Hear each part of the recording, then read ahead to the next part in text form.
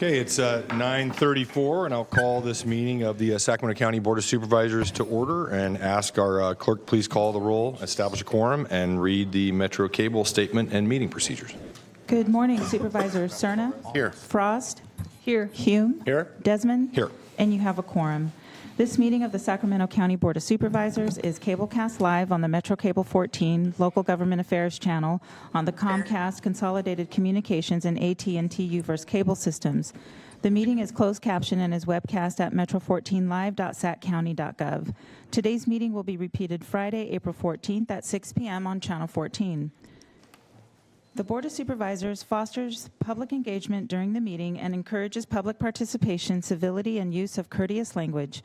The Board does not condone the use of profanity, vulgar language, gestures, or other inappropriate behavior, including personal attacks or threats directed towards any meeting participant. Seating is limited and available on a first-come, first-served basis. Each speaker will be given 2 minutes to make a public comment and are limited to making one comment per agenda or off-agenda item. Please be mindful of the public comment procedures to avoid being interrupted or disconnected while making your comment. To make a comment in person, please fill out a speaker request form and hand it to clerk staff. The chair will open public comments for each agenda or off-agenda item and direct the clerk to call the name of each speaker. When the clerk calls your name, please come to the podium and make your comment. If a speaker is unavailable to make a comment prior to the closing of public comments, the speaker waives their request to speak, and the clerk will file the speaker request form in the record. The clerk will manage the timer and allow each speaker 2 minutes to make a comment. To make a comment by phone, dial 916-875-2500 and follow the prompts to be placed in queue for a specific agenda or off-agenda item. Clerk staff will transfer each caller into the meeting, and you may be on hold for an extended period of time, and your patience is appreciated. You may send written comments by email to boardclerk@saccounty.gov. Your comment will be routed to the board and filed in the record. If you need an accommodation pursuant to the Americans with Disabilities Act or for medical or other reasons, please see clerk staff for assistance or contact the clerk's office at 916-874-5451 or by email at boardclerk@saccounty.net or .gov. Thank you in advance for your courtesy and understanding of the meeting procedures. Okay, thank you, Madam Clerk. Supervisor Frost, can you please lead us in the Pledge of Allegiance?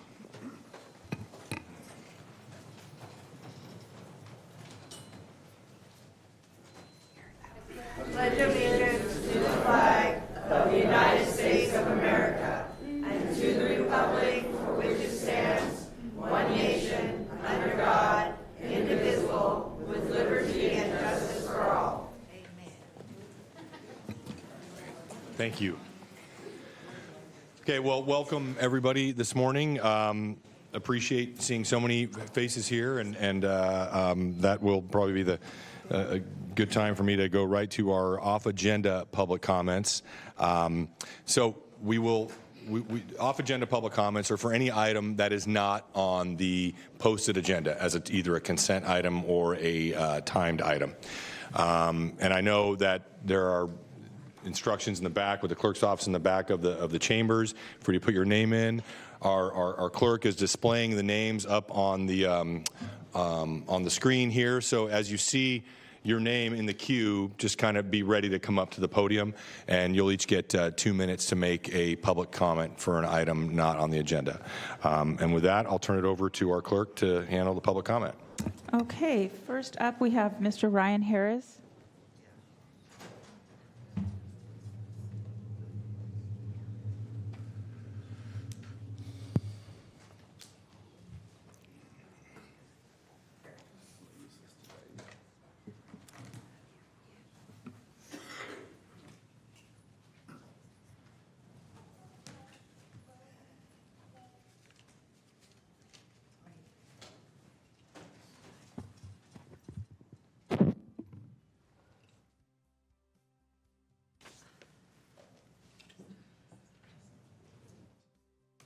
You want to test the volume?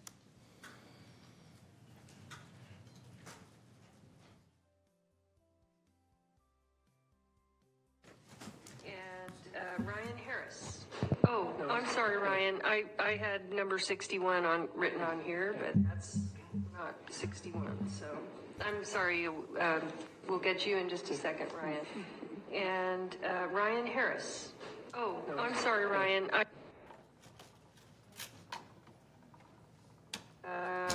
Ryan Harris. Oh, I'm sorry, Ryan. I'm sorry, Ryan. I had number 61 written on here, but that's not 61. Oh, I'm sorry, Ryan. I had number 61 written on here, but that's not 61. I had number 61 written on. So I'm sorry. We'll get you in just a second, Ryan.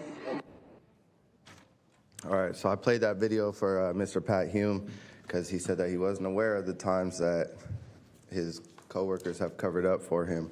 Ann Edwards, you can see her title over here. She's not in the room yet. I tried to keep her as far away from ending up there as possible if I were some of the people in this room. Nonetheless, that's also a picture of me of some of the abuse that they allowed to take place, such as taping a black man's hand to the phone, not because I wasn't answering the phone, because I wasn't answering the phone fast enough. This is some of the problems that go on, in addition to some of the other problems that I brought you guys across the past 3 years that you guys continue to ignore. Keep that in mind to those that are here from the union. I was a county employee from the union, so I can only imagine some of the treatment you guys have gone through and why you guys are here today. With that said, I'm running out of time, so I'm going to go ahead and go because you guys got a lot of people in here. Thank you.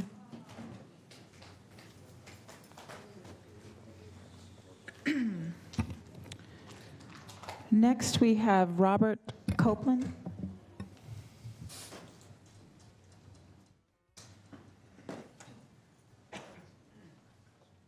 Here he comes.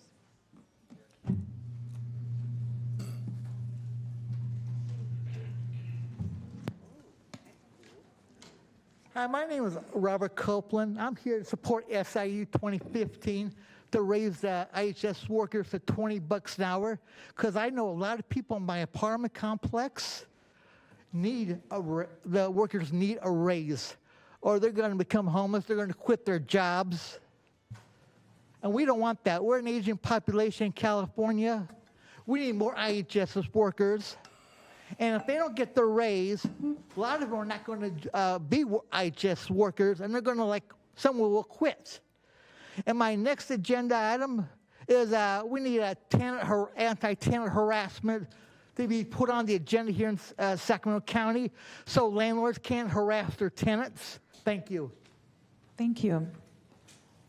Next, we have Debbie Woolley.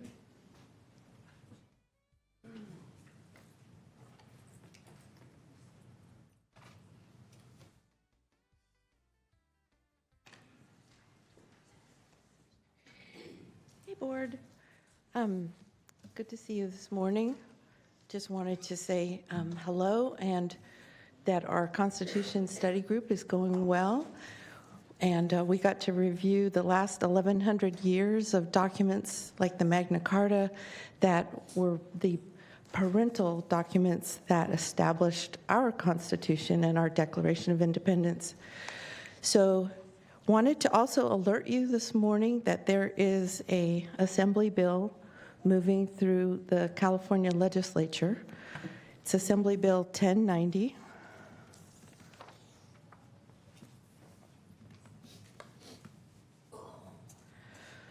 And what it says is that the bill would require that these provisions not be applied in a manner that interferes.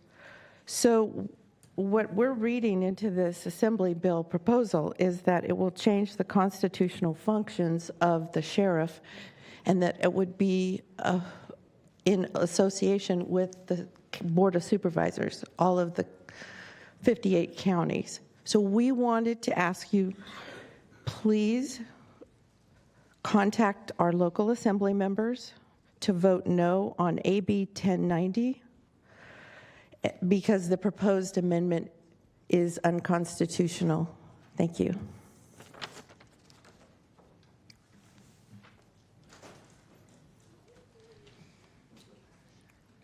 Next, we have Dave Capizano.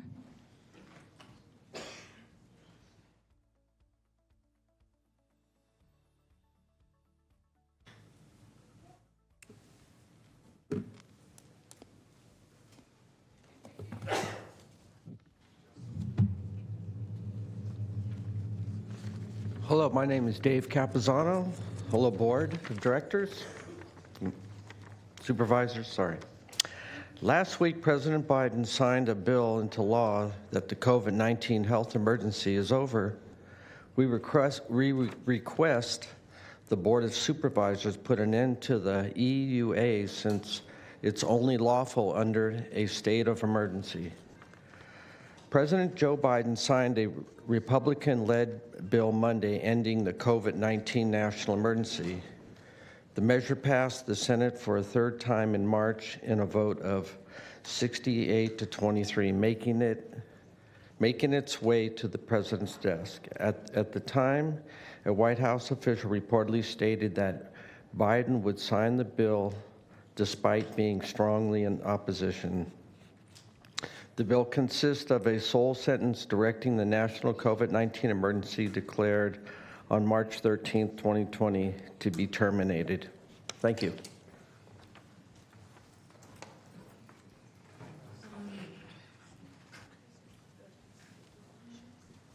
Next, we have Brooke. I'm going to bring this down for you. Just give me a minute. Okay, thank you. Okay. Hello, I'm Brooke, and I'm going to read you a letter. This letter that I'm about to share with you comes from a person who wishes to remain anonymous. They live in an encampment which has been slated by the county for sweep. They chose to remain anonymous because when unhoused people advocate for themselves, they're targeted by local enforcement. The fact that this has to remain anonymous is evidence in itself that the county is not doing its job to ensure the safety and survival of Sacramento residents. There is no way for this underserved community to access much-needed services, let alone communicate with their local elected officials. So here's the letter. Response to notice to vacate. The residents are hereby respectfully requesting a temporary stay of execution of the removal of any and all shelters, possessions, and persons from the long-established encampment at withheld, based upon the following factors. All parties are actively and demonstrably complying with the order to vacate. Due to the fact that the majority of the residents are elderly and/or disabled, full removal of all possessions and shelter components cannot reasonably be accomplished within the time frame indicated in said order. Legal precedent, Martin v. City of Boise, requires that a city or county must not evict encampment residents if there is not sufficient alternative shelter available for each resident. It has been established that doing so would place these persons at increased risk of irreparable harm and loss. The plaintiffs are in the process of contacting appropriate resources to secure emergency housing assistance and are being advised that their waitlist timeframe is estimated to be weeks, and there is no immediate relief available to ameliorate the aforementioned dangers and risks if immediate removal is carried out. In summary, all residents are cooperating and complying with the order to vacate. All parties require and request additional time to complete this removal process. Can you wrap up your comments, Brooke? You're behind. I'm almost done. All parties agree and promise to maintain compliance at a pace that is reasonable considering their age, disabilities, limited resources, and limited availability of transportation and storage space. I'm going to go ahead and call the next speaker up. Jared? Is this on? As a representative of these residents, I agree to promise to contact the county's representatives upon completion, allowing for periodic drive-through checks as long as the county refrains from harassing or citing the residents or any vehicles present to remove possessions in the interim. This process includes housing for all residents. I just want to note that we just didn't want to say who that was because they are worried about retaliation on their home. Good morning, Board of Supervisors. I'm here to ask you to please stop sweeping the unhoused in Sacramento County. The manner in which these sweeps are conducted is inhumane, unsafe, and perpetuates homelessness. From my vantage point, it seems like sweeping homeless encampments has become an industry for the county. An industry that uses tax dollars. Folks are swept from one camp only to get swept from the next. I would ask you to reflect on the system that you have in place here. There is a huge lack of services in Sacramento County. This resource that could go to housing, healthcare, and outreach is instead going to enforcement. Enforcement perpetuates the situation, causes people to move from one place to the next. Services create a long-term solution. How would it feel to dismantle the system that executes these sweeps because there's no more need for them? Is the county willing to end the industry of homeless enforcement and instead help those in need with services? It seems like the county has continued to prioritize enforcement and take away from departments that do things like mental health, outreach, services for housing, and things like that. So I would really appreciate it from this board to push for more of those services instead of conducting the sweeps, and especially taking care of those people on an individual basis when they are evicted from their encampments and making sure that they have a place to go. Thank you. Okay, next we have Jessica Murphy. Hello, my name is Jessica Murphy, and I'm an If you pull the IHSS other microphone down, if you don't mind, the other one too. Yeah. Sorry. That's right. Hello, my name is Jessica Murphy. I'm an IHSS worker. The reason I'm an IHSS worker is I'm married to my husband, who's over there in the powered wheelchair. I am a mother. I am a sister. I am all of those things. And one thing about disability is everyone in this room is at risk to become disabled. I need a living wage to support my husband. You guys got elected by your family and friends, and those people are likely to get disabled. I cannot take care of my children or my husband without a living wage. Your friends and family, you guys, I'm sure someone in your family might become disabled, or you have disabled people.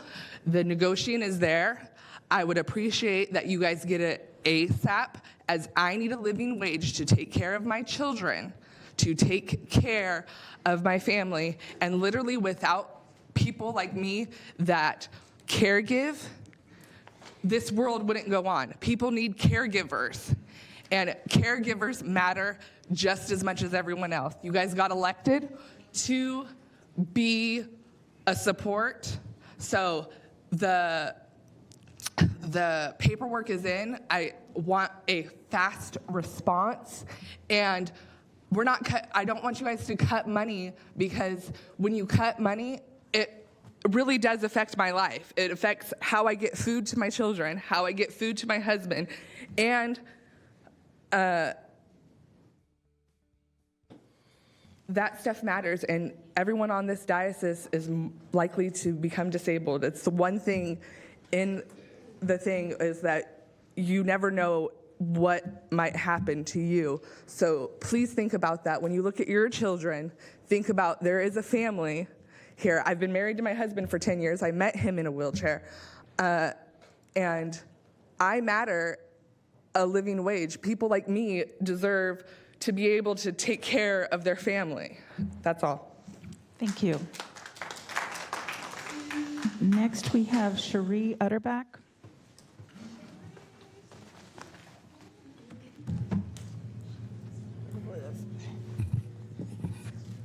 Good morning, y'all. Today, this picture that I'm about to show you is my loving grandmother, who's also an IHS. Sorry, it's hard. When you take care of somebody you really love. That is my grandmother, who's 95 years old, in a hospital bed. Because nobody else wants to take care of her but her own family. All these people in purple I see are standing behind me because we're asking just for 20, so we can get gas and food, pay our electric bill, pay our rent. I'm 30 years old and struggling to pay rent right now. I'm afraid I'm going to be homeless, like some of our providers are. So please take that in consideration when you really think about us. Thank you. Thank you.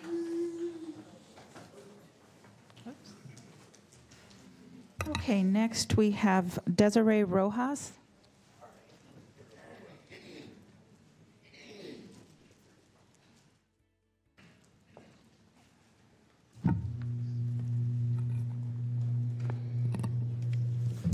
Hello. My name is Desiree Rojas. I'm the president of Labor Council for Latin American Advancement, Sacramento chapter. We're tied to both nationals, AFL-CIO, and Change to Win. I'm listening to everyone's testimony, and I'm just wondering, aren't you guys tired of this? I mean, really, aren't you tired of it? I'd like to say, we know how to fix the homeless problem. You know this, you represent government. I mean, we know how to pay for wars, so we must know how to fix the homeless problem. And, furthermore, during the pandemic, it was these workers and this federal program and state matching funding program that held the fabric of our country together nationwide. It's not just in the fourth largest economy in the world that these workers are here giving testimony again and again and again over the same situation, economic dire situation that they've been in every 5, 10, 4, 2 years. They deserve a raise. It really should be $25 if you ask my opinion, because they are who are preventing the homeless to widen. They're preventing the food line from growing, and they are saving taxpayers and the government billions of dollars by taking care of their own family members. We know this. And I want to remind you also that Civil Rights Title VI states that not only does our government have the right to speak to its people, but its people have the right to speak to its government. And when we can't do that, then obviously there's something wrong with our government.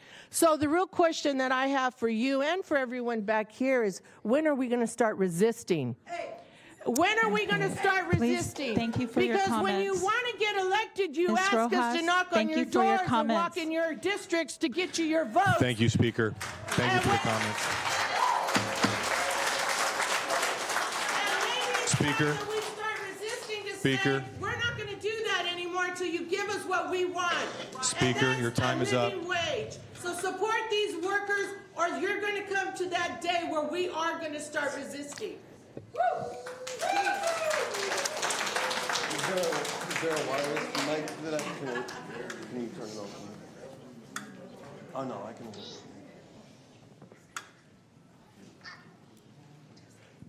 Okay, is it good? Okay. Hello, my name is Braden Murphy. I'm a Sacramento County IHSS recipient. I was born with cerebral palsy, and I'm also a bold progressive candidate for State Assembly District 7 against Republican Josh Hoover. And I'm running a bold progressive campaign to stand up for workers like these people today, who obviously deserve at least a minimum of 20, if not 25, and then have that tied to inflation going forward in the future. But let me speak just a little bit on my personal story. I have 4 kids. The older 2 we adopted from foster care, and the younger 2 are 3 and 2. In our household, my wife and I try to share the responsibility of those kids as much as we possibly can. But then she has to give me a shower every morning, take me to the bathroom, change my clothes, make sure I'm fed, make sure my laundry is taken care of, and on and on and on, as our kids also need to be taken care of. We can barely survive with the money that we make. My other options would be to go into a home somewhere, and then I would see my kids less, and on and on and on. And that relates to all these people here who are taking care of people they love, or even people they don't know, and they're barely surviving, and they could make more money doing other things, but they're doing it because they care about people, and they want to have a job that is a redeeming quality and make them feel good about themselves, but then they have to come to this board and beg to be able to make enough money to pay their rent. I'm a bold progressive guy running against a terrible conservative, and I don't agree with conservative policy, but this even makes sense from a conservative perspective.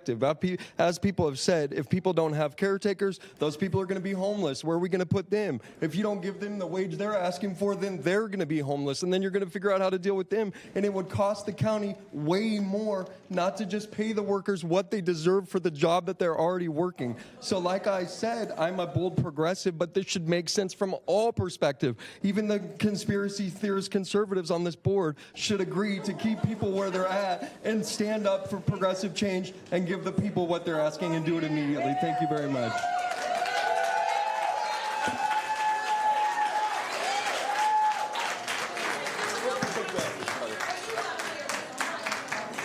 Sorry.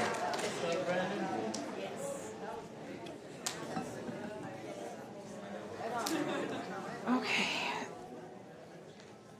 Mayor, let me raise that for you just a little bit. Okay. Good morning. Good morning. My name is Marilyn Palmer. I am an IHSS caregiver. In fact, I work full-time for the state of California and IHSS caregiving as a second job. I have needed to do this for my family members and loved ones and neighbors. Over the pandemic in 2019, I began working for IHSS to care for a family member who has since passed away. And since then, I've had over a dozen clients. I have made it so that I can work 66 hours per week. That's the maximum that we're allowed to work in addition to my full-time job, just to be able to save money in case my car breaks down, my children need something, to pay my rent, to find suitable housing. I've done this over the pandemic since 2019. I continue to do it. I've kept 3 to 4 clients in their home when they were on the verge of losing their place due to not having proper care. And I was able to provide that care for them. And these are strangers. I don't even know them. In addition to that, I've been placed on a list where families call in for caregivers, and I would receive 12 to 15 calls a day from family members needing caregivers because there's a lack of caregivers, there's a shortage. And because of the lack of the wage, $20 an hour. My 18-year-old daughter who's in college makes $22 an hour working as an assistant in an office. She makes more than I do caring for people. And not only does she sit at a desk answering phones, making $22 an hour, she gets bonuses for every time she makes, does a good job during her day. I work all day long, then I go home and I do caregiving for these clients, and I give them showers, I bathe them, I feed them. Can you wrap up your comments, and please? without me, they wouldn't have anyone. So we need this wage, $20 at least. Thank you. Okay, Mr. Kevin Carter.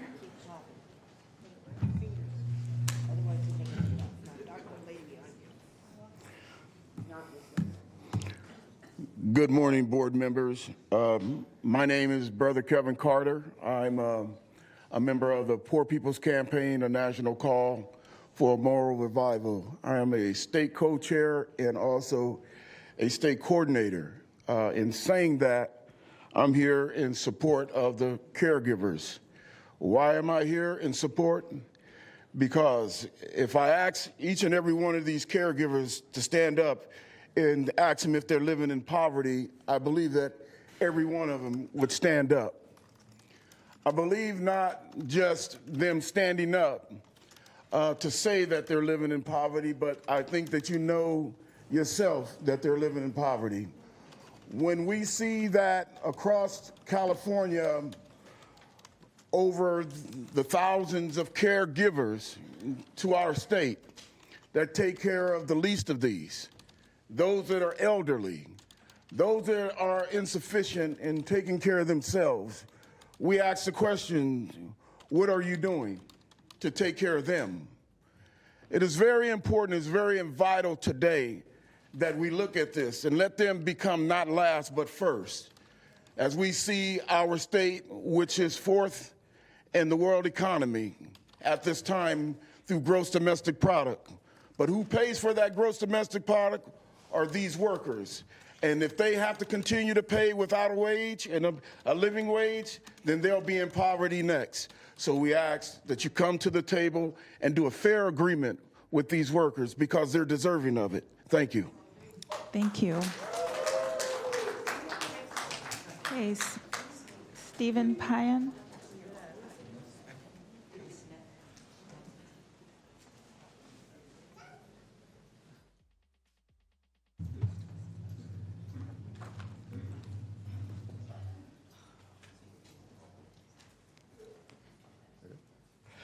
Good morning, members of the board. My name is Steven Payan. This is my daughter, Elisa Payan.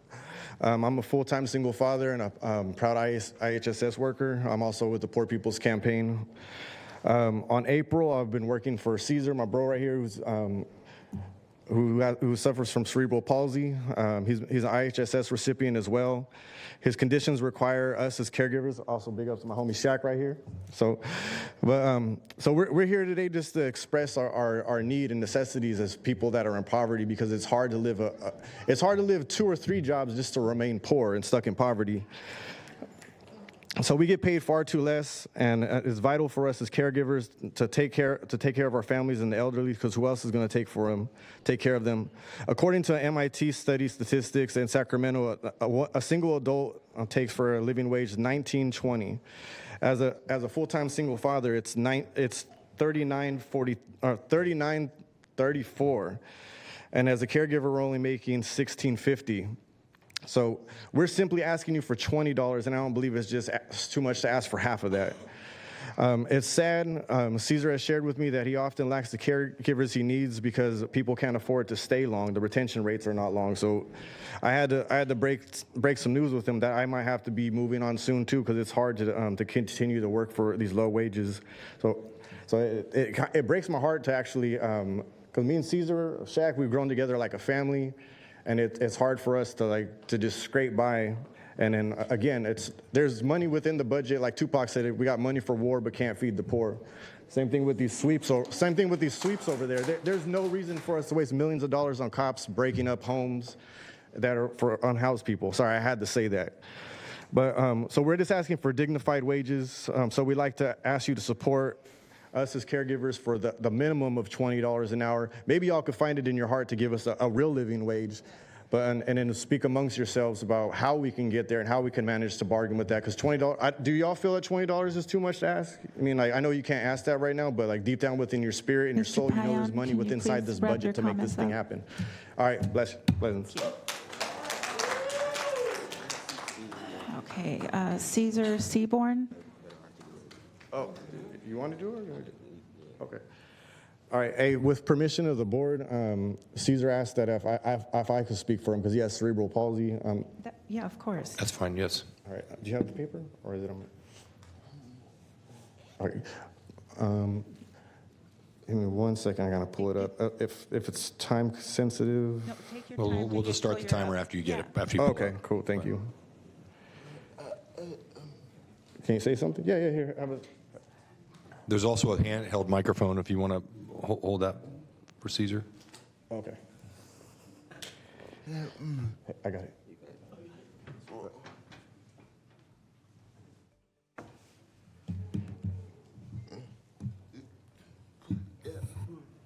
Huh? Read this first?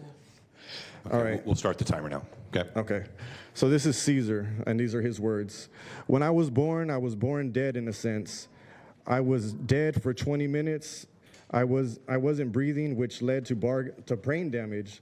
Today I'm living with cerebral palsy, and my condition requires that I have a caregiver assistant with me every day. Before becoming an IHSS recipient, I was living with my grandma and grandfather. They were also older, and so I wanted to see how it would be to live on my own. Caregiving has made a big difference in my life because I have been able to become a bit more independent, living on my own, all because of caregivers like Shaq and Steven, as well as my other aides. Shaq and Steven have been caring for me for years. They've become like brothers to me. They cook for me, they feed me, they clean my home, brush my teeth, physically lift me up when I cannot, and push me around in my wheelchair and drive me to appointments or just simply to enjoy my life. Shaq and Steven are cool, trustworthy, and reliable and have always had good attendance. If it weren't for them and IHSS support services, I am not sure where I'd be and have been able to have an opportunity to meet these great people. Unfortunately, my aides are making poverty wages and have trouble making ends meet because of low funding towards programs and political leaders that don't value IHSS workers. They are thousands of caregivers that have to work multiple jobs to receive food stamps to survive. People that have worked for me in the past move on because the job does not pay much. They end up telling me, Caesar, we have to move on, and we have learned it. Well, I have learned that this is very hard to find. Good work is hard to find. They deserve so much more and deserve dignity. They are also doing this vital service for caring for disabled and elderly folks. We need to ensure that our caregivers are well. Without caregivers, I don't know where I'd be. IHS providers need $20 an hour minimum. It's time that we start giving IHS providers requirement benefits. It is time for us to start to understand and value caregivers and letting them know that they are valued. Thank you, Stephen. Thank you.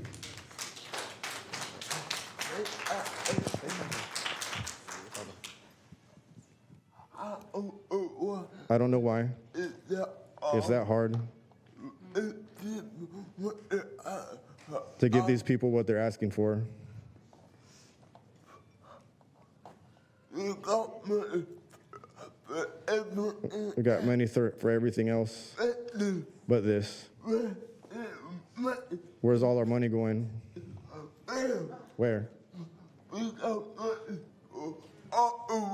got money for all these wars without bailouts. We got money for all the bailouts and all that, but nothing for us. Why? Why? Thank you. Thank you for your time.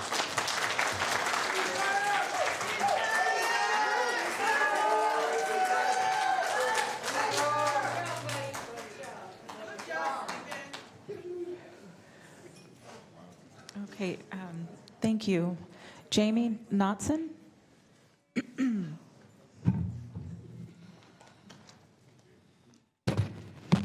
Yeah, my name should be spelled KNU, but it's okay. Thank you.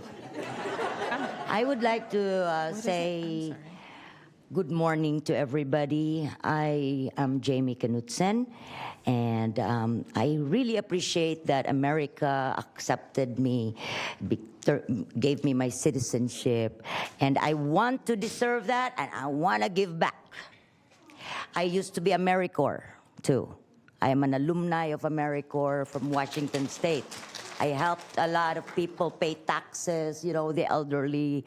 I've done tile grouting for Habitat of Humanity. I go to food banks. I want to make America proud that I am one of the immigrants who come here to be productive and want to serve too. When I came to California, I was working, I had other jobs, and then the pandemic came, and I realized I am needed by the IHSS program to make it work. And when everybody went on unemployment, I took on 3 recipients. They are not my family members. I do not have the obligation to help them. But I was there, I felt like Superwoman, I was a hero according to you. Right? We were the heroes then. But I didn't even get a certificate of appreciation at least. That's fine. That's fine. I had to take care of 3 strangers who I took care of as like family, so that they don't have cabin fever, they don't get sick, so they have all their needs taken care of, because they had no family to do that for them. And none of them ever got hospitalized. None of them got COVID. Everybody was happy. I took them on trips to Washington and Oregon to make them feel life is good. America is beautiful. Ms. Right? Knudsen, can you wrap up your comments, please? Oh, okay. I'm sorry. Oh, that's all. I came here. I left my recipients to come. Sir, can you give me a little extension? No. I left my Excuse me. recipients. We have a lot of folks in the queue, Yeah. but I very much appreciate your comments. Thank you. I believe I deserve $35. Okay. Thank you.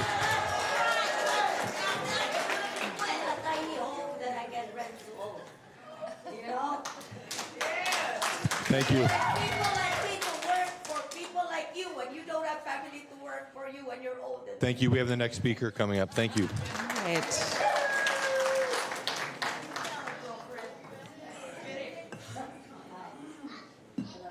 Right.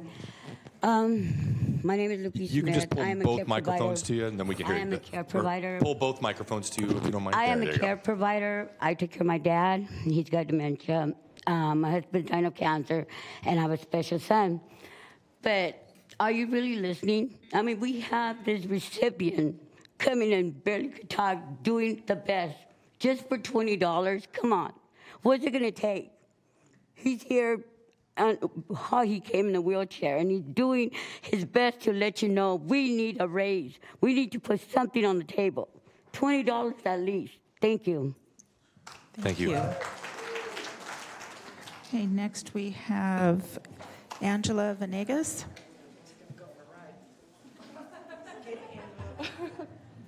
Okay, I am not sure where to put this. Just sit that there. I want you to know that I am facing my hugest fear right now. I'm scared to death and I'm shaking in my boots. And I might wet my pants. That's my mom. My mom worked for the California Chamber of Commerce for about 15 years. My mom was a hardworking, loving person who raised 6 children. She has been bedbound for just over 5 years because she has psoriasis. And with her psoriasis, she got injections of Humira. I don't know how to say it. This knocked out her immune system. She got an infection in her urinary tract that went into her blood and shut down her organs. In that time, she had C. diff twice, a blood clot that went knee to hip, and that was the last time my mom walked. She gets just over 5 hours of IHSS hours a day. In these hours, my workers come in and help me take care of my mom. She gets rolled, she gets complete butt change. She can't get up to go to the bathroom anymore. She cannot fix her own food. I have to take her medicine. I am an IHS worker, but I give my hours to 2 other ladies that help me take care of my mom. I don't want my mom to die in a care home. She's on the verge of Alzheimer's and dementia. It's not going to be very long that she knows who I am. It's not fair that I have to give my hours to these women who come in and do things for my mom that my mom did for me at 6 months old. And they make $15 an hour. My mom deserves better. My crew deserves better. I love them and I love what they do for her. They have prolonged her life. A care facility is $3,000 to $5,000 a month for what my mom needs. I don't want her there. Thank you. Thank you. Next we have Marissa Mora.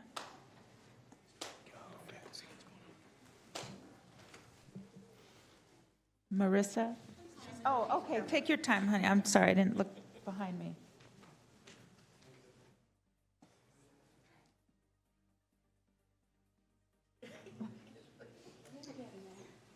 Take your time. He says hi. Yes.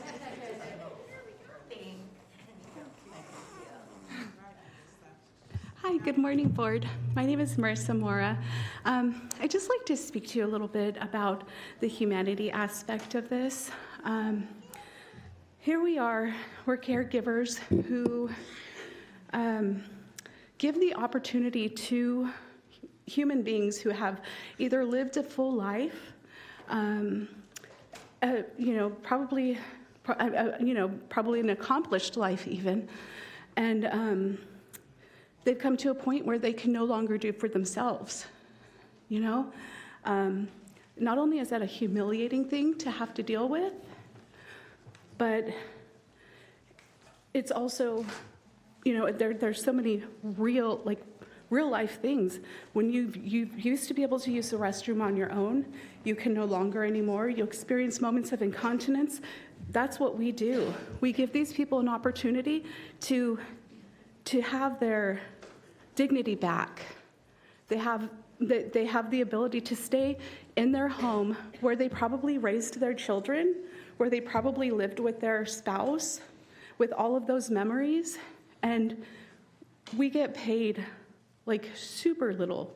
Like, I mean, we don't get retirement. We don't get opportunities to invest into things. Those just are not options for us. They're not. And it's a hard thing to accept when you look at the face of the people you care for. I care for my daughter, but not everybody cares for their family member. And we really are in the business of empowering the people that we care for. We do not ever say no to them, like never. If we have to stay over, if we have to, we just won't claim the hours. Who can walk out on a disabled human being or someone who cannot do things on their own? It's just, we can't.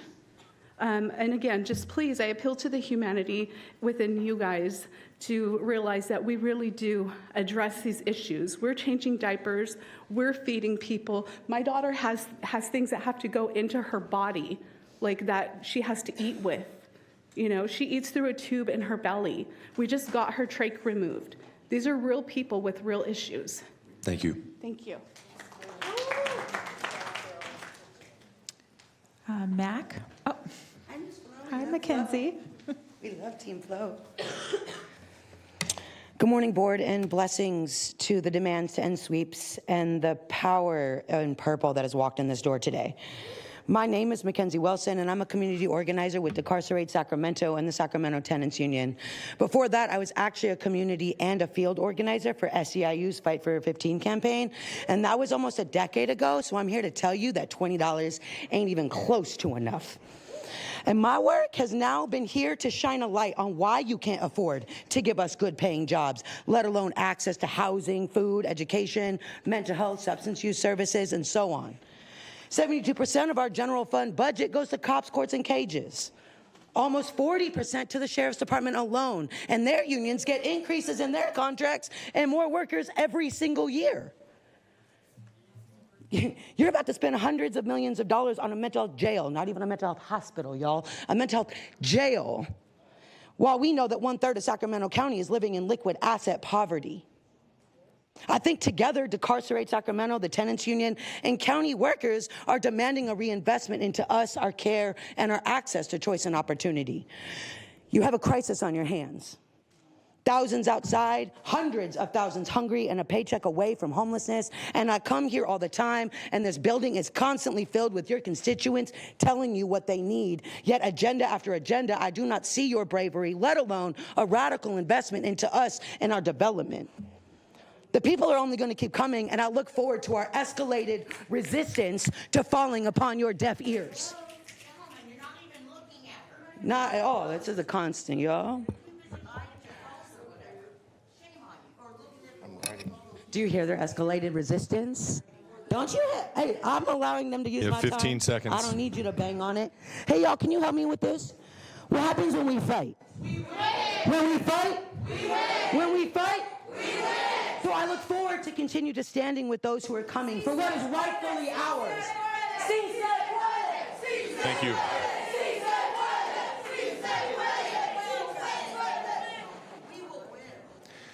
Okay, can I just please, I just want to make a comment. Folks, there's a lot of public speakers in here, and when you yell in the audience and delay everything, you're cutting into other people's time. We want to give everybody equal time to be able to speak. Thank you. Next speaker, Madam Clerk. Robin Durston.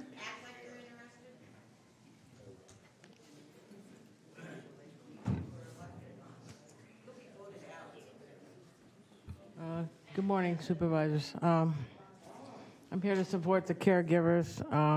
I've known a lot of people who needed caregivers, and there wasn't anybody, because nobody would do it unless they were related. And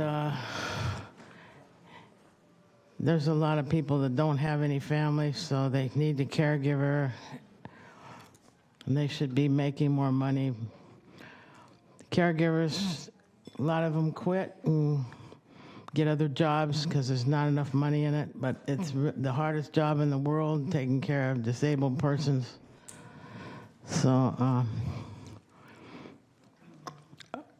we know that inflation is very high right now. It's like it costs $5 for a dozen eggs, and so inflation is really bad, so you need to raise the caregivers' wages, or else we'll have more crime, because this is a job that people can do if they have the heart for it without any training, unless it's really a health issue where they have to have training. So it cuts down on crime and robbery and crimes just to feed their family. I hope you can give them a living wage. Thank you. Thank you. Thank you. Martha?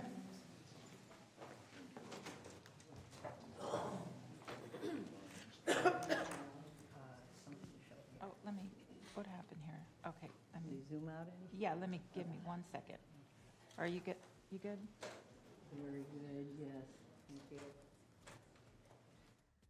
Good morning, supervisors, and good morning, public. Hello. Hi, I'm here to speak on the issue of, it's a different agenda item, but it relates, or it's an off-agenda item, but it relates much to many of the speakers here today, and that is wheelchair accessibility in Locke. Today, we've been told by an email that was sent on Saturday night, 2 nights ago, there's going to be an upgrade made starting in our wood boardwalks between our buildings in Locke, California. And but we've received no information, no building permit applications. I can't find any with the county people, anything about ADA accessibility. I want to make sure that the wood walkway between my building and the building beside me, there's a picture of it, is increased to 48 inches so that folks in wheelchairs can go down between my building to the state park. There's thousands of people in the public that use this wood walkway beside my building, Lockport Grill and Fountain, and upstairs I've got a bed and breakfast. Y'all come down for a free ice cream cone. Let me know. Okay. Saturday and Sundays, open. Thank you. Thank you. Okay, next we have Sharon Duchess? Okay, I'm missing a letter. Thank you.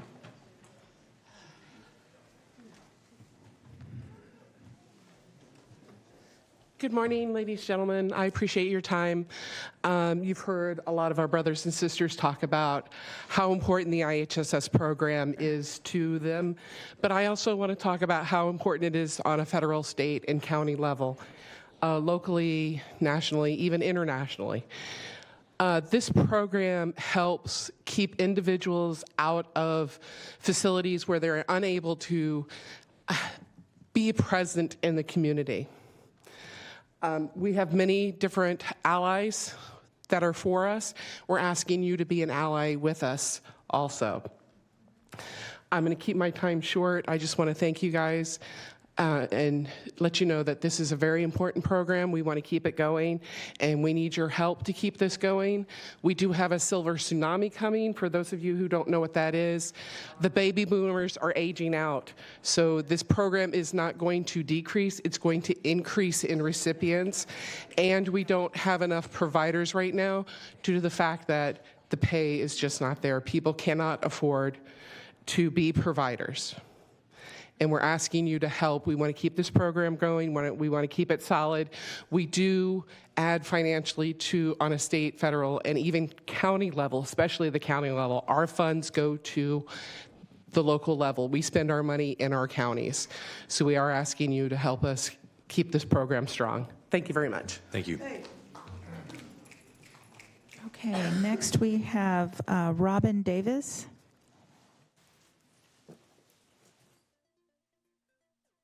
Hi, I'm Robin, and I just saw tents being destroyed and neighbors being displaced this morning on social media, and I'm here to say I am not in support of the sweeps that are happening and continue to happen all over the Sacramento region. It's a waste of taxpayer dollars and puts our unhoused neighbors at greater risk of death, and it is a non-solution. I live in my tiny home on wheels on my undeveloped residential property in the city of West Sacramento, and it's taking 2.5 years for my city to come up with any kind of solution. So I too am defined as homeless. I'm someone who is healthy, has a full-time job that requires a degree, owns a home, owns land, and my city is still struggling to figure out what to do. If it is this difficult for someone like me, how can we expect our unhoused neighbors to rise up when we continue to displace them with no resources to help get them off the streets? We need to stop these sweeps and be more open-minded to more diverse long-term housing solutions instead of these temporary Band-Aids. I recommend actually talking to these people that you are displacing and asking them what will help them. They hold the solution, and their voice matters. On the other subject at hand, I was a caregiver for IHSS, and I took care of my father for many years, and it helped my family greatly. So I support the people here wanting a living wage and to keep families together. Thank you. Thank you. Okay, thank you. Siva Gemelli? I'm trying. Good morning, Supervisors. You've heard from me one time before, but you're going to hear from me again. I started in 1998. I must love the job because I'm still here. But we were getting paid $5.25 an hour. And of course, when I started, I thought that was a lot of money, so I was excited. But it's not a lot of money. And we're now getting in Lake County $16.15. because we have a contract with our Board of Supervisors. I want you guys to think about this $20 that Sacramento IHSS workers are asking for. You don't pay benefits. We don't get benefits. We have no retirement. I'm 68. I have to work until I die because I'm the only one taking care of myself. I have Social Security. That's not enough. I'm living on my son's couch. Because in October of last year, after my oldest son died, who I was taking care of in my house, he was helping pay the rent. My girlfriend that was living in my house that died of kidney disease also died the next year. I ended up in October 2022 losing my home because I could no longer afford the $1,500 a month. There are no rentals in Lake County, so I'm trying to buy a house. But the gist of it is it's probably going to be right around $1,500.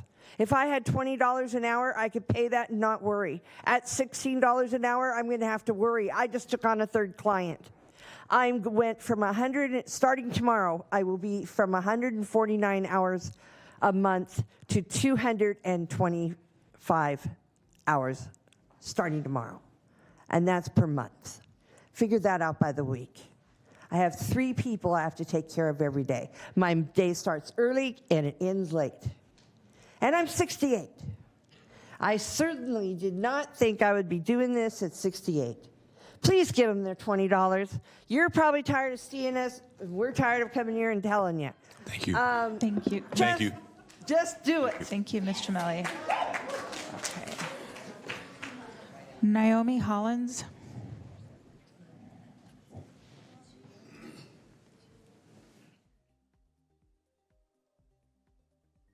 Good morning. Good morning. Good morning. Yeah, let me get you set up. Is that what you want to show? Oh, wait a minute.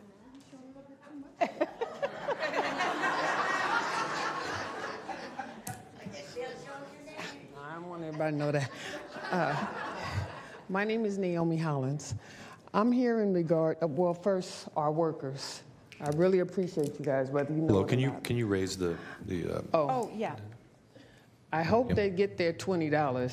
But on top of that, rent control is what Sacramento needs. maybe everywhere else, but Sacramento right now. We voted people in office for a reason, so that you guys can help us, protect us. We don't need any more homeless people. I have people that work at UC Davis with me after I retired that are living with their families because they can't afford rent. Rent is going up on us. They're taking more things out of our apartments.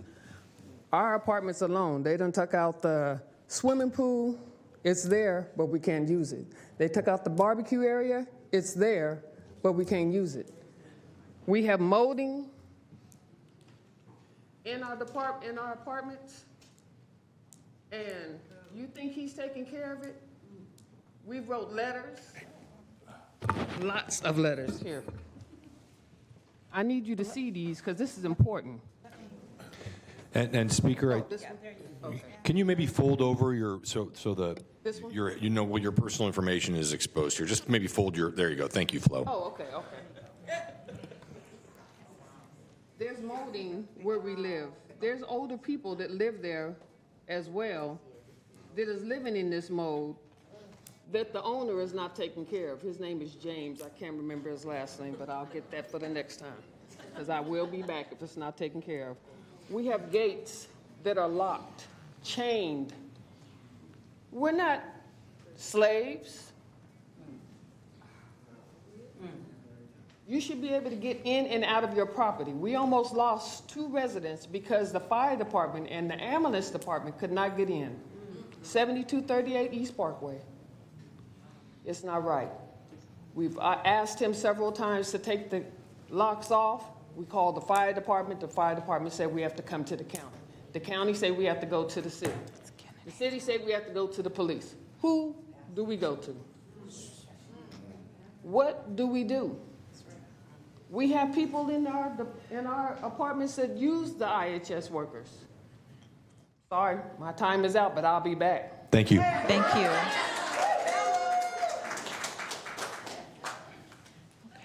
Okay. Next, we have Estardo Polanco. Estardo? All right. Good morning, supervisors. I'm Estuardo Polanco. Estuardo, there you go. Yes, got it. I am the organizing coordinator with SEIU Local 2015 for the Sacramento region. We're here today because there are 30,000 IHSS providers in Sacramento County with an expired contract that desperately need better pay, better health care, and dignity. The Local 2015 negotiations team has given the county all of our proposals, and now it's on your hands. The rate of rising prices of goods and services in this economy have left providers out of the opportunity for housing, access to health care, being able to afford their prescriptions or gas to even get to doctor's offices.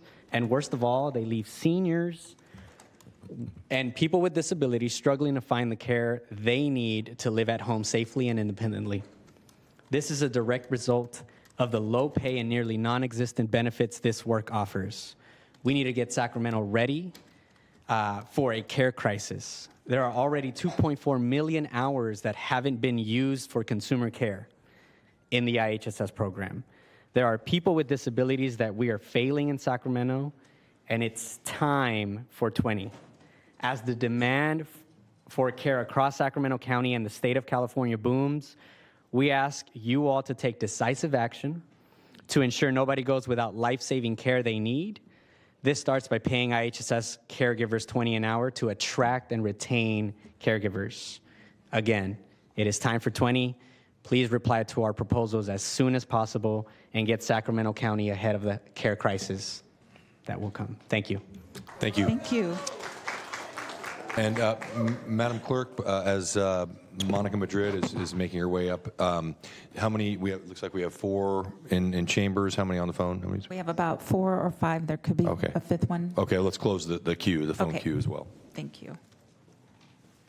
And we're closing the in-public In-person as comments. well, yes. Okay. All right. Then. Okay, so give me 1 second. Is that good, or you want it smaller? Yeah, that's good. Okay. Hi, my name is Monica Madrid. I'm an organizer with the Sacramento community group ACE, the Alliance of Californians for Community Empowerment. We fight for renters' rights here in Sacramento. But also, one of the things, I mean, my shirt says the rent is too damn high, and it's because of people like this. They're doing jobs, the caregivers, that I don't want to do, that you don't want to do. So why don't we pay them a living wage, something that they can afford? $20 an hour is not enough. Personally, I get paid $27. They should get paid more than me, so they should get paid $30 or $35. But that's just my personal opinion. On top of that, I'm talking fast because I did want to show a little bit of a clip of landlords harassing tenants. This is actually a maintenance staff harassing following me and one of our members. As we're walking to her car, she follows us. She's stopping, and let me get the video back up.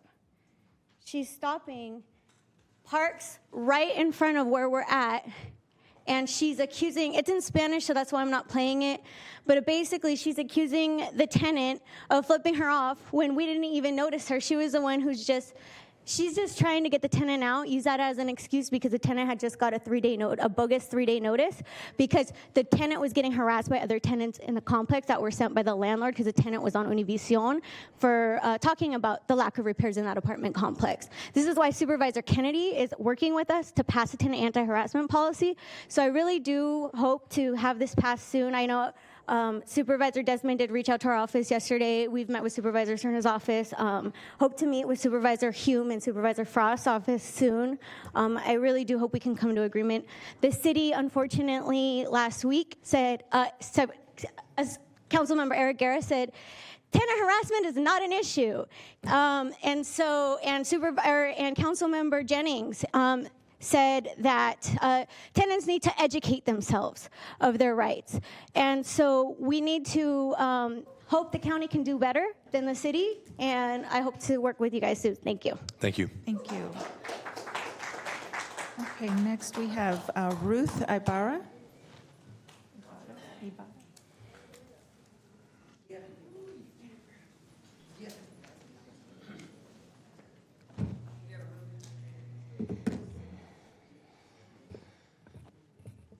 Buenos dias. My name is Ruth Ibarra, and I represent NorCal Resist. I'm also a proud member of SEIU Local 1000, representing 95,000 state workers, and I'm the vice president for the State Coalition of Labor Union Women.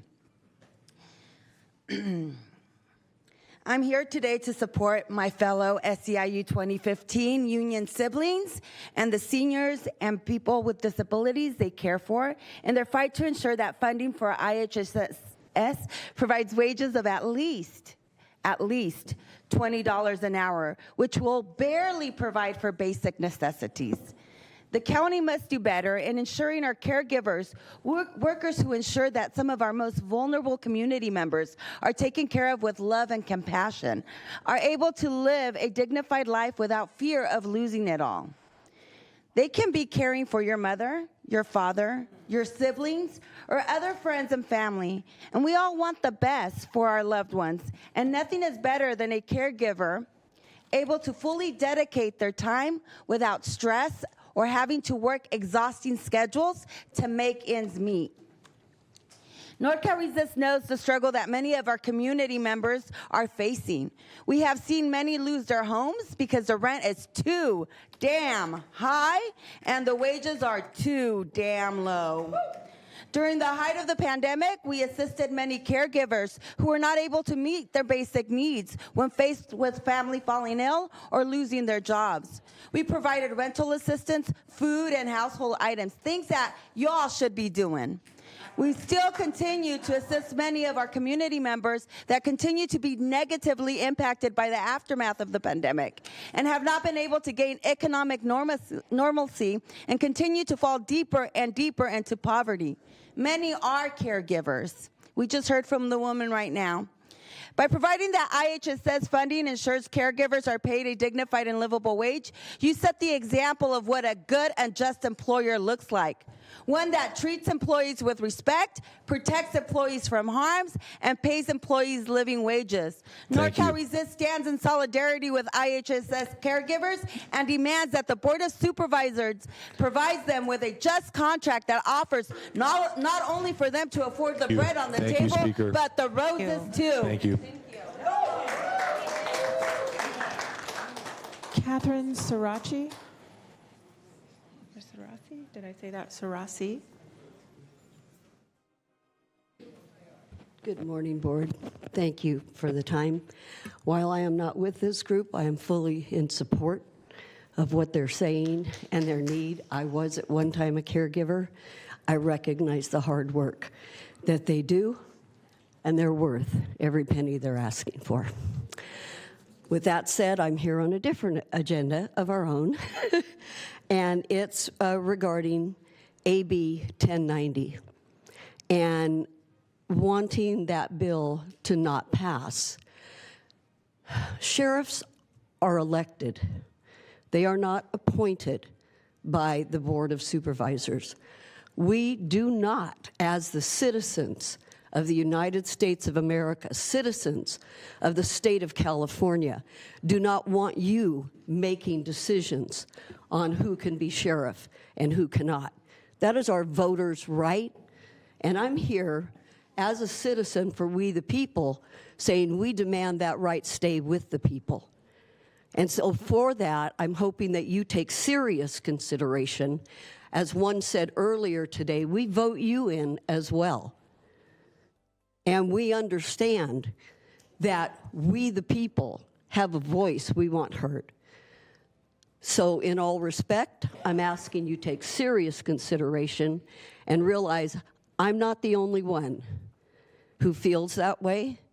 It's time to listen to we, the people. Thank you for your time.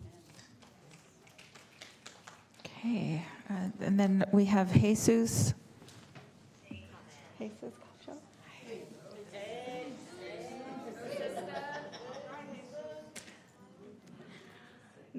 Is it morning or afternoon?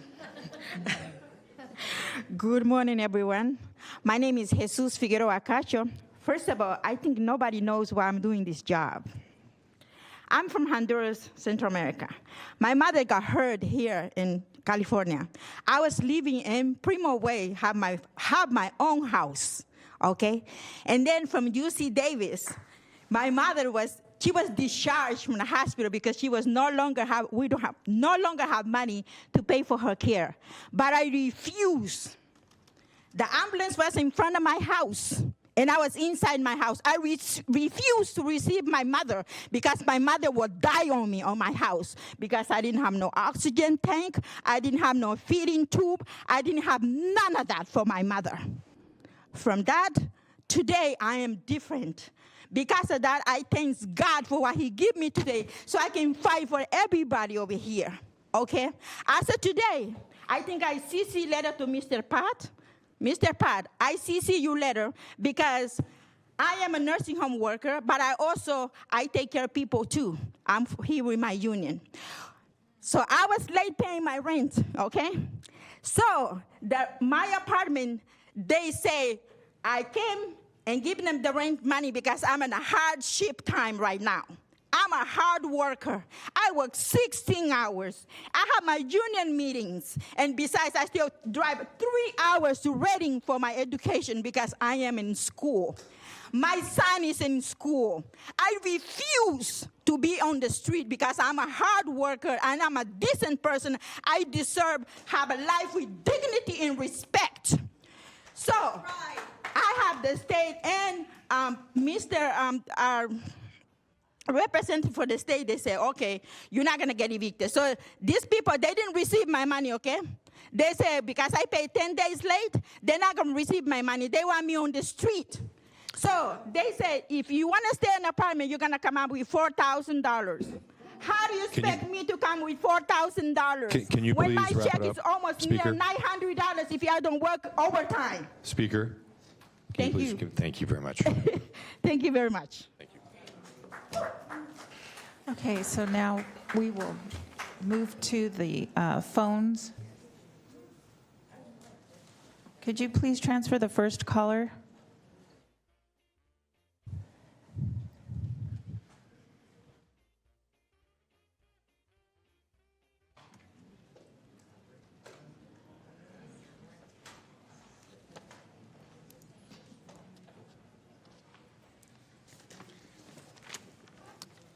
Clerk staff, could you please transfer the first caller?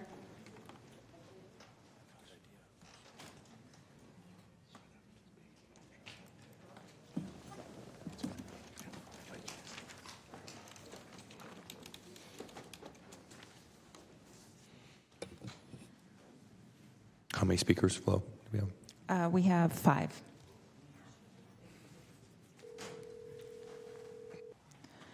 Hi, caller. Please start with your comments. You have 2 minutes.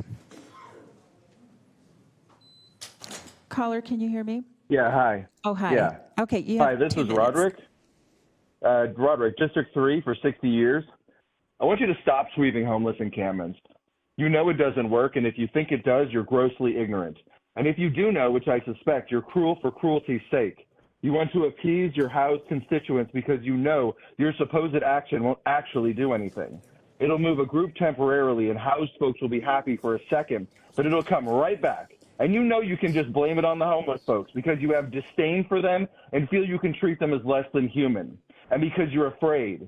You're afraid of actually making your budget match your supposed values. You know it doesn't, but you're too afraid of the sheriff, of not being seen as tough on crime to actually help those in need, to actually invest in communities over cops, to invest in care. But instead you waste taxpayer money on cruelty. You waste our money over and over and over again. Rather than invest that money in our people, our neighbors, you choose to harm them. You know damn well the sweeps that just move people from place to place, making it harder to obtain services, inviting more cruelty and trauma on people already overly traumatized, resulting in actual deaths as the people you're sweeping are often elderly, handicapped, LGBTQ, minorities, folks suffering with mental illness and a variety of medical conditions.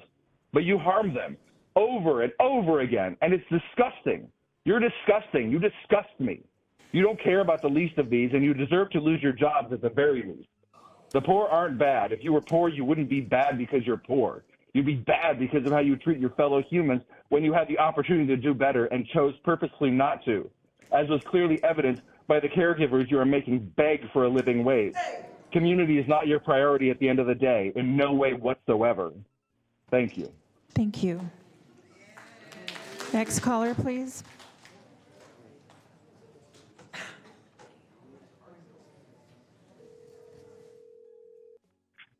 Hi, caller. Please start with your comments. You have 2 minutes. Good morning, Board. This is Gabrielle with Stand Up Sacramento County. I'm calling based on a bill that we just heard about. It actually has a committee hearing right now, so it's probably going to pass through this committee.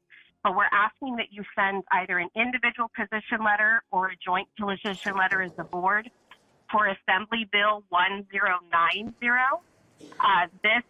Another person talked about it, that this would enable a board with a 4/5 vote to remove an elected position, to remove a sheriff, based simply on cause and alleged reasons.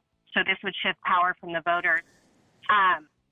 Part of the arguments in opposition is that according to California Statewide Law Enforcement Association, this would shift power and accountability from the voters to the board, which risks injecting politics and petty disagreements into the removal of a sheriff, overriding the will of the voters. By nullifying the will of the voters, the Board of Supervisors would become the judge, jury, and executioner for the office of the sheriff. There is a current law and a whole process in place if a sheriff needs to be removed that goes through a grand jury.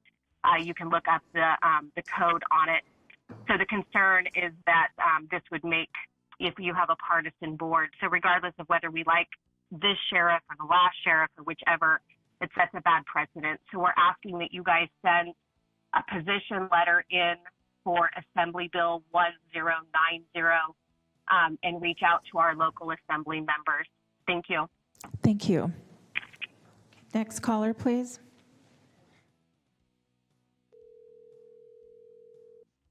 Hi, caller. Please start with your comments. You have 2 minutes. Thank you so much. This is Sandy, Sacramento Area Concerned Citizen. Good morning, board.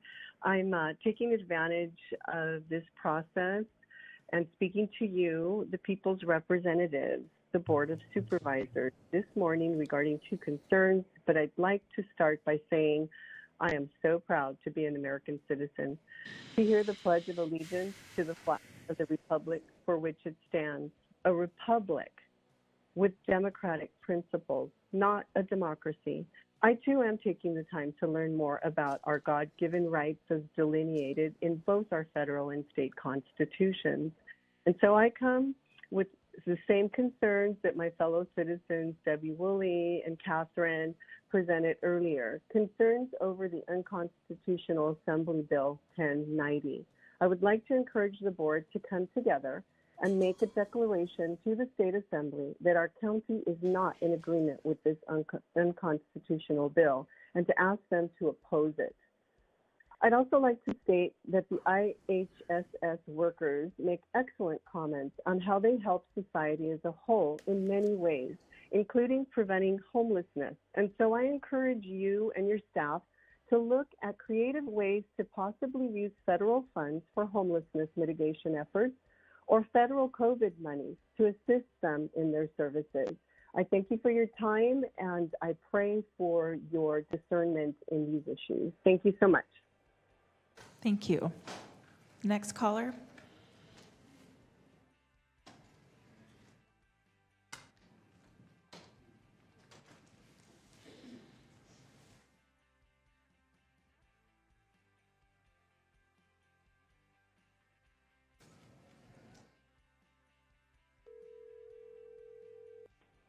Hi, caller. Please start with your comments. You have 2 minutes. And if you could mute the meeting in the background. Yeah, I just did. Oh, okay. Go ahead. All right, awesome. Morning, y'all. My name's Nikki. I just want to shout out to the powerful people with 2015 who are just so the board, you are so lucky. We're all as a community so lucky for the wisdom and the courage and the real important truths that they've shared today. We know we have a debt economy. We know we have an economy based in ongoing and probably unsustainable growth. We know we have a carceral economy. But do we happen to have an interest in having a care economy? I mean, I know we definitely do. You heard from the people that definitely need that. But board, executive level staff, do you have an interest in having a care economy? These workers and those that they care for are such amazing, valuable members of our community. How do we continue to actually choose for them via county contract that they live in poverty, struggle, and stress?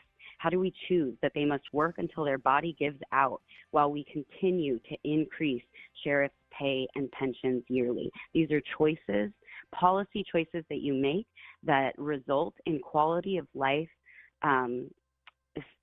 experiences, whole lives lived in poverty based on the choices you make. And you have an opportunity. These workers are giving you an opportunity to give them what they deserve.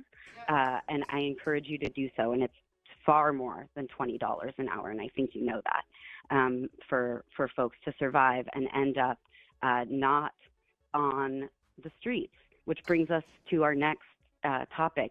Folks living on the street, folks pushed to the margins to the point where they are not able to live inside homes anymore, and then are pushed from the margins of where they gather, with repeated police contact, displacement, notices to vacate, citations, arrests, destruction of their Nikki, property. can you wrap up your comments, please? Yeah, it needs to stop. A care economy would take care of those people instead.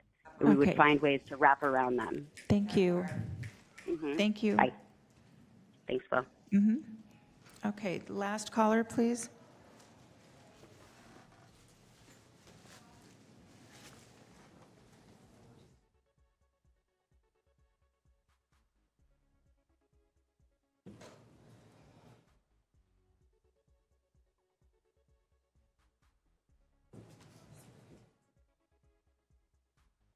Oh, I'm sorry, that was our last caller. Thank you. The caller dropped off. Thank you, clerk, staff, clerk team, thank you. We're done. Okay, thank you. And I just want to thank all the SEIU members here and caregivers. We just have started the process. Obviously, no decisions have been made, so I appreciate you being here today.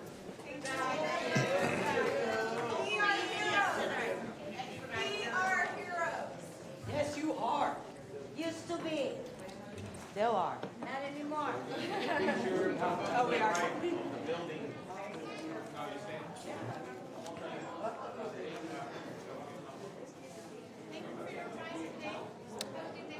Thank you.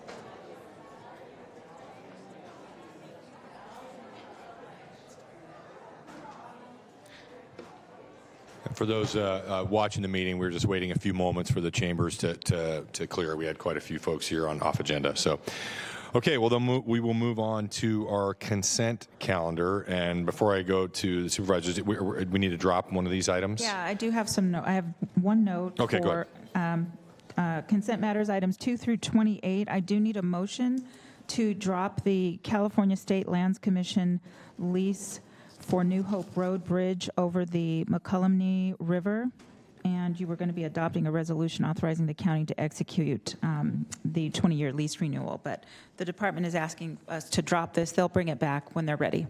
Okay. And that's item 13, correct? Item 13. Okay. So moved. Second. And unanimous vote with those members present. Okay, for the remainder of the consent items, I'll look to my colleagues to see if anybody has any comments or would like to pull an item off. Supervisor Frost. Thank you, Chair. I would like to pull 21. Okay. For a question and comment. Okay, is that all that you have, Ms. Frost? Yes. Okay. Item 21 is the authority to amend a revenue agreement with the Centers for Disease Control by extending the term through May 31, 2024 for COVID-19 health disparities among populations at high risk and undeserved. Okay, so I'm not sure who are you addressing? Okay. I just have a question relating to this funding and the continuation of the emergency use authorization, specifically the vaccine shot, but I'm assuming it continues also the testing. I just want to understand what this money will be for. Thank you, Supervisor. Good morning. I'm Tim Lutz. I'm DHS Director. Wanting to make sure I'm understanding the question regarding vaccine and the emergency use authorization and that continuation. These funds through CDC aren't tied to that, and we wouldn't. The use authorization ultimately is a federal approval, not a local county approval. These funds were funds that we received from CDC to do outreach to underserved communities throughout the COVID emergency. What happened is as infrastructure funding became available for public health, primarily the future of public health, we moved some of those county positions to an ongoing sustainable funding source that resulted in a remainder of approximately $1 million of these CDC funds. Our goal would now be to go out and support some of the ongoing engagement with communities most impacted by COVID. Our plan would be put out a letter of interest to solicit vendors that again targets our underserved communities for outreach, education, engagement, certainly with COVID, but also recovery through COVID, access to services that people through the pandemic have experienced an ongoing disconnect. So it's really helping them re-engage in services. Okay, so it does not include vaccine distribution of the EUA? Certainly, if it would include vaccine education about what vaccine is available. This isn't funding people doing vaccine administration, no. Okay, so we're still moving forward with promoting the EUA. Promoting vaccine, yes. Okay, thank you. I just want to, I'm remembering back, and this is a comment, I don't want to put you on the spot. This is me remembering back to the fall of 2020 when I remember one of the local groups, Stand Up Sacramento, notified everyone that there was an FDA 8-hour meeting. And I went online and I watched that 8-hour meeting where the FDA was reviewing the potential adverse reactions from the shot that they were considering approving for the EUA. And during that 8-hour meeting, there was a gentleman by the name of Steve Anderson, PhD, who presented. And in his presentation, there was a slide that appeared on the screen in that meeting, which I saw with my own eyes for a split second. And the screen revealed adverse reactions that the FDA knew could potentially happen as a result of that shot. And the adverse reactions were Guillain-Barré, transverse myelitis, acute disseminated encephalitis. I'm just going to read a few of them. Stroke, myocarditis, anaphylaxis, myocardial infarction, autoimmune disease, death, pregnancy and birth outcomes, thrombocytopenia, sudden death. There was a whole lot more on the slide. And from that point forward, we proceeded with this emergency use authorization with the idea that because we were in a state of emergency, we could use the EUA. In the middle of this time, since that time, there have been catastrophic reactions to that vaccine. A lot of people didn't have a reaction, but there are a lot of people, and I know them in my district, who had neurologic, blood clots, death, and much more. There's a drastic reduction in pregnancies now. There are, we know based on the VAERS that there are millions of people worldwide that have been damaged by this emergency shot. And I know you all think, maybe you think I'm crazy, but I'm not. There's something wrong when we are distributing an emergency use authorization. We are not giving informed consent regarding the potential damage from that shot, and we're now giving it to our children who do not get COVID, they don't die from COVID. And 99.5% of the people that got COVID survived it.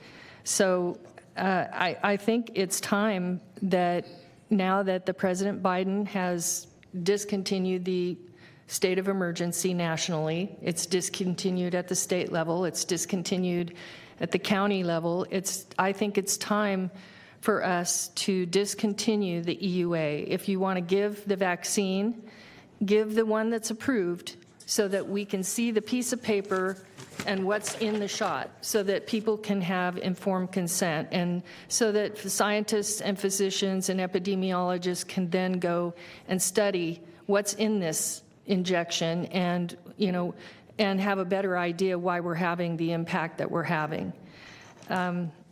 I feel really strongly about it, and I think there's no amount of money that is more important than the lives of my people. And so I would like for us to stop the shot, stop the EUA, and until such time when you can get something that's approved that we can see what's in, that it's documented. These vaccine pharmaceutical companies don't have zero liability under the EUA, and legally it is my understanding that we cannot promote an emergency use authorization under any circumstance where, unless there is a state of emergency and the state of emergency has been ended. If any part of, I don't know if I can separate out my thoughts regarding these, I don't think I can. I don't think I can separate it out, because I read the contract and it says you will support the CDC's protocol for this, past and future. So we don't know what the CDC is going to come and ask for next, and it's a guarantee that we will support it. So I'm probably not able to, I don't see myself able to support this today. That concludes my comments, and I thank you for your patience in listening to me. And if you have anything that will help me understand that, I'm welcome to understand it better. Well, certainly I'm happy to sit down with you, with Dr. Kasiri, and try and work through questions that you have. I recognize there's a difference of opinion on, harm versus benefit with vaccine. Yeah, I don't know that I've sat down with Dr. Kasiri, and I respect her, and yes, there is a difference of opinion. Thank you. Thank you, Supervisor Frost. Okay, I don't see any other supervisors in the queue on the consent items, so we'll go to public comment on consent.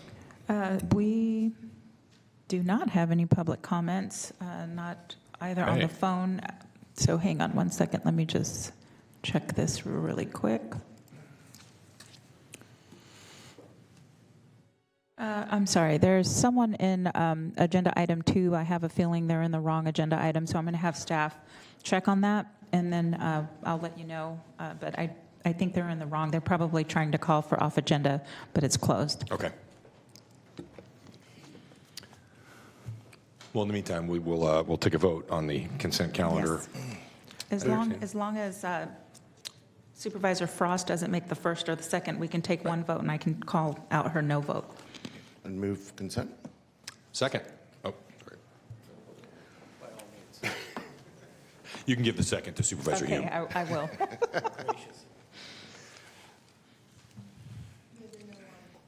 Yeah.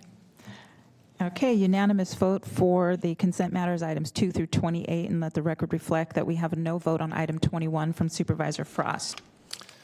Okay, thank you, Flo. Okay, then we'll move to item 29, and just heads up, what we'll do is we'll take item 31 after 29 because they're related, if that's okay. So we'll start with item 29.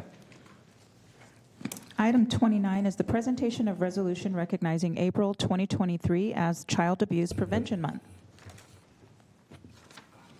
Great. Good morning. Good morning, Siobhan Katari, Deputy County Executive for Social Services. And today I'm presenting the resolution for Child Abuse Prevention Month. And I just wanted to say Michelle Calles, our DCFAS director, had hoped to be here to present this today. I want to recognize her and her team for the amazing work that they do with our community partners to prevent child abuse in the community. April is Child Abuse Awareness Month or Prevention Month, and I'd like to present this resolution to Sheila Boxley, who is our CEO of our Child Abuse Prevention Center. And I'm going to go ahead and read the resolution, and and present it to you and then turn it over to you for some comments. Okay. So whereas every minute of every day a child is reported abused in California, and child abuse has been linked to decreased health, diminished cognitive skills, traumatic stress, and increased likelihood of generational child abuse, and the Centers for Disease Control and Prevention ranks child abuse as one of America's most prevalent public health crises. And a 2021 study found that spending on public health benefits was inversely associated with child maltreatment outcomes. And the Safe and Sound and UC Berkeley Haas School of Business estimates that the 2021 financial impact of child abuse in Sacramento County to be $868 million. And whereas the vision of Child Safety Forward Sacramento is to eliminate deaths and critical injury resulting from child abuse and neglect by 2030, and Sacramento County public and nonprofit systems are an integral part of a multidisciplinary system of care and recognize that children and families are the responsibility of everyone and every agency. And whereas since 2015 there has been a 66% reduction in monthly foster care entries, 44% reduction in repeat maltreatment, 46% reduction in the number of children in foster care, and an 85% reduction in child abuse and neglect homicides involving African American children ages 0 to 5 due to prevention services from county agencies, Birth and Beyond, the Black Child Legacy Campaign, and other supports. And whereas for the past 47 years, the Child Abuse Prevention Center has partnered with public agencies, hospitals, and community-based organizations to develop effective prevention programs so parents can acquire the knowledge and skills needed so no child bears the burden of abuse. Now, therefore, be it resolved that the Board of Supervisors, County of Sacramento, State of California, does hereby recognize April 2023 as Child Abuse Prevention Month in Sacramento County and reaffirms its dedication to preventing child abuse, supporting parenting, and encouraging parents to seek support so children can grow up in safe, nurturing families and communities throughout our county, state, and nation. Passed on and adopted on April 11th. Thank you so much, Sheila. Thank you. Yeah. Thank you so much.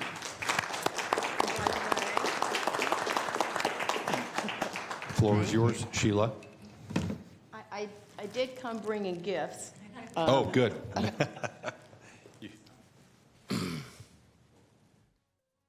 Some of us actually still have theirs. Yeah, you can. I can, Ms. You can Boxley, give I them can the flow. take it. That's fine. Yeah. Thank you.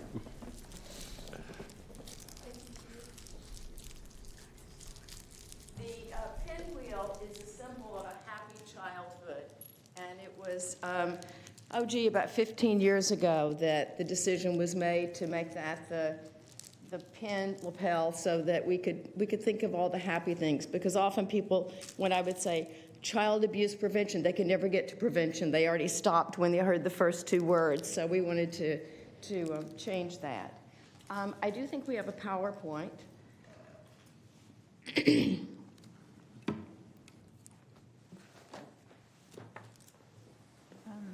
I'm looking at a children's report card. Is that yours? That's the next one. Okay, so I'm going to ask Metro Cable if you could queue up the PowerPoint.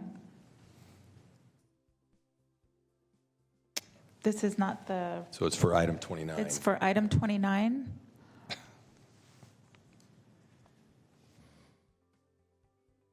If not, I can go ahead and do the presentation without it. Ms. Boxley, they're looking for, I'm looking at them, trying to get to that. That's not it.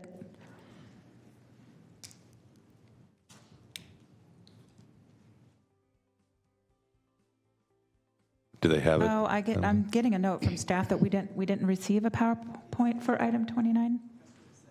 Yeah, I'm sorry. Okay, well, the PowerPoint didn't make it, but I will nonetheless go ahead and spend a little bit of time chatting with you.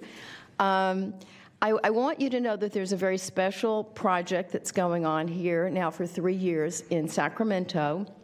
We lovingly call it the Prevention Cabinet, and it really involves most of your departments as well as most of the nonprofit sector.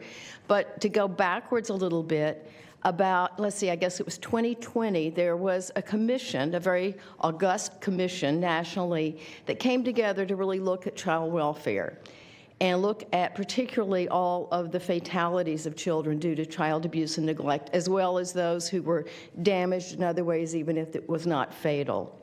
And that commission said, we can keep tweaking around for a while, and maybe we save a few more kids, but the fact is our system isn't working anymore, and we need to do some things differently. So they asked for 3 things to happen, and really to encourage communities and states to do something different.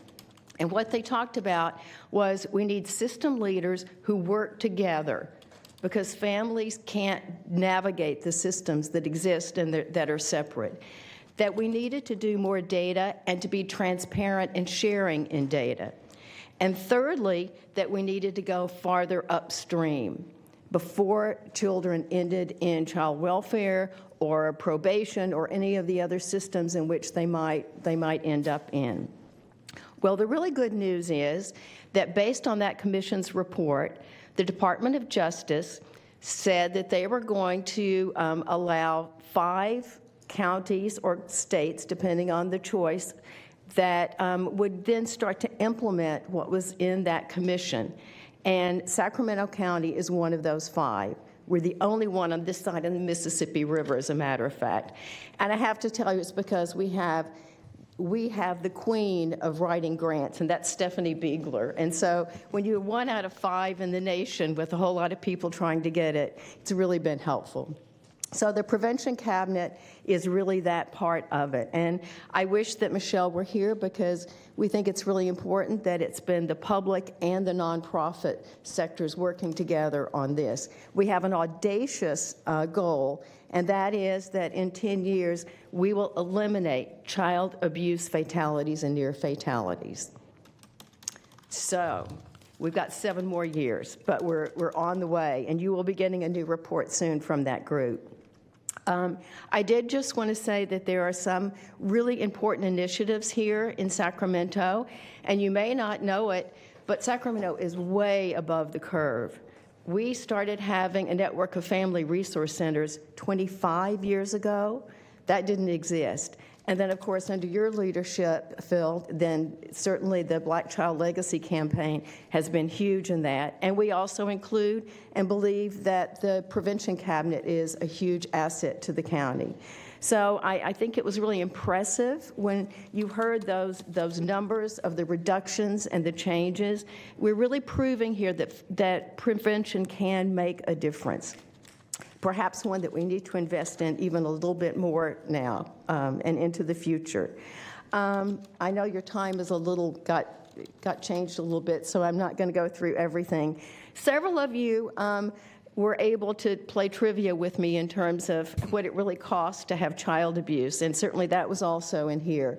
Over the last few years, it's been somewhere near $1 billion, somewhere in the 800 millions, but nonetheless, it's a big number. That's not just the county money, that's hospitals, that's education, that's everything that goes into it. But I want to put a perspective on that. The reason we have that kind of a cost is that in less than every half hour, there is a report of child abuse in this county. That's something we have to continue to work on. That's a scary number to me. And to put some kind of context into the number 868 million, well, let me tell you what we could do if we were really effective across the board in prevention. We could send 85,000 children to preschool for a year. We could pay for 5,720 kids to get a 4-year college education. We could purchase 1,670 medium-priced homes for families that are unhoused. And by the way, this amount is also essentially 13% of your budget. So as you go into budget conversations, perhaps that prevention can make a real difference in the long run. And finally, my colleagues had asked that it was really important, and I really believe this is important, that we talk about a transition that's been happening in the field. And that happens to be the community voice. I can tell you back maybe close to 30 years ago, that there was more of an attitude of we're going to diagnose families. We're going to find out what's wrong with them, and then they're going to do things, and maybe they'll get their kids back. And that's not really the way it works anymore, not in the public or the private sector. We are really, really understanding and believing and walking the talk that the people who really know what needs to happen now are the families and the communities that need the services and supports. And there have been really important changes. In our prevention cabinet, we have members who are people of lived experience in the community. And they're not advisory people, they are a part of the cabinet. Your First Five and your Mental Health Services Act and the Children Report Card that's going to be coming up next have all been doing listening sessions and going out in community. And so what that really means, I think, for you is that we are engaging your constituents. They are informing us about what they need and what the services and supports are that they need. So please use us as a vehicle for you in terms of that information into the future. And with that, once again, I am delighted that once again we are having a proclamation for Child Abuse Prevention Month. I appreciate your interest in that, and we appreciate your investments in strengthening families and communities. So thank you very much. Thank you, Sheila.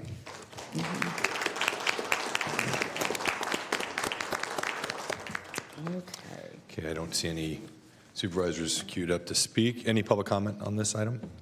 We actually do have a public comment, and that person is in the building, and that would be Mackenzie. Oh, you want to come up? Very cool, y'all, and really into this call for not just words, but actions. I bring to your attention an article that just came out. Starts out as saying Sacramento County officials have for 6 months housed foster children in cells in a former juvenile detention facility in violation of state law. A state agency in February sent the county a letter obtained by the Sacramento Bee requiring them to remove the children from the Rosemont jail-like unlicensed facility. County officials still have not done so, and instead, y'all are asking for a state license to be able to continue to house the children inside of the jail while they await placement, instead of, despite receiving a letter 6 months ago from state officials strongly urging you to do so. The letter says the physical space of the facility and the facility environment has potential to re-traumatize or trigger youth, leaving children to feel physically and psychologically unsafe. The center violates the youth's rights to live in a comfortable home. Housing children in the center is inappropriate and unacceptable. As you sit here today and recognize child abuse and prevention, I need you to recognize that you are actively participating in it. And without radical investment into care economies, you're only going to continue to perpetuate the cycles of violence that are created by your austerity. So please, I ask you to do better, and I ask you to invest the money that is needed right now to get these children out of these cages. Like right now, today. You could do that. I know every single one of you on the board could actually look at somebody and be like, yo, make that happen. It's literally a stroke of a pen for you. And I hope that you can do better. Thank you. Thank you. Thank you. Okay, that concludes your public comments for item 29. We do not have any on the phone. Okay.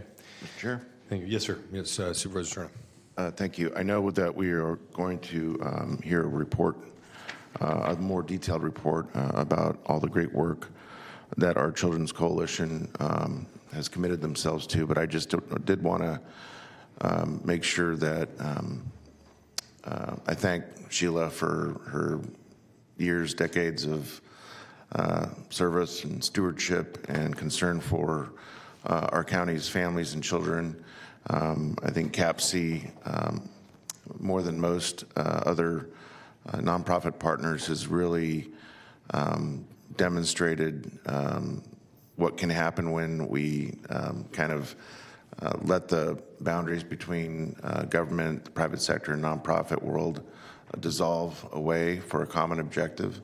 And as was noted in some of the whereases in the resolution, I'm really very pleased and proud that we govern and serve a county where we've prioritized the welfare of our children to the extent that we have, and it shows when compared to other places across the country.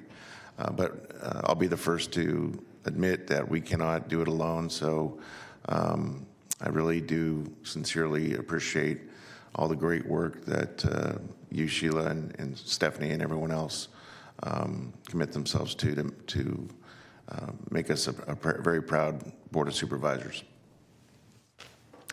Thank you for those comments, Supervisor Serna.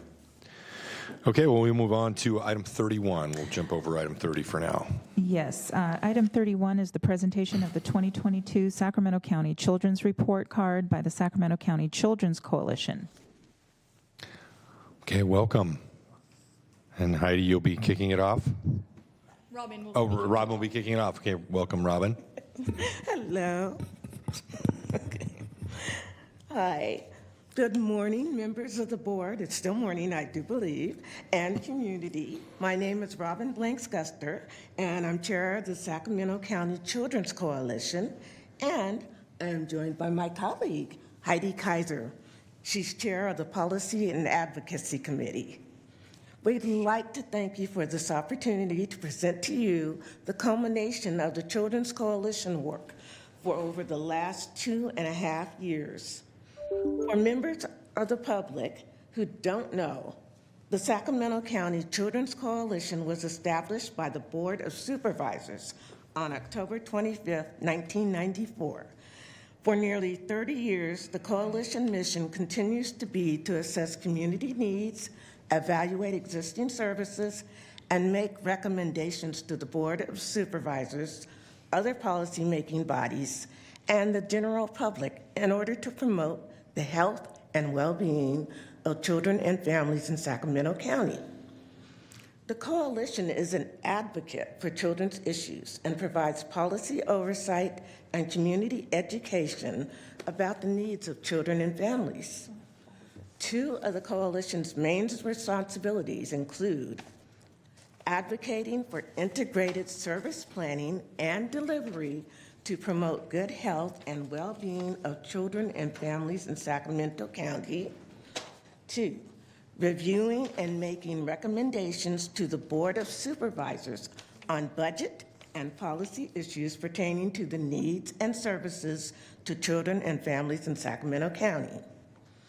The revitalization of the Children's Report Card falls in line with the coalition's mission and fulfills part of our responsibility to the Board of Supervisors, as well as children and families in Sacramento. We'd like to thank the board for your support with the development of this community change catalyst. The work could not have been possible without funding from the Sacramento County Children's Trust Fund.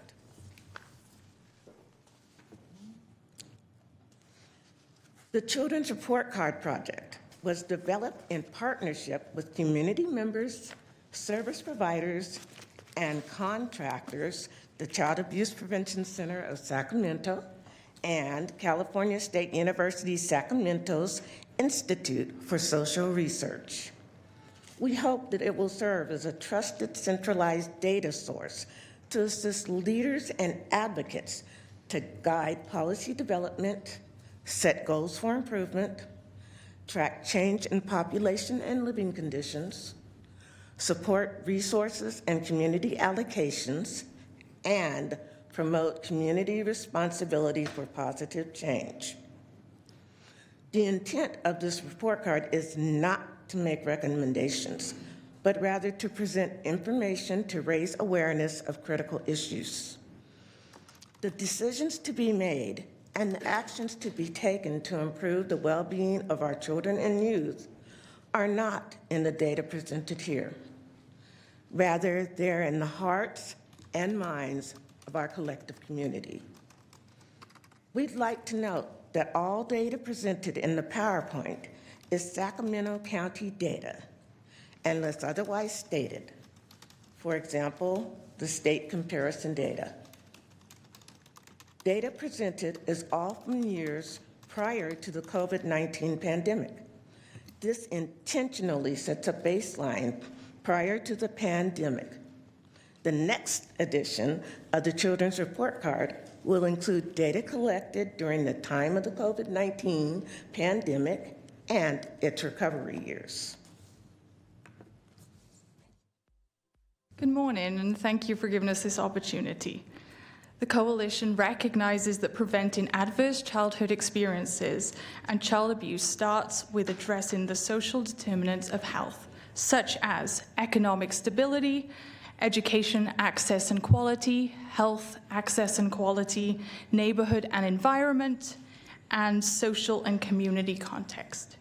Therefore, this report presents findings on child, youth, and family wellness indicators in the 5 areas listed on the slide. In addition to those result areas, we have added sections such as family and community demographics and focus on children and youth in foster care. Understanding family and community demographics as well as economic makeup sets up the landscape and highlights the population's diverse needs. Additionally, where families live in our county can also affect their access to services and supports and their experience of safety, health, and well-being.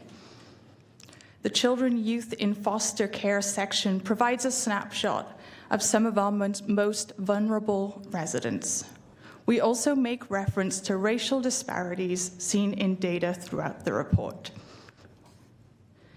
Sacramento County's communities each have their own strengths and challenges. The challenges our communities face are complex and layered. To create effective solutions, it is important to hear and learn from the people facing these everyday struggles.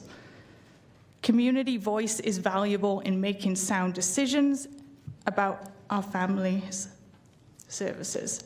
Recognizing this, the Children's Report Card includes feedback from our communities, in particular from the voices of families served in our county's systems of care and service providers.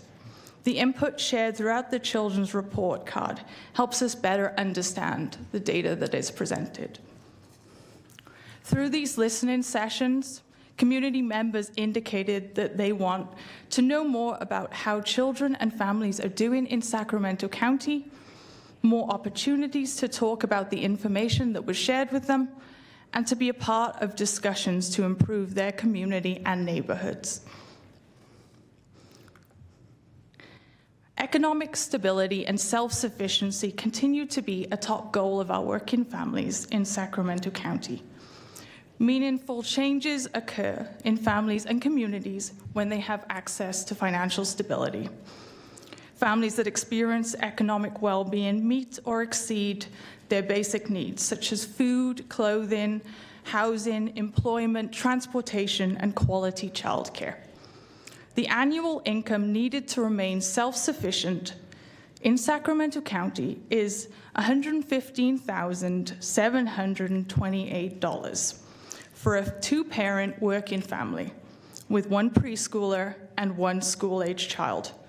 On the slide, you'll see that children living in poverty reduced by 2% between 2012 and 2018. 55% of families who rent pay over the recommended 30% of their income. This reduced by 2% between 2011 and 2018. The unemployment rate decreased by more than 7% between 2011 and 2019. Meeting the basic needs of families impacts the growth and development of their children and demonstrates how well a community supports its residents. When families face challenges in meeting basic needs, the supports and services available in communities can provide stability and build resilient and healthy families. Affordable quality childcare is necessary to maintain self-sufficiency and financial stability. Childcare continues to be one of the largest family expenditures. It should not cost more than 7% of a family's income. Between 2010 and 2019, The average cost for an infant in childcare has increased by 27% in childcare centers and 29% in family childcare homes. In addition, for a preschooler in childcare, costs increased by 29% in centers and 30% in family childcare homes. It should also be noted that the demand for childcare in the county exceeds the existing supply of licensed childcare centers and family childcare homes. And we all know you know that. A question that we invite policymakers and the community to ask themselves is, how are we helping families gain economic stability and self-sufficiency? Over to you, Robin. Education is the foundation for success in a knowledge-driven economy. When students are suspended, they are not attending school and are missing out on valuable learning. In fact, a student's attendance can be a better predictor than test scores as to whether students will graduate. Overall, Sacramento County schools have a higher rate of suspensions, 5.3%, than the state average of 3.5% in 2018-2019. Black African American students make up 12% of school enrollment, but represent 30% of all students who are suspended. Black African American students are disproportionately suspended at a rate of 13.8%, which is more than their peers. This is compared to a rate of 1.7% of Asian students, 1.8% of Filipino, and 3.8% of white students. Students in foster care have the highest rate of suspension at 20.1%. This is 5% higher than the state average. Research demonstrates that faculty and staff diversity can improve educational outcomes for students. The diversity of Sacramento County's teachers and staff differ from the population's diversity. 72% of school staff identify as white, compared to only 30% of students. The correlation between attendance and graduation rates has important ramifications that go beyond the classroom. While we know that the board may not have any influence in the education sphere, this is good information to keep a good eye on, because school suspensions lead to lower attendance. Low attendance has a direct effect on high school graduation, and high school graduation affects the ability to obtain work that pays a living wage. This relates to citizens' economic stability in our county. Also note that the same populations experiencing disparities in health outcomes are the same ones that experience disparities in educational outcomes. The education that children and youth receive today affects the jobs they will hold tomorrow. Students who graduate are more likely to experience self-sufficiency and financial security as adults. Overall, Sacramento County's graduation rate is at 82%, slightly below the state average of 85%. 45% of these meet the University of California and California State University requirements, and also are slightly below the state average. Looking at the data, we can see that disparities also exist in graduation rates and in students meeting the UC and CSU requirements. The lowest high school graduation rates by race ethnicity are Black African American students at 73% graduating, which is also the second lowest in meeting the UC-CSU requirements. American Indian Alaskan Natives had the second lowest graduation rates by race ethnicity and the lowest in meeting admission requirements. Just over half of students in foster care graduated from high school within 4 years. Only 10% of them met admission requirements. Family safety is essential for the health and well-being of children and youth.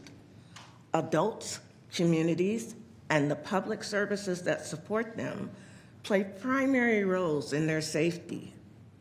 Family safety includes having protective factors such as social connections and extra support in times of need. When parents, caregivers face challenges and struggle to provide safety for their children and youth, community and system supports are integral to uplifting families and keeping them intact. Infant mortality between 2016 and 2018 is a strong indicator of access to quality maternal and infant care. The infant mortality rate in Sacramento County has been trending downwards. However, there are still disparities based on an individual's race and ethnicity. In 2018, the Black African American infant mortality rate was more than double the rate of white infants. The second highest rate was Hispanic infants. Since 2016, there has been a decline in the Black African American infant mortality rate. This is likely due to the countywide efforts to reduce these rates by programs such as the Black Child Legacy Campaign. The rate of child abuse and neglect homicides shows a declining trend between 2006 and 2016, according to the county's Child Death Review Team reports. General neglect is the most reported form of child maltreatment. In fact, during the 3-year period of 2017 through 2019, 85% of children and youth entered foster care due to neglect. Communities support families with resources and tools, and by partnering with them to create a safe and nurturing environment for their children and youth. Stable and affordable housing has a positive impact on child and youth safety, mental and physical health, and educational outcomes. Additionally, living in a familiar community near family, friends, and support networks is invaluable to the well-being of children and youth and their sense of safety. In 2019, 20% of the people reporting homelessness were families with children and youth. Of these families, over half were unsheltered, meaning that they were not in a homeless shelter, motel, or another habitable place. Great. So access to integrated healthcare systems means access to both physical and behavioral health care services, allowing children and youth to receive services such as general and preventative care, substance use treatment, and mental health care. Behavioral health, known more commonly as mental health, is an important but often stigmatized part of health and wellness. Developing and maintaining healthy coping, social, emotional, and behavioral skills are important to mental health. When children and youth experience mental health challenges, it is critical to have healthcare options available that can support them and their families. Left untreated in some circumstances, emergency services may be required. In 2017 through 2019, instances of depression-related feelings were reported by 1/3 of 9th graders in Sac County. This is the same as the state rate. 1 in 5 9th graders reported contemplating suicide. Rates of suicide contemplation amongst 9th graders and 11th graders in Sacramento County were slightly higher than the state's rate. Children and youth who are strong and healthy have the capacity to express and control emotions, form safe and meaningful relationships, explore their surroundings, and learn new skills within their family and community. Adults can support children and youth social and emotional wellness by providing thoughtful attention to their connections and interactions and by increasing protective factors. Adverse childhood experiences, or ACEs, are traumatic events that occur in a child's life before the age of 18. ACEs cause a person to experience toxic stress, which leads to more serious health and social challenges. In Sac County, between 2011 and 2017, 1 in 5 households have experienced 4 or more ACEs. A greater proportion of households in the county have experienced at least 1 ACE compared to the state. Positive childhood experiences help mitigate the effects of ACEs and nurture healthy childhood development. The question we invite policymakers and the community to consider is, how are we supporting our families in building, improving, and sustaining safe and healthy communities? Sacramento County is very fortunate to have countless parents, caregivers, families, service providers, and community members who are dedicated to improving the health, safety, and well-being of children, youth, and their families. Their commitment to this effort has been demonstrated in their participation in the Children's Report Card, community convenings, and also the Children's Coalition public meetings. That has really helped to shape this report.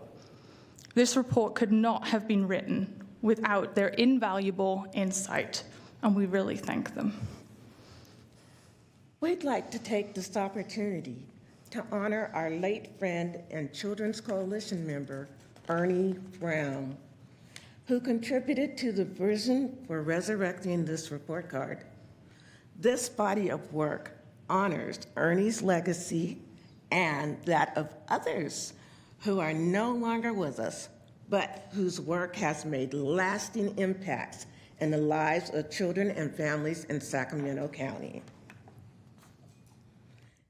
Thank you again to our Board of Supervisors, including former Supervisor Don Natoli, for his and your support of this project. We hope that you are inspired by it and find it useful to your deliberations as you move into approving a budget. If anyone would like to access this report electronically, they can visit the Sacramento County Children's Coalition website. And this concludes our presentation. Thank you for the opportunity. Thank you. Yes. Did you have any questions? Thank you, Robin and Heidi. Before I go to my colleagues, all of whom are queued up here, they all have some comments as well, but I just really applaud my colleagues who were on this board when they made the decision to go back to this report card. I mean, this is amazing information, and your work is amazing as well, you individually and everybody else who worked on the report card. I'll have a couple questions after my colleagues speak. So Supervisor Frost, start with you. Well, I just want to thank you. That was comprehensive and incredible, the work that you're doing. It's really helpful for us, and we appreciate it. I wanted to say that there were some concerns in that report, and there were also good things. I particularly was surprised about the annual income needed to remain self-sufficient at $115,728. I think the average median household income is way below that in Sacramento. And so that would explain why a lot of people are calling and saying, Sue, I don't know how I'm going to make it. That is shocking. And I'm sad about the suicide, the rate of suicides in Sacramento County. I want to thank you because the information you give us here lets us know where we need to focus, give us a better idea of where we need to focus. So your work is really important. So thank you for all your hard work on this. Okay, thank you. Supervisor Cerna. Thank you, Mr. Chair. So I too want to applaud all the great work that you two and others have committed to get us this report and for your presentation today. I agree with Supervisor Frost. This is invaluable information that really gives us cause to think about how we not only set policy but allocate scarce resources. And on that note, you prefaced the presentation with you're not providing recommendations, but as we do draw closer to June, can we expect recommendations from you individually or as a group, participation in our budget hearings, letters in advance of those hearings so that we can kind of understand from the perspective of trying to affect the numbers in the right direction so that the next report card is even more inspiring, that we can deliberate on when we're trying to weigh the investments that we make in arguably some of the most important areas in our community, which is obviously our youth. So I don't know if you are prepared to speak to that, but would love to hear some insight if you're so willing to provide it. We will be presenting a budget letter with our recommendations because we know that you do look to us for advice and as part of our mission. So there will be a letter and we will be contacting your chiefs of staff also. All right, very good. Thank you. Thank you. Supervisor Hume. Thank you, Chair. And I just want to commend this report card and all of the information contained in it, as well as the work done by the previous presentation, as you said, to kind of get upstream on these issues. And, you know, it's astounding to me, and I want to call this out. It was mentioned earlier, but, you know, by 9th grade, fully 1/3 of students say that they're experiencing chronic sadness or hopelessness. And by 11th grade, 1 in 5 has contemplated suicide. Those are astounding numbers. And, you know, I've had the opportunity to do some tours of our facilities, to meet with our department heads, and the continuum that starts with the families who rely upon the resources of folks like the Family Resource Center to intervene and just say, look, this is how to be a better parent. Like, we're not judging you, but we're saying you need to plug in and participate, and follow that continuum to when there's a report of neglect or abuse and that child is taken into the foster care system, and the numbers that you're showing as far as the gap just starts to grow wider and wider. And so I would just like to say, for all the parents in the room, the parents watching online, and for all of the work that you do, please, can we commit just for like one meal time a day, whatever fits your schedule, breakfast, dinner, as a household, as a family, put these down, because your child, that life sitting across from you, is learning from what you are presenting to them. And when your face is buried in this thing, you are robbing them of the opportunity to hit those numbers at a higher rate. So, soapbox off. Thank you. Thank you, Supervisor Hume. Couldn't agree more. And I had a couple of questions. So, first for staff. So, will the report card, or does the board resolution from 2020 include the report card coming back annually, or does the board have to take additional action to get the report card to come back either semi-annually or annually? Siobhan, do you know? I think I'm going to ask the Children's Coalition to speak to that, because we had a conversation the other day, so I'll let them speak about their vision. Yes, so the aim is to do it every 2 years. Okay. Yeah. Okay. And you don't have to do anything. That's part of our That was my next question. Thank you, Robin. I appreciate that. And I had a couple questions on the report itself. I mean, you both Sheila and I think Robin and Heidi both made reference to the Black Child Legacy Campaign, and certainly Supervisor Cerna's legacy and his advocacy, his work in that area. We have seen really tremendous results. I mean, obviously the work is not done, but in really drilling down in that community and the unique needs in that community. And it makes me think, we have so many diverse communities here in Sacramento County that have very acute needs, and one that's near and dear to my heart certainly is the Afghan and Syrian refugee community, most of whom are in Arden Arcade, as a very large community.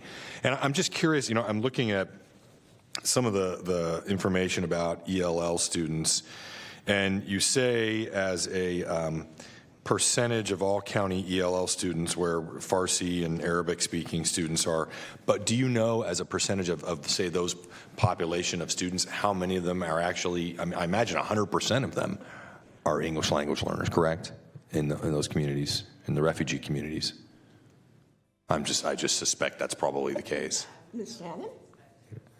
And in terms of the breakdowns by race and ethnicity, for the refugee communities, where would you say where are they instructed to include that information? I mean, under Asian or what? Because it's certainly it doesn't. There's no way to parcel out exactly what needs or circumstances are affecting those communities. Could you come down and maybe use the microphone if you don't mind? Yeah. Thank you.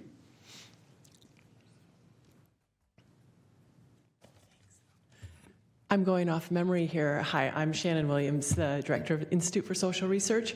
The demographic categories are sort of determined. And so usually Afghan and Middle Eastern are considered white in those categories. And so the race comes actually from the school districts.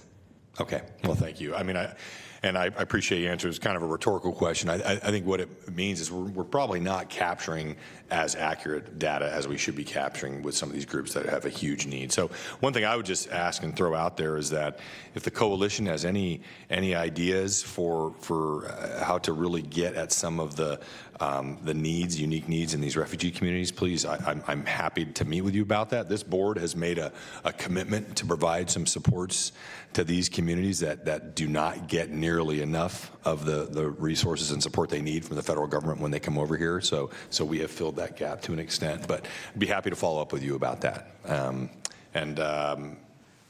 Supervisor Frost.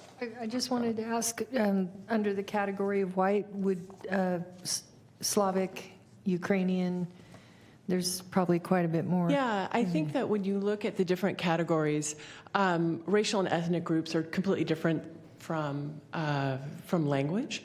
And so when you want to look at English language learners, you look at, it's really most effective if you look at, say, kindergartners who they perhaps have not been exposed to the language coming in from into the country. So you'll see as the grade levels go up, the ELL student population dips, and that's because they learn English, and then they are no longer considered an ELL student. Oh, okay, thank you. Okay. Well, thank you. Do we have any public comment? We do have public comment, and this is Heather Wyden.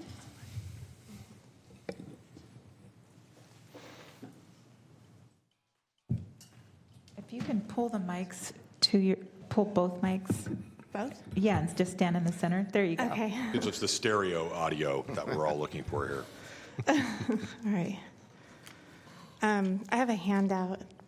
Oh, yeah.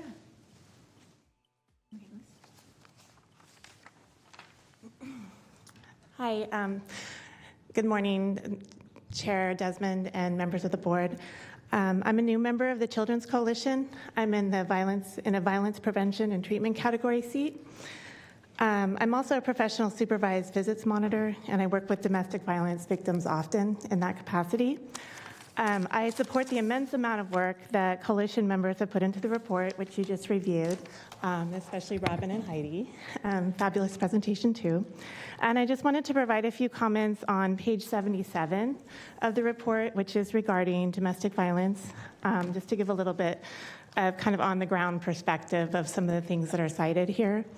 So please remember that domestic violence is not just about physical violence, as listed on page 77.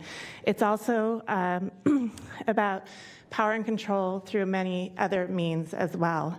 And those can result in need for additional community services too, such as emotional abuse, leading to more needs for counseling. And financial abuse, when it's in the mix, can also certainly cause the need for more homeless shelters for those escaping, especially with children. Also, please note that the 8,000 listed annual calls for help to Weave, that was just one of several DV organizations, so there were likely even more than that. And also, those calls don't equal service provided. They don't have the capacity to serve all the people who call them. I personally came here in 2020 fleeing domestic violence in Los Angeles. I was put on a very long waiting list and never received services from Weave. I received my services from a Santa Monica-based organization called Sojourn. I also received services from a Community for Peace, fabulous supportive services from that organization, which is unfortunately now defunct. We really need more domestic violence service organizations in the suburbs. Weave is downtown. It's not practical for everyone to travel to. So I hope that that will be considered for future. And then last, regarding the 5,000 calls to law enforcement annually, there are instances where domestic violence victims are misidentified as the abuser when police come to home for calls. There was a recent incident where someone was strangled almost to death and put in jail overnight because the police misidentified her as the abuser because there were scratch marks on the actual abuser in self-defense. Police need training on strangulation. It's very difficult to identify that it's occurred, and it's very easy to see scratch marks in self-defense on someone. So that's how that happened, and we can't have that kind of situation continuing on.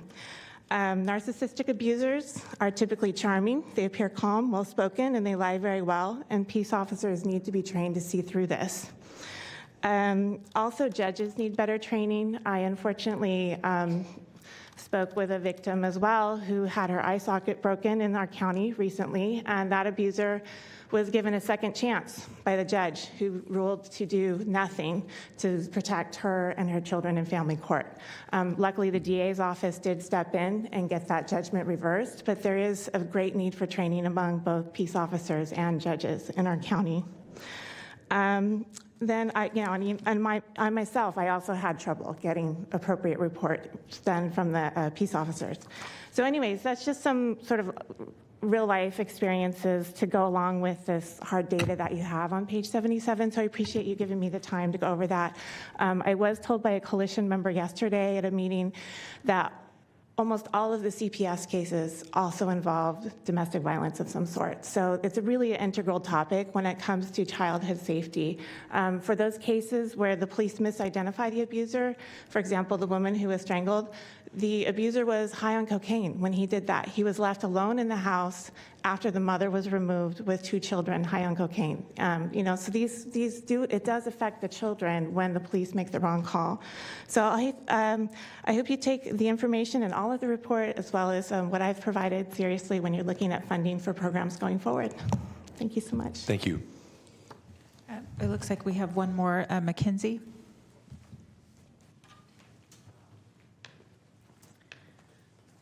Good afternoon, board and coalition members. My name is Mackenzie Wilson, an organizer with Incarcerate Sacramento. Really want to appreciate the work that went into the report. It was profound and illuminating. I also want to speak as a parent. I'm a parent here in Sacramento. I don't know if you guys knew that. I have a 12-year-old son named Damien.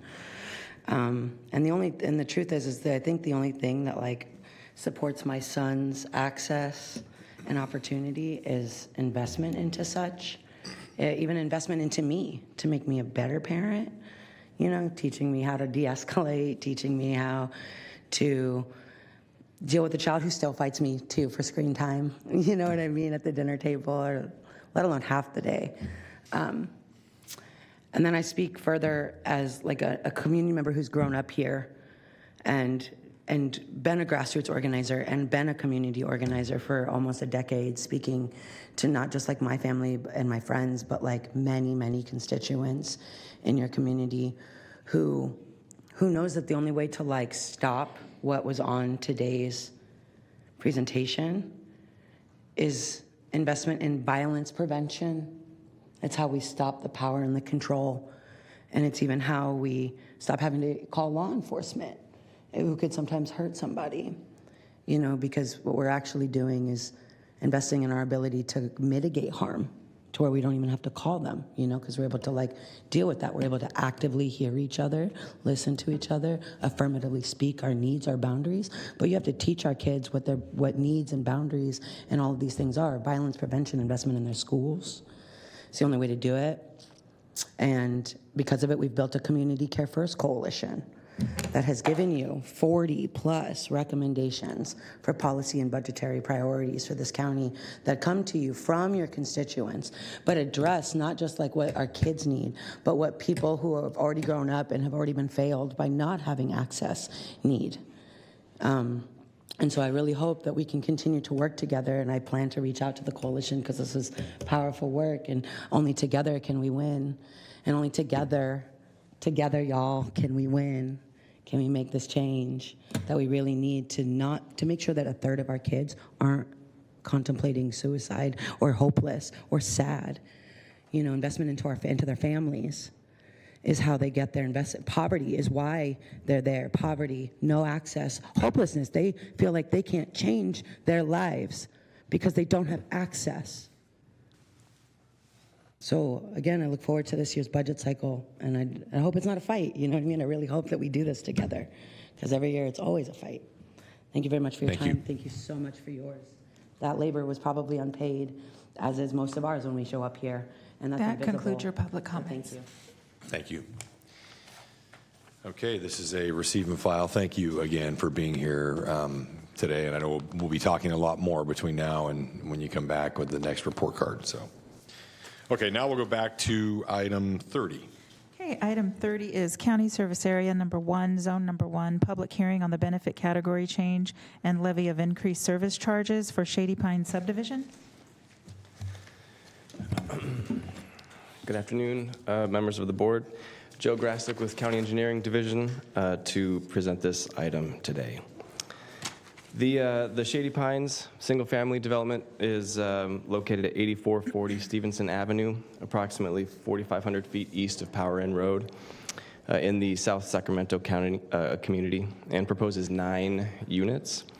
During the entitlement process, the project was conditioned to provide full funding for street and safety lighting, light maintenance for the development, which is provided by County Service Area Number 1 for unincorporated Sacramento County. And as a result, the project proponent submitted an application to initiate the benefit category change process. In response to this request, a ballot and notice were mailed to the property owner on February 24th. Currently, the project site consists of a single parcel in the street and safety light benefit category and has an annual assessment of $17.88. The proposed change is to the enhanced street and safety light benefit category for residential parcels. Based on current rates, the service charge for the fiscal year will be $56.74 per single-family parcel. And if there are no questions from the board, we recommend that the board open the public hearing, consider any written and oral testimony, objections, and protests, and close the public hearing, and then direct the clerk to tabulate the returned protest ballot. After which, I would read into the resolution the fill-ins for the record. Okay. All right. Thank you, Joe. I don't see any colleagues in the queue to speak, so I will do that. Open the public hearing. We do not have any public callers or comments in person. Okay. I'll close the public hearing. Do we have any return ballots? We do. I have one, and I'll open that now.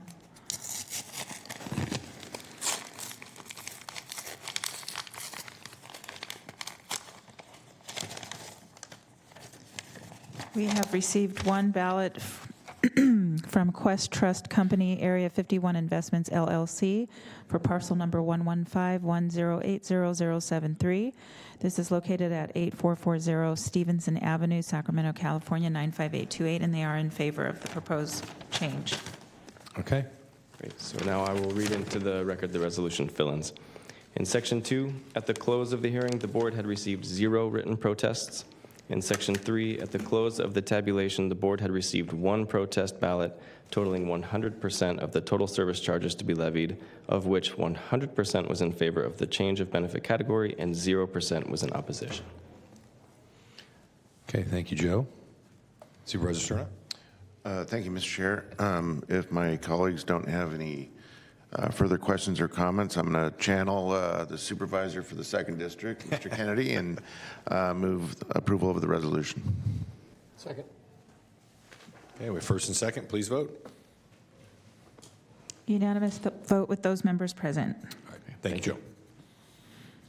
Mr. Chair, I wanted to go on record that earlier today for item 21, we had a caller. They happened to call the wrong queue earlier, and I had put that on the record. And staff was able to talk to Ms. Sandy, and she wanted to record a no vote for item 21. She wanted to show that she was not in support of that. Okay, thank you. Well, it's in the record. Thank you. Okay, so we'll move on to item 32. Item 32, you're acting as the Sacramento Housing Development Corporation. Approval to amend Riverview Plaza Associates Limited Partnership Agreement for the rehabilitation at Riverview Plaza Apartments. Okay. Good morning. Afternoon. Good afternoon. Good afternoon, SHDC Board. My name is Mark Hamilton, and I currently serve as the Director of the Rental Assistance Demonstration Program for SHRA. I'd like to provide a brief background in regards to the asset being affected by the requests being made today. Riverview Plaza is a mixed-use development located at 600 I Street in downtown Sacramento and was originally developed as a tax credit project back in 1989. The residential portion of the building, floors 3 through 14, consists of 123 one-bedroom units and 1 two-bedroom manager unit.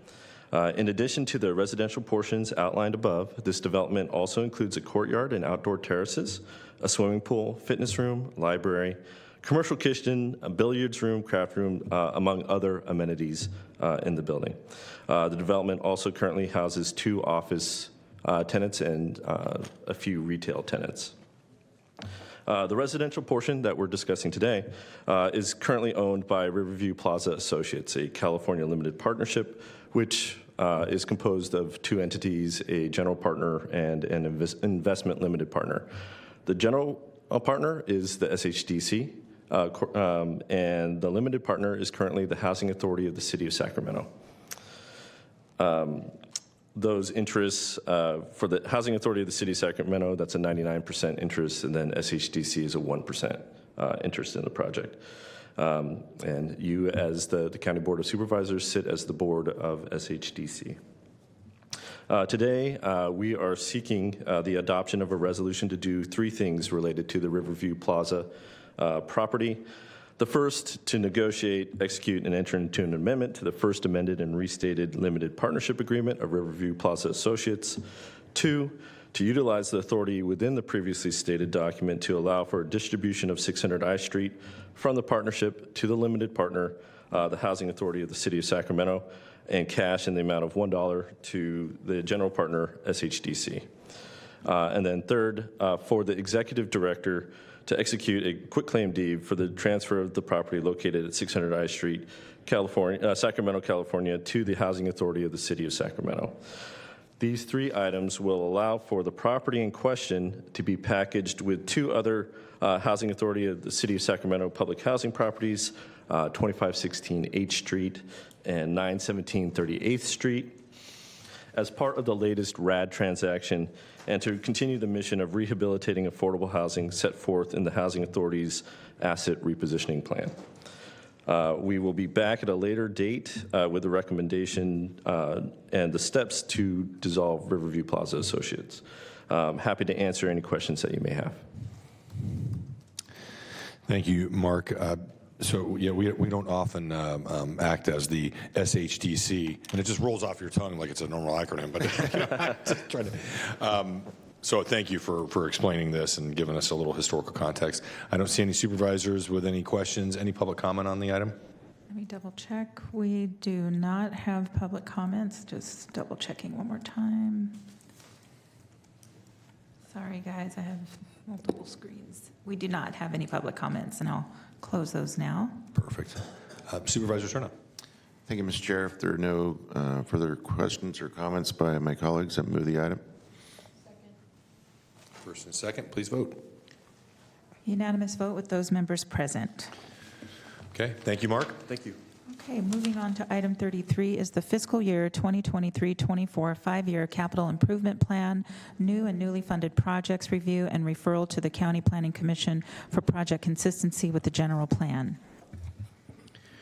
Good afternoon, Chair Desmond and Board of Supervisors. I'm Colin Bettis, the County Debt Officer.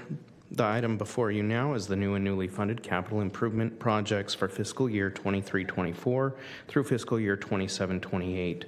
The process this year is slightly different than in past years, in which we are only presenting the projects that would need to be reviewed by the Planning Commission. These projects may have been previously reviewed by the Planning Commission when they were placed into the CIP if they were included on the unfunded projects lists. However, as we intend to fund these projects within the next 5 years, we intend to have them reviewed again to confirm that they are consistent with the general plan. To provide just a high-level review of the projects before you now, the Department of Airports does have sizable new projects included within the plan that are part of the SM Forward plan, which has been presented to the board previously. And you'll note that this ramps up. The majority of the funding is shown in future years. For county buildings and capital construction, the majority of new projects identified are in future years. The largest project is our CCC flood mitigation. For the Department of Transportation, a key project to highlight is the Elkhorn Boulevard Complete Streets project, which kicks off in fiscal year 23-24. At this time, staff is requesting the approval of the item so that these projects may be forwarded to the Planning Commission to review their consistency with the general plan. And I welcome any questions, and each department does have a representative available to answer any questions related to the projects.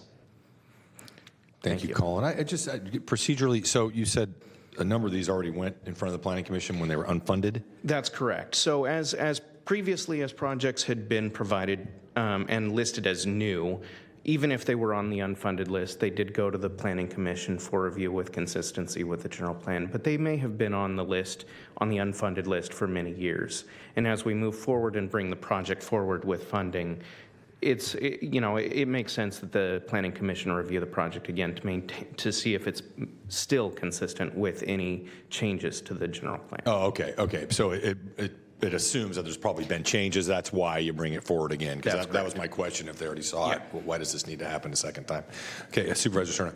Thank you, Mr. Chair. I do have a question about one of the executive airport projects. I don't know if there's for that, we'll have Chris Wimsatt come on. And I promise this is not intended to be some surprise curveball here, but there's been ample discussion over the years about the useful life of that particular airport asset. There have even been suggestions for redeveloping the site as something other than an airport. I'm just kind of curious, what is our staff contemplating when we're looking at the kinds of investments that are on this project summary? I'm looking at attachment 1 here. Things like $1 million for the tower control rehabilitation. I guess what I'm really asking is, at what point do we look at some of these costs as sunk in the short term? Sure. Excellent question. Chris Wimsatt, Deputy Director of Airports for Finance and Administration.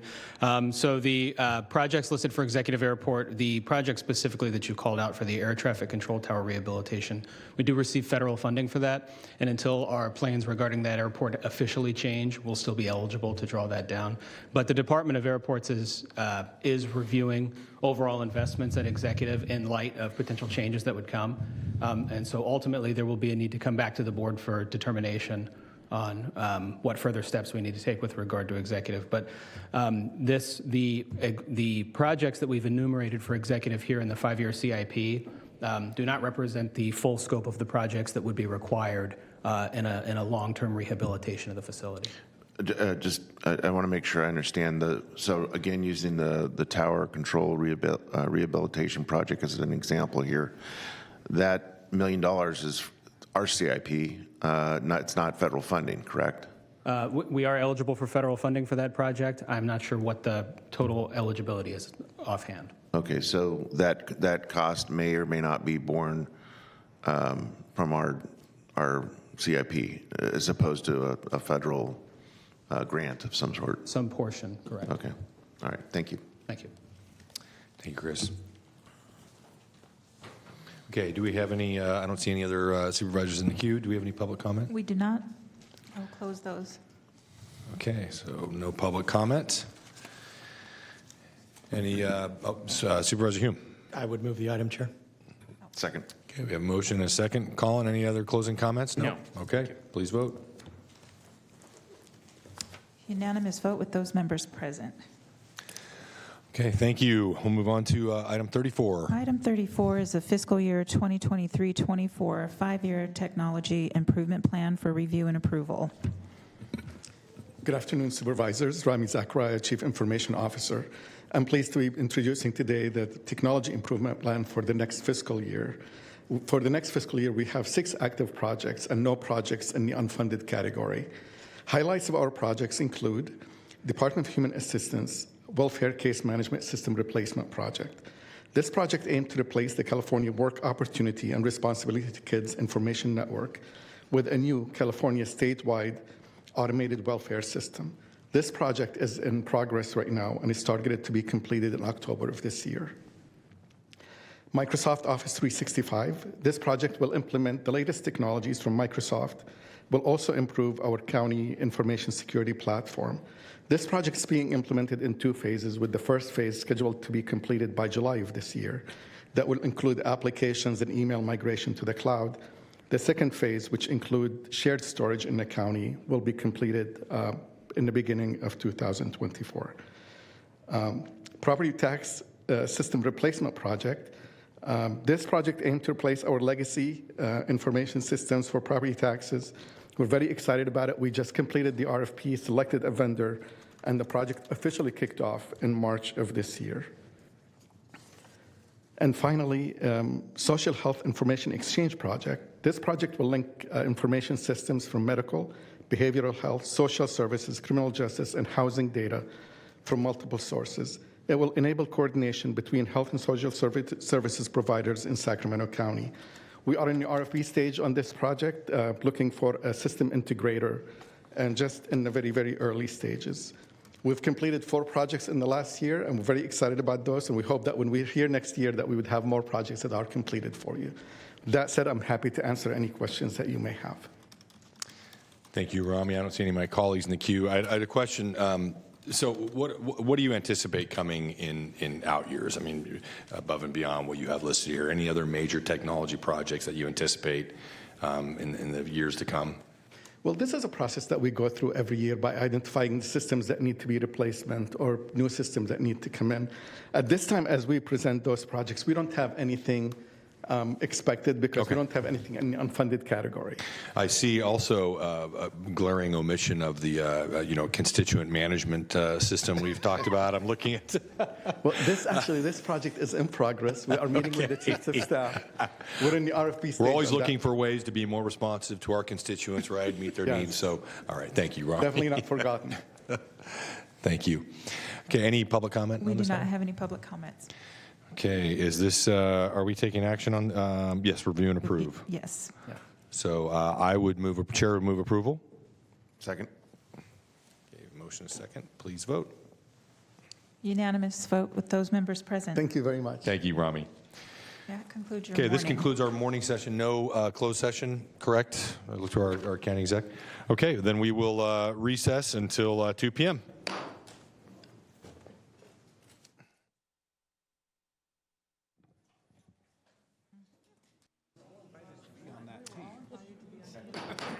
Okay, it's 2:04, and I'll call this afternoon meeting of the Sacramento County Board of Supervisors to order and ask our clerk to please call the roll and establish a quorum. Yes, good afternoon. Supervisor Cerna. Here. Frost. Here. Hume. Here. Desmond. Here. And you have a quorum. Okay, thank you. We'll jump right into our first item for the afternoon calendar, item 35. Item 35 is the Sacramento County Grand Jury Workshop. Thank you, and I'll go ahead and introduce the topic. Board of Supervisors, good afternoon. Eric Jones, Deputy County Executive for Public Safety and Justice. And today we have this item is a workshop and presentation by the Sacramento County Grand Jury about their roles and responsibilities and other information. And I would like to introduce Grand Jury Foreperson Norval Wellsfree to the podium, please. Norval. Thank you. Welcome, and thank you for being here. Good afternoon, Chair Desmond. I brought my own cheering section here. I am Norv Wellsfree, and I have the honor and the privilege of being the foreperson this year of the Sacramento County Grand Jury. And this is the Sacramento County Grand Jury. You know, grand juries are getting a lot of attention these days, especially back east, you know, those grand jury things. That's not us. We are not that kind of grand jury. We actually are included in the California Constitution and also in the Government Code and the Penal Code. So there is a lot of legal support for the existence of civil grand juries in California. We are an independent body serving under the aegis of the Superior Court. We differ from a trial jury. We are not a trial jury. We do not indict. In fact, I recently saw a comment about what kind of juries that will indict a ham sandwich. We don't do ham sandwiches. We primarily investigate civil concerns. We are looking at the improvement of civil services. And for us in Sacramento County. We operate as a committee of the whole, so when you see something come out of the grand jury, it comes out of the entire jury. It does not come from a part of the jury. There are 19 grand jurors, and we also have had 11 alternates. Some of those jurors are carryovers from last year. That ensures continuity and consistency for the jury itself. We also happen to represent all 5 of your supervisorial districts. So one of us is one of your constituents.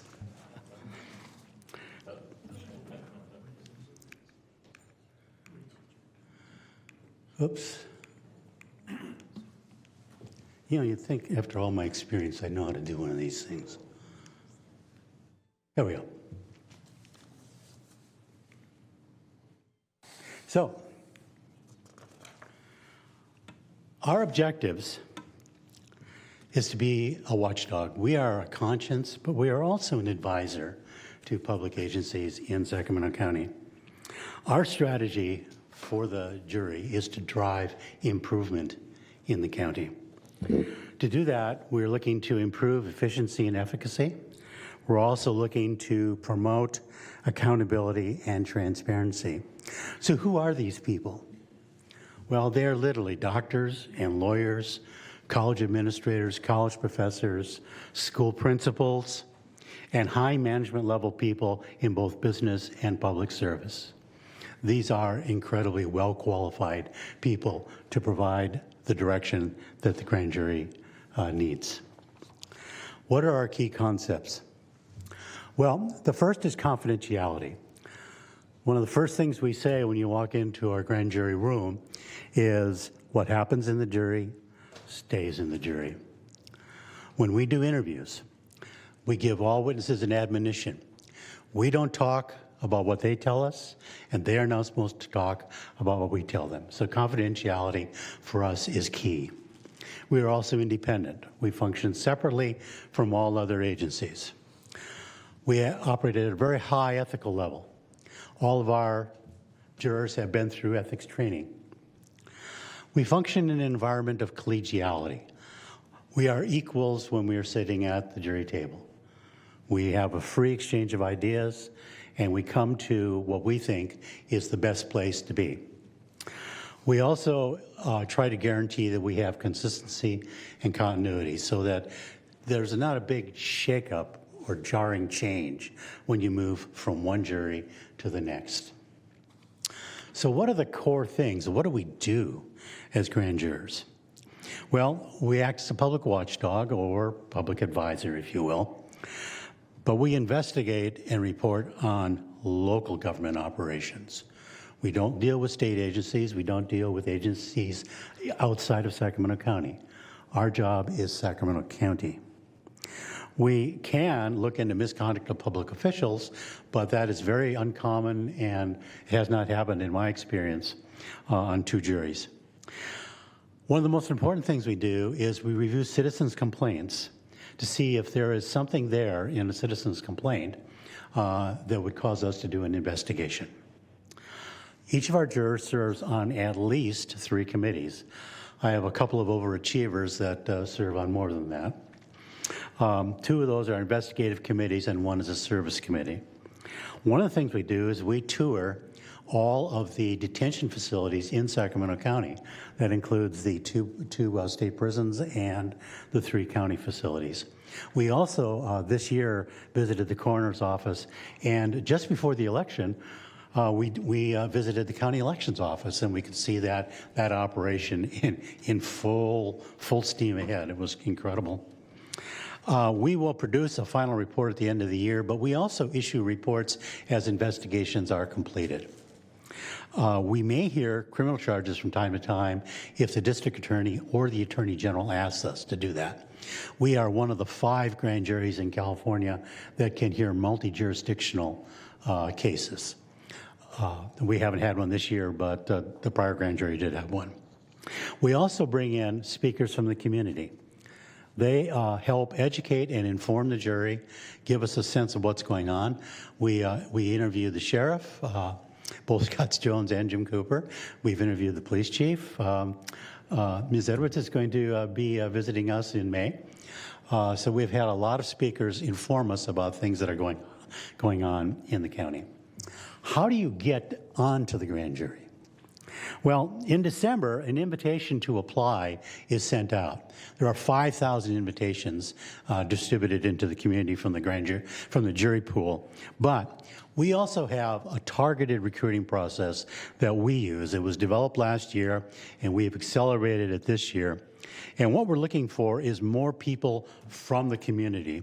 We especially target local community groups and business organizations with a focus on traditionally underrepresented groups. This grand jury had 8 people from traditionally underrepresented groups. The prior grand jury only had 3, so we feel we've had success there. In January, we do an orientation. That orientation says, this is the grand jury, we're not a trial jury, and this is what you would do if you were on the grand jury. Those who decide to continue to go, then go through a short interview process. They do a background check, and then all of that information is passed on to the Judicial Council, chaired by Judge Gaverser, Stephen Gaverser, who then selects the pool for the jury. In June, there will be an empanelment, and that pool that the Judicial Council has selected, they will take a random selection of up to 19 people for the jury itself and 11 alternates. And that will be the jury for next year. How are we organized? Well, we have, as I said, investigative committees and supportive committees. The investigative committees deal with the variety of public agencies that we're going to deal with, and let me go through them individually. Our first is Administrative and Judicial Affairs. This committee focuses on cities and the county, both the departments and the agencies within those functions. So it looks at potentially all 7 cities and, of course, the county of Sacramento. Our second committee is the Criminal Justice Committee. The Criminal Justice Committee is the committee that focuses on criminal justice agencies, the prisons, the sheriff, the police departments. It also is the group that we have that coordinates our tours. We are mandated by the code to visit all of our detention facilities in Sacramento County, and this committee, the CJA committee, is the one that organizes all those tours. They also prepare a public confinement report. This is another thing that the code requires that our jury publish. What is happening in the prisons in Sacramento County?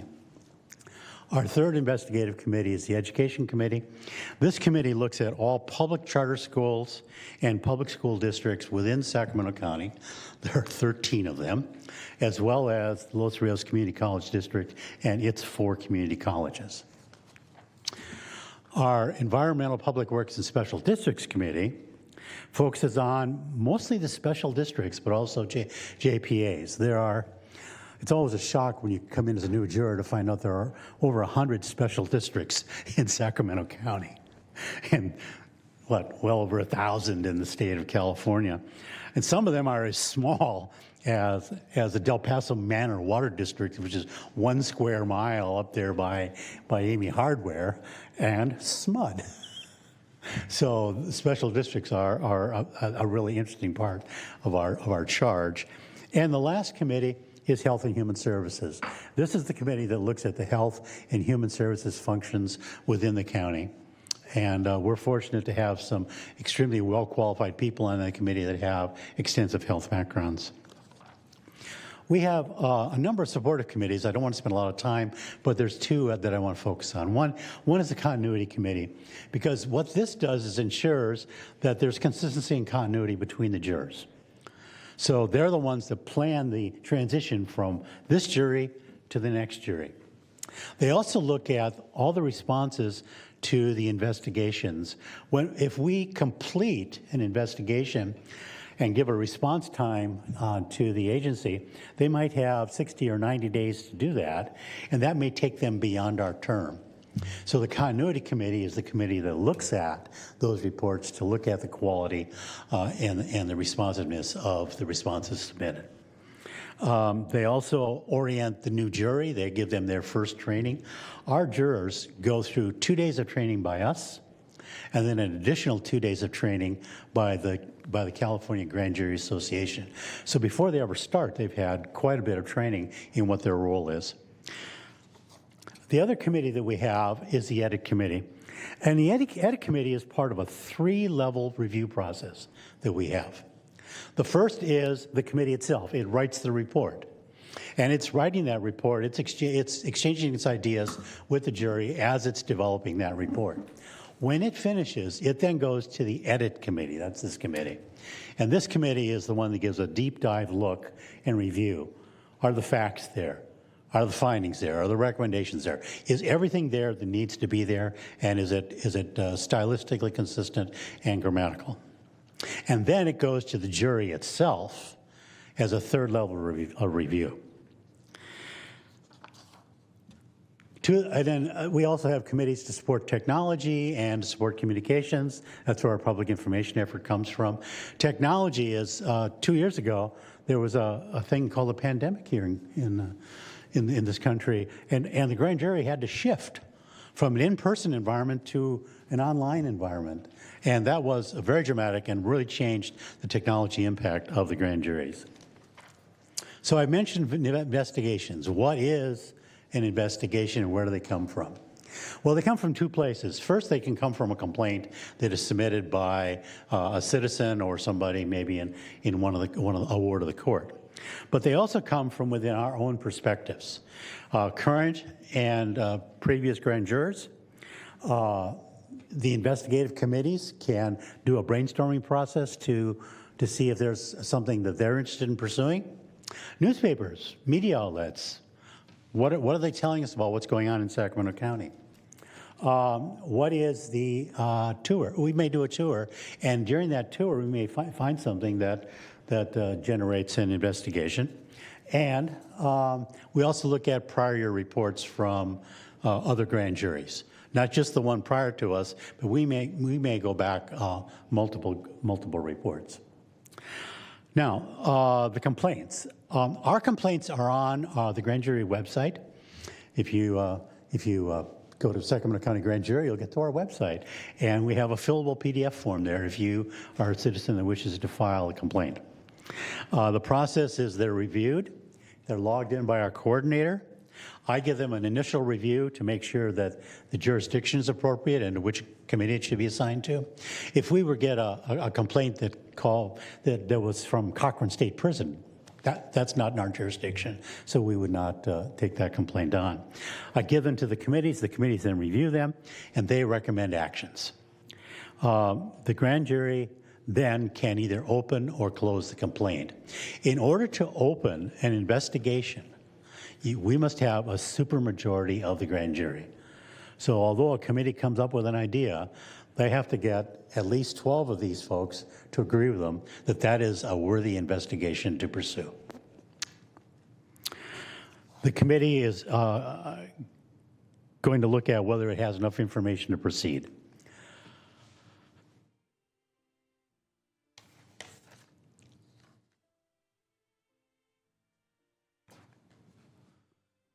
So the investigations themselves, once an investigation has been opened, the committee will then identify what's important. Is this a significant issue? We only have so much resources. There's only 19 of us. We can only do so much. So we look at the significance of what we're looking at. We look at what kind of documents do we need. We look at who do we need to interview. And we propose a timeline for that investigation. The committee will then do the investigation, they'll do the research, they'll conduct interviews, they'll identify the facts, and all facts must be documented. From those facts, they will develop a set of findings, and from those findings, they will develop recommendations. Then they will develop the report, and if the report is going to be approved, again, we're looking at supermajority. At least 12 members of the jury must agree on the report.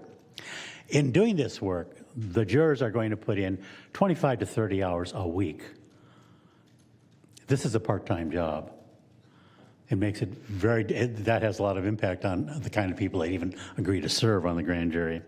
And the work that they do, the research they do is in-depth and comprehensive. I mentioned what kind of people they are. These are a group of people who take their jobs very, very seriously. Part of it is interviews. We do interviews. Some things about the interviews that are important. One is we use the rule of two. No grand juror can talk to anybody without another grand juror present. That ensures, again, that consistency. We have the confidentiality admonition that I mentioned earlier. What the person tells us is held in confidence. None of our reports ever have a person's name in them, ever. And then we have a record of the interview itself.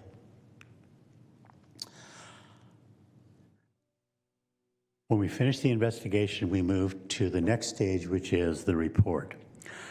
I would say at this point, not all of our investigations result in a report. They'll put in a lot of time on a subject and say, there's not enough there. Or what we thought was a problem isn't a problem.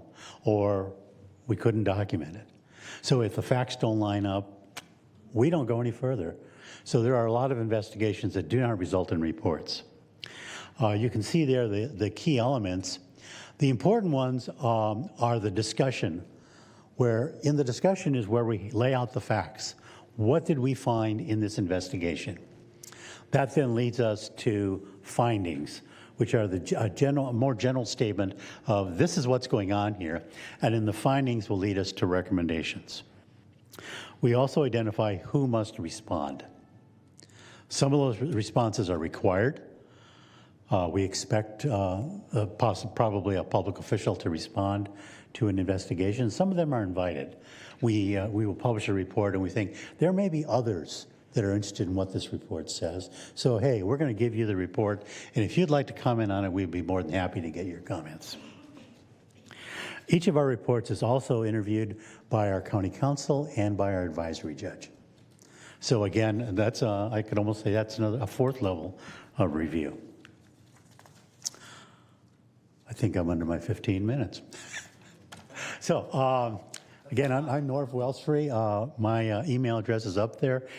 But if you have any questions, I'd be more than happy to entertain them. Thank you, Norv. This is great. I do have Supervisor Frost, Supervisor Cerna in the queue. Was Andy going to also present, or no? You're the only presenter. Okay. Well, this is great. Then we do have some questions for you, and thank you very much for that presentation. And I hope at the end of this, maybe you can link your presentation or maybe your PowerPoint to the website. I think that would be really helpful, because one of my rationales for asking you to come today is so the public can be more educated about what you do and the importance of it. So that will happen. Supervisor Frost. I just want to say that I testified before the grand jury, and it was super intimidating. It was a big, long table, and I'll never forget it. I never forgot it. In fact, I never said a word. You convinced me I wasn't supposed to talk, and I didn't. But thank you for the work that you do. And I just have a couple of questions. On the jurors, do you alternate like half at a time for continuity then, or twice a year, or each year half of the jury, or one term ends? Do you alternate terms, I guess is what I'm trying to say. I'm not saying it very well. The short answer is no. Okay. I served on, I'll give myself as an example. I served on the last grand jury, which happened to have an 18-month term.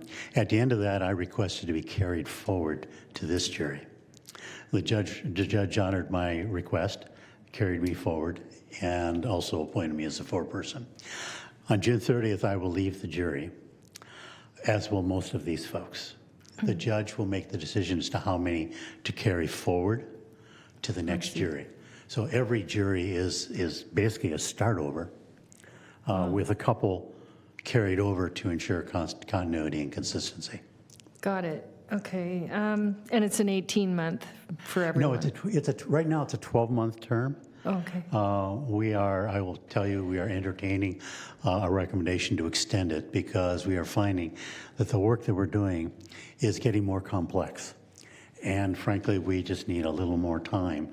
It's very difficult to identify an issue, conduct an investigation, and write a report in the 12 months that we have available.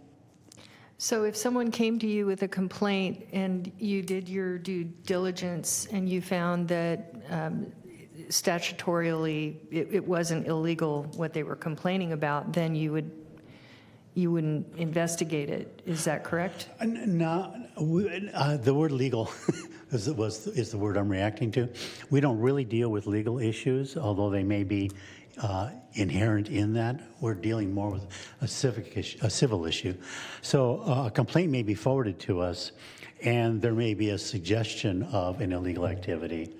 But what we look at is the surrounding element about it, and see if there's a reason to, if we do an investigation.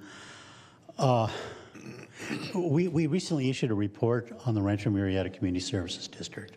I heard. And I'm glad that you heard.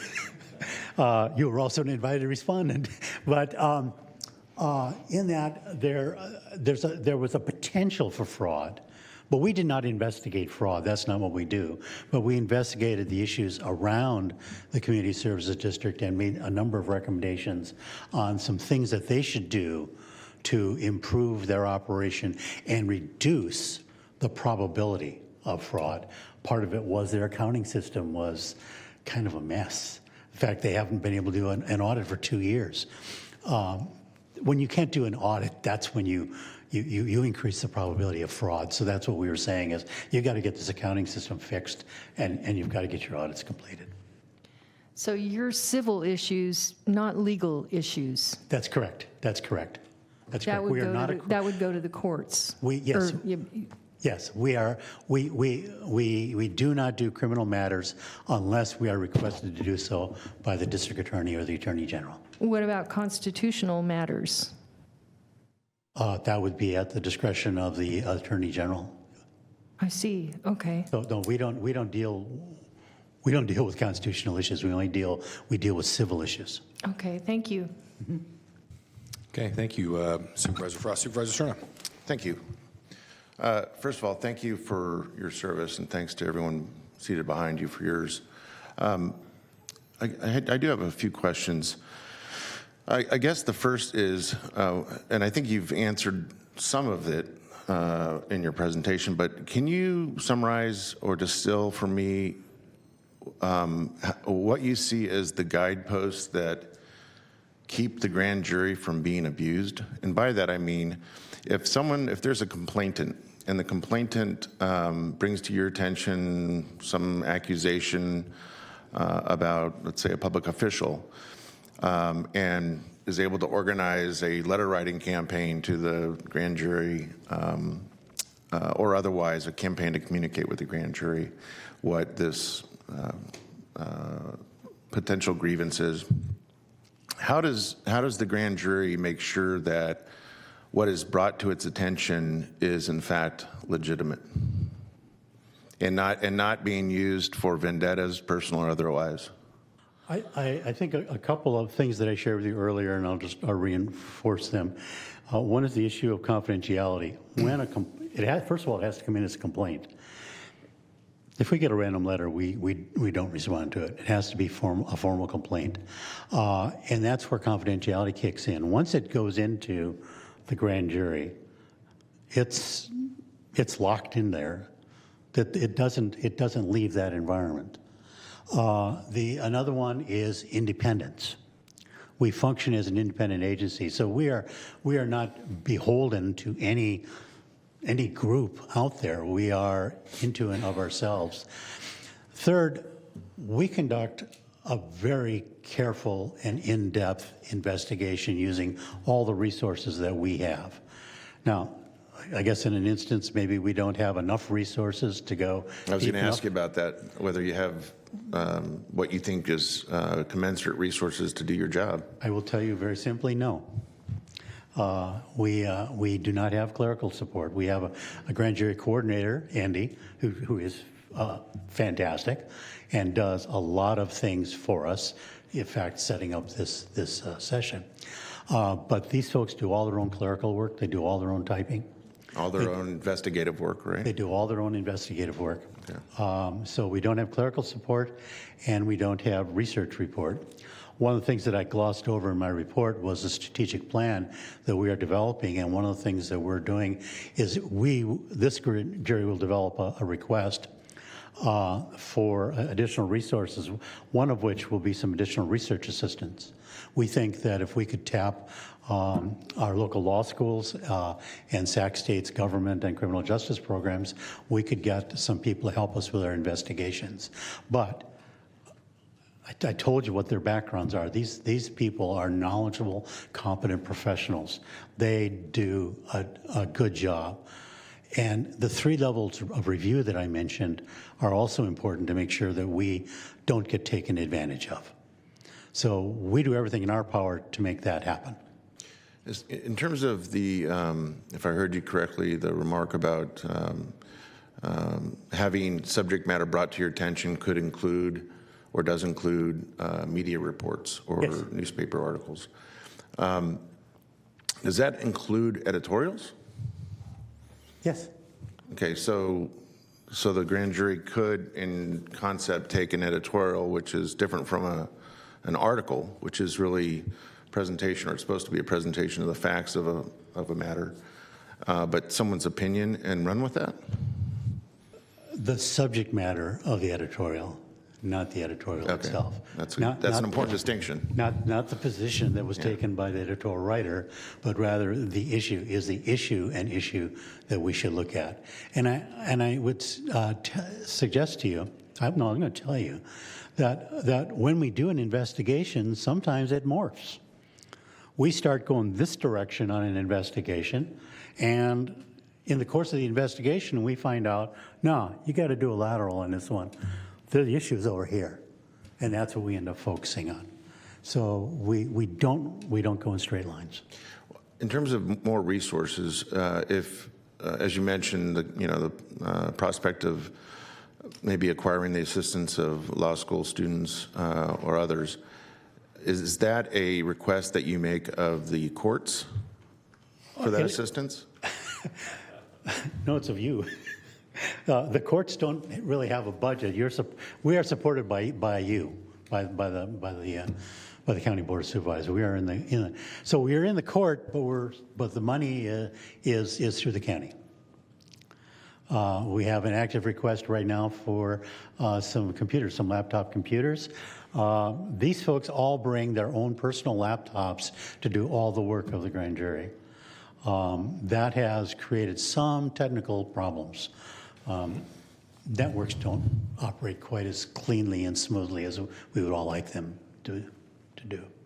Is it fair to say that from grand jury to grand jury, you have different component volunteers that make up the jury in a given year? That I don't know, I want to be sensitive here, but the level of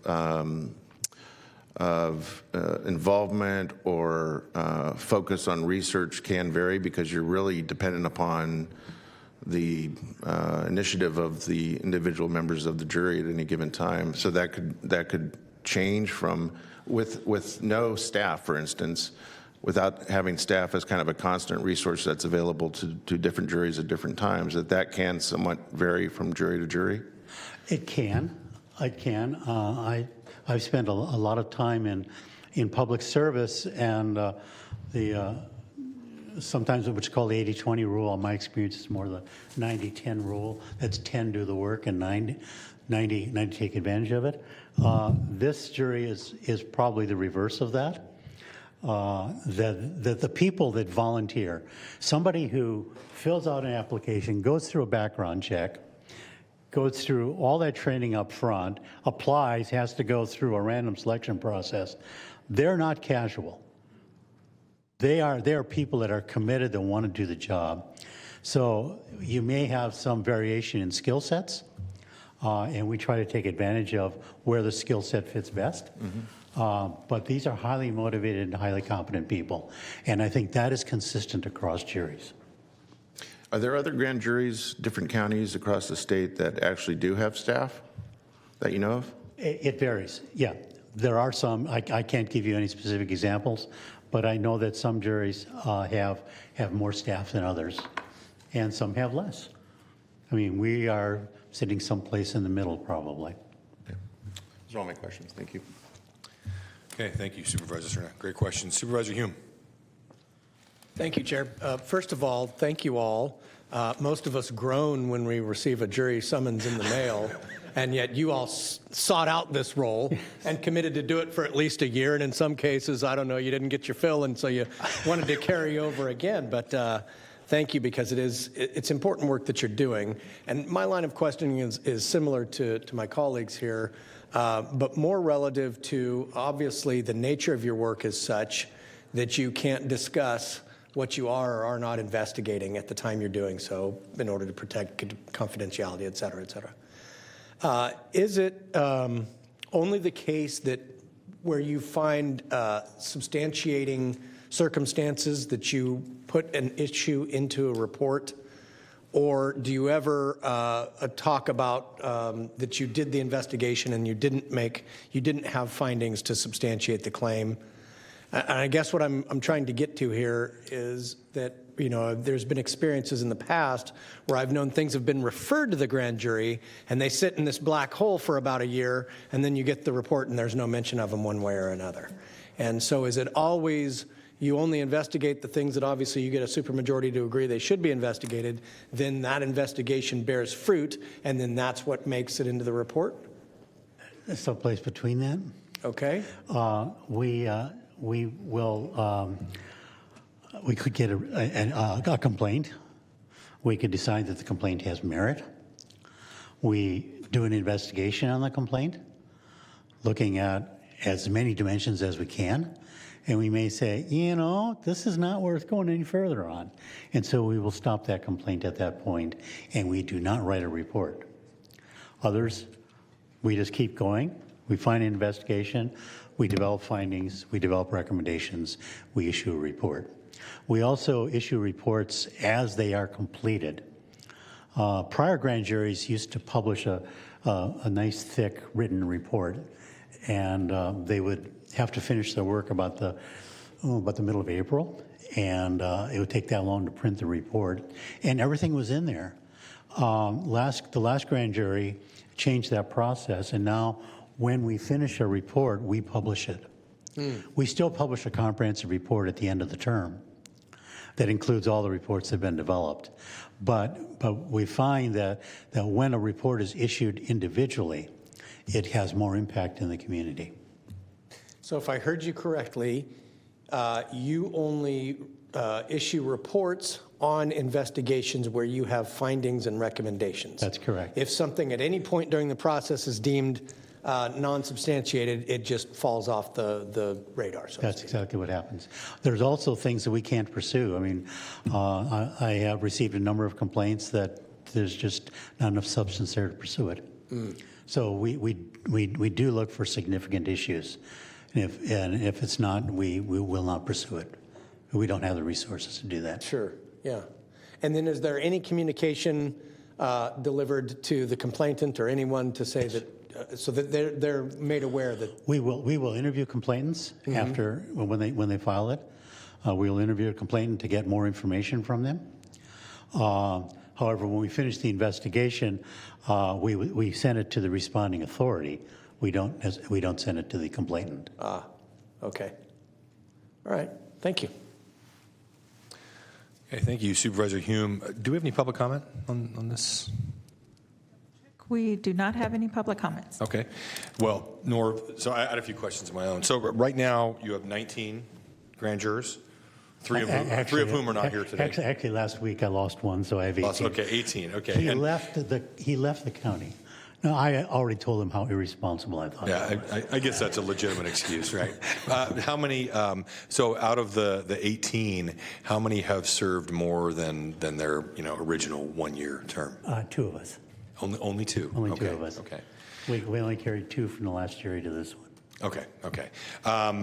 And I too had the opportunity to appear in front of the grand jury, and it is an intimidating experience, but it was very good, and it made me understand the grand jury much better, the purpose, the independence, the thoughtfulness, certainly of the investigations that you undergo, and I'm really I appreciate some of the questions from my colleagues up here today, both in terms of understanding kind of that level of independence. And for me, I'm very happy to hear that it takes 12 out of the 19 or 18 right now to decide to move forward with something. I mean, that to me is very important. And in terms of the special districts, one of the first, I think, work products that I became familiar with was the Del Paso Manor Water District grand jury investigation. And, that has really had an impact in some things that we are doing, that some of the other water districts in my supervisory district are doing and trying to remedy that situation. So I very much appreciate that. But the special districts are a challenge. I think there's 9 different park districts just in District 3 in the county, but in terms of you mentioned obviously your staffing, that Supervisor Cerna certainly has planted a seed, I think, for several of us when it comes to staffing and support.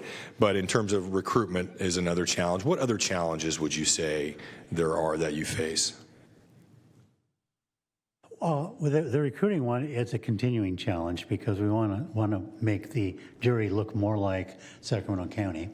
So that's a continuing one. Public information is a challenge for us because people think of grand jury and they immediately go back to Washington, D.C.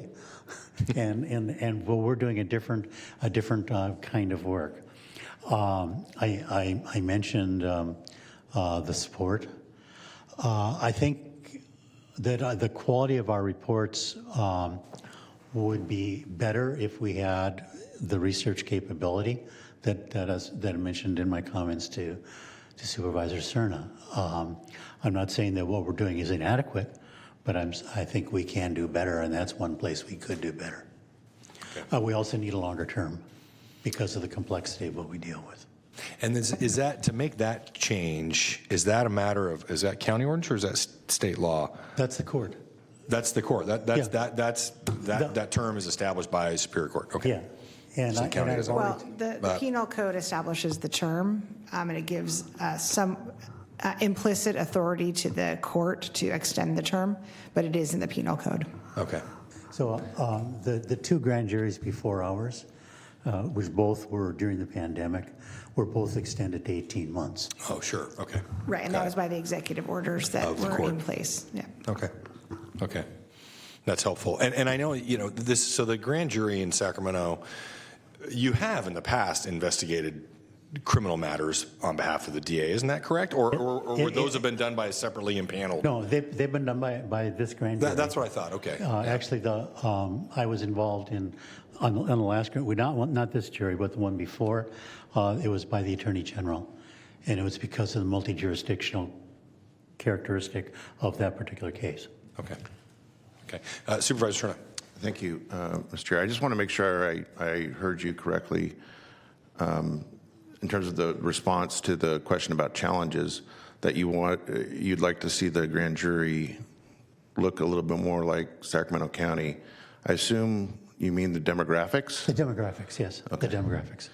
Would you say that it's probably not just unique to this grand jury, but that there's some self-selection that is at play just based on the fact that some folks have the ability to give it the time and attention that serving on grand jury deserves, and without trying to paint with too broad a brush here, perhaps a younger set doesn't have that time to give? That unfortunately is true. When you look at 25 to 30, and if you're in the middle of an intense investigation, maybe more, most people don't have that personal discretion. There are some people who work for themselves. They're independent contractors.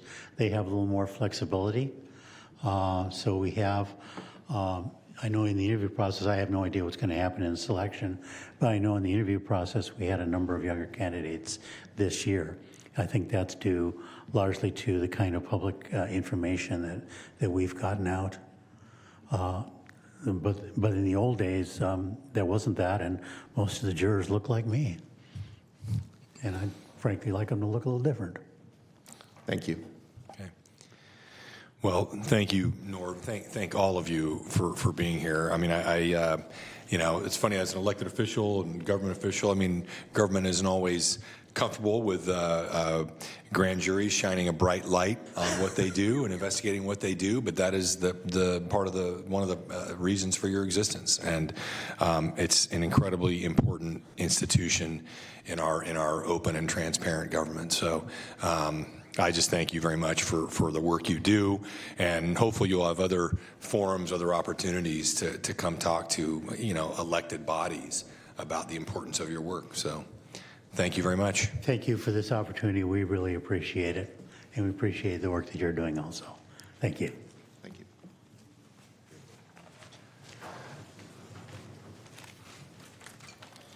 Okay, we will move on to item 36. Okay, item 36, authorization for the issuance of bonds to refund all or any portion of the County of Sacramento taxable pension funding bond series 2008 in an amount not to exceed $340 million, and approval of related documents and a new swap agreement. And a new swap agreement and related actions, including and all actions necessary to address the discontinuation of the London Interbank offered rate as it relates to the taxable pension funding bond series 2008 and a related swap agreement. Okay, Colin, good to see you again. Good afternoon. Yes, thank you. Good afternoon, Chair Desmond and Board of Supervisors. And sorry for the long title of this item. The item before you now is the recommendation to authorize the issuance of bonds to refund all or any portion of the County of Sacramento taxable pension funding bonds, or POBs. Approval of the related documents and a new swap agreement. And finally, approve all actions necessary to address the discontinuation of LIBOR as it relates to the POBs and related swap agreement. To provide some background, in 2004, the county was looking at an estimated unfunded accrued actuarial liability of $420 million. And to solve this unfunded liability, the county issued the 2004 pension obligation bonds on July 1, 2004, and entered into a swap agreement to hedge the majority of the variable rate bonds. In 2008, the county issued the 2008 refunding POBs to refund a portion of the 2004 bonds. The 2008 bonds were issued as variable rate bonds tied to the 1-month London Interbank Offered Rate Index, or LIBOR, with a final maturity of July 10, 2030. Similarly, the swap was also tied to the 1-month LIBOR. LIBOR is now expected to terminate after June 30, 2023. The documents for both the 2008 bonds and the related swap never contemplated the demise of the LIBOR index. Federal legislation was enacted in March of 2022 that created different computations of a successor index, the Secured Overnight Financing Rate, or SOFR, including a specified spread adjustment.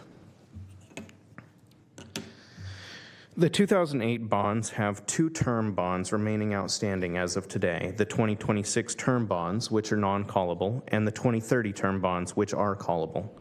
For the 2026 maturity, the county has been in contact with a single bondholder who also wishes to keep the bonds and the swap matched, as they have a swap outstanding on their end as well.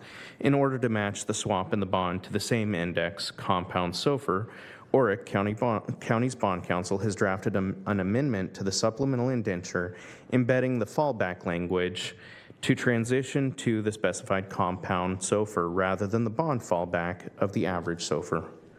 For the 2030 maturity, the county issued an RFP for the full refunding utilizing a private placement option for the bonds and received competitive bids, with Bank of America edging out the competition and providing the best solution for the county. I'll note at this time that the not-to-exceed amount of $340 million contemplates the full refunding of both the 2026 maturity and the 2030 maturity, including a premium that would be paid to the holder of the 2026 maturity. However, the numbers represented throughout the presentation and the financial analysis assume a more likely result of a bifurcated solution. In this solution, we will refund and call the outstanding 2030 maturity of bonds and amend the swap to match the new refunding bonds, as well as issue a new swap for the amount of cost of issuance, as well as the remaining $12.36 million of unhedged bonds. The result of this transaction will be approximately $9 million in net present value savings and a debt cost savings of 0.98%. In addition to the solutions listed above, Merrill Lynch, the current counterparty to the swap, has asked the county to replace the current counterparty of the swap with Bank of America, and they will pay $85,000 in attorney fees to effectuate that transfer. Finally, due to the uncommon nature of utilizing a swap fallback provisions rather than bond fallback provisions for the 2026 maturity, staff is recommending entering into a calculation agreement with Evercrest Advisors, the county's swap advisor. This concludes my presentation. We have Sarah Hollenbeck and Nick Jones from PFM, the county's financial advisor, Peter Clerk of Evercrest Advisors, the county's swap advisor, and Jenna McGann of Oric, county's bond counsel, as well as Holly Vocal of Bank of America in attendance today, should you have any additional questions. Thank you, Colin. I'm glad you didn't show the rest of the slides, the details and the results. You know, just 2 years ago when I started, both my eyes would have been glazing over. Now it's just one. So I just want, Supervisor Hume. I just wanted to say, what say you, English major? No, I have no questions, except to note I didn't hear, and I think this is an important piece of all of this, is there's an estimated $9 million in savings by doing this? That's correct. For the 2030 maturity, we estimate that there will be approximately $9 million in net present value savings over the remaining term of the bonds. Okay, so I just want to point that out for the members of the public, that we don't have these discussions just to improve the supervisor's sleep patterns.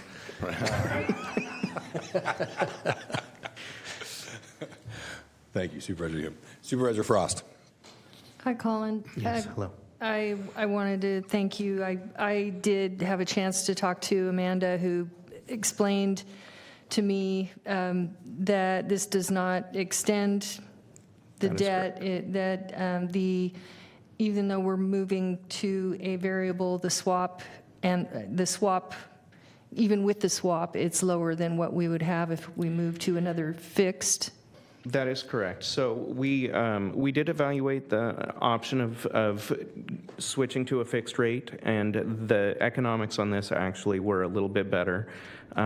So these were in variable rate mode. They will continue to be in variable rate mode, and we are actually reducing our interest rate risk by adding this additional swap for the remaining outstanding portion.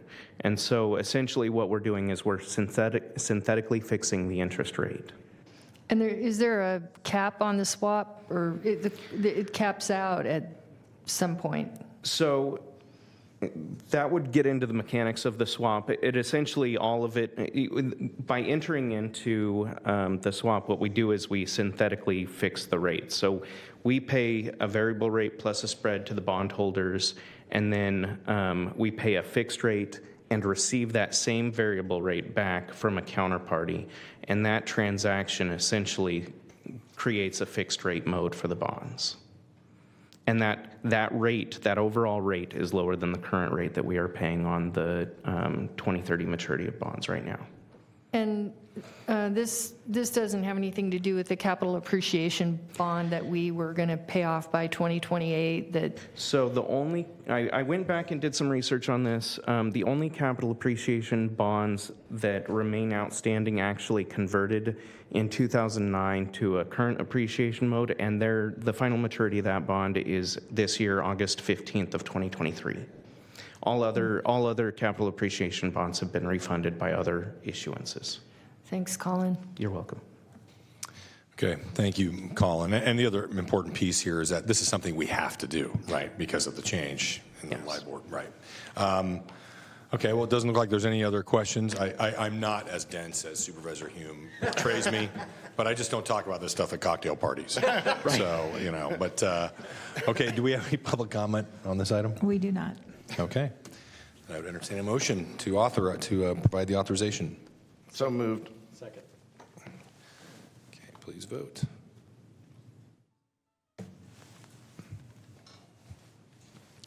Unanimous vote with those members present. And was that Mr. Cerna and then Mr. Hume? Sure. Okay, thanks. All right. Okay, thank you. That brings us to item 37. Yes, this is the California State Association of Counties at-home presentation.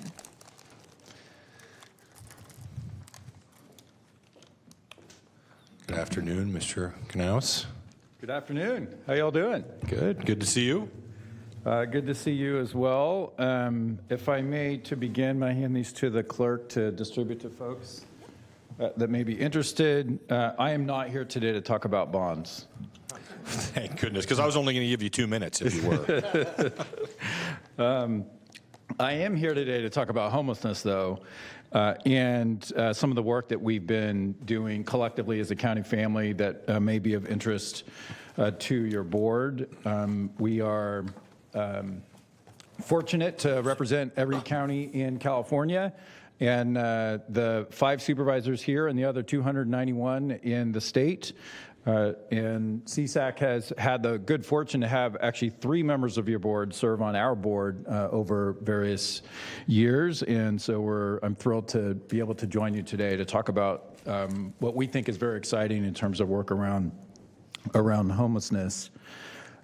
We, over the course of the better part of the past year, have been trying to think differently about homelessness, recognizing that this is the most significant crisis that California faces. It is the #1 priority in most communities at the state level, at the county level, at the city level, and on the part of a number of residents in counties. And frankly, what's been in place for a number of years is insufficient to meet the expectations in most communities. And counties do not have the tools necessary in order to navigate through it on their own, and neither do cities, and neither does the state. It takes all of us in order to make progress and to make considerable change in communities. That's where we really begin with our work, looking at significant investments that have occurred over the course of the past several years, beginning with Governor Brown's last year in office and through Governor Newsom's term.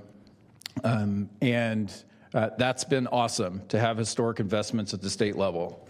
But there are some fundamental things that are missing in terms of what exists in terms of the structure around homelessness, and we're going to talk about some of that today. The first is that there is no real system, and as basic as that may sound, and as shocking as that may be to many folks throughout California, there is absolutely no system to address homelessness in California. It turns out there's also no system to address homelessness in any other state in the country, and that's where we can make a difference. There is the attention, the focus. There are at least some resources, although they need to be on a more ongoing basis. And there's a lot of expertise and passion around making change and doing something that is different around homelessness. And that's essentially what we are seeking to do. We also have a model in place in California where we do not have accountability that is linked to authority, to resources, to flexibility, and what different levels of government can do. So there are levels of accountability. They're just completely detached from how the revenue flows and who has what level of authority. And frankly, that's unacceptable to make real progress on homelessness here in this state. So back in September of last year, our board adopted a set of homelessness principles which serve to guide our work in developing a comprehensive plan to address homelessness in California. We did that by first asking all of you and your colleagues all across the state what's working, what's not working, what are the barriers that folks are facing, how can we make change in a way that would be positive, recognizing where there may be opportunities for policy recommendations for streamlining. And so we received a robust amount of information from every county in California. We then sought to map out what is currently in place related to homelessness, programs and funding that are out there. And what we learned was it's a mess. There are dozens and dozens of different programs and funding, all well-intended, built over decades, that do not interact with each other. And so you have a situation like what exists in Santa Cruz County, where they have a rapid rehousing program that requires 10 different funding streams, all with different reporting requirements and limitations attached to them. That is not a way to make progress in a community. We need to do something that is drastically different than that. And so that we learned that through the homelessness inventory, and then we created a homelessness action team of a number of supervisors from throughout the state, urban, suburban, rural, to serve as a political and a policy sounding board over things that could work, things that may not work, and how to steer ourselves forward. And then we pulled together about a 45-person group of county practitioners, department heads, a number of county administrators to assist all the relevant county associations and others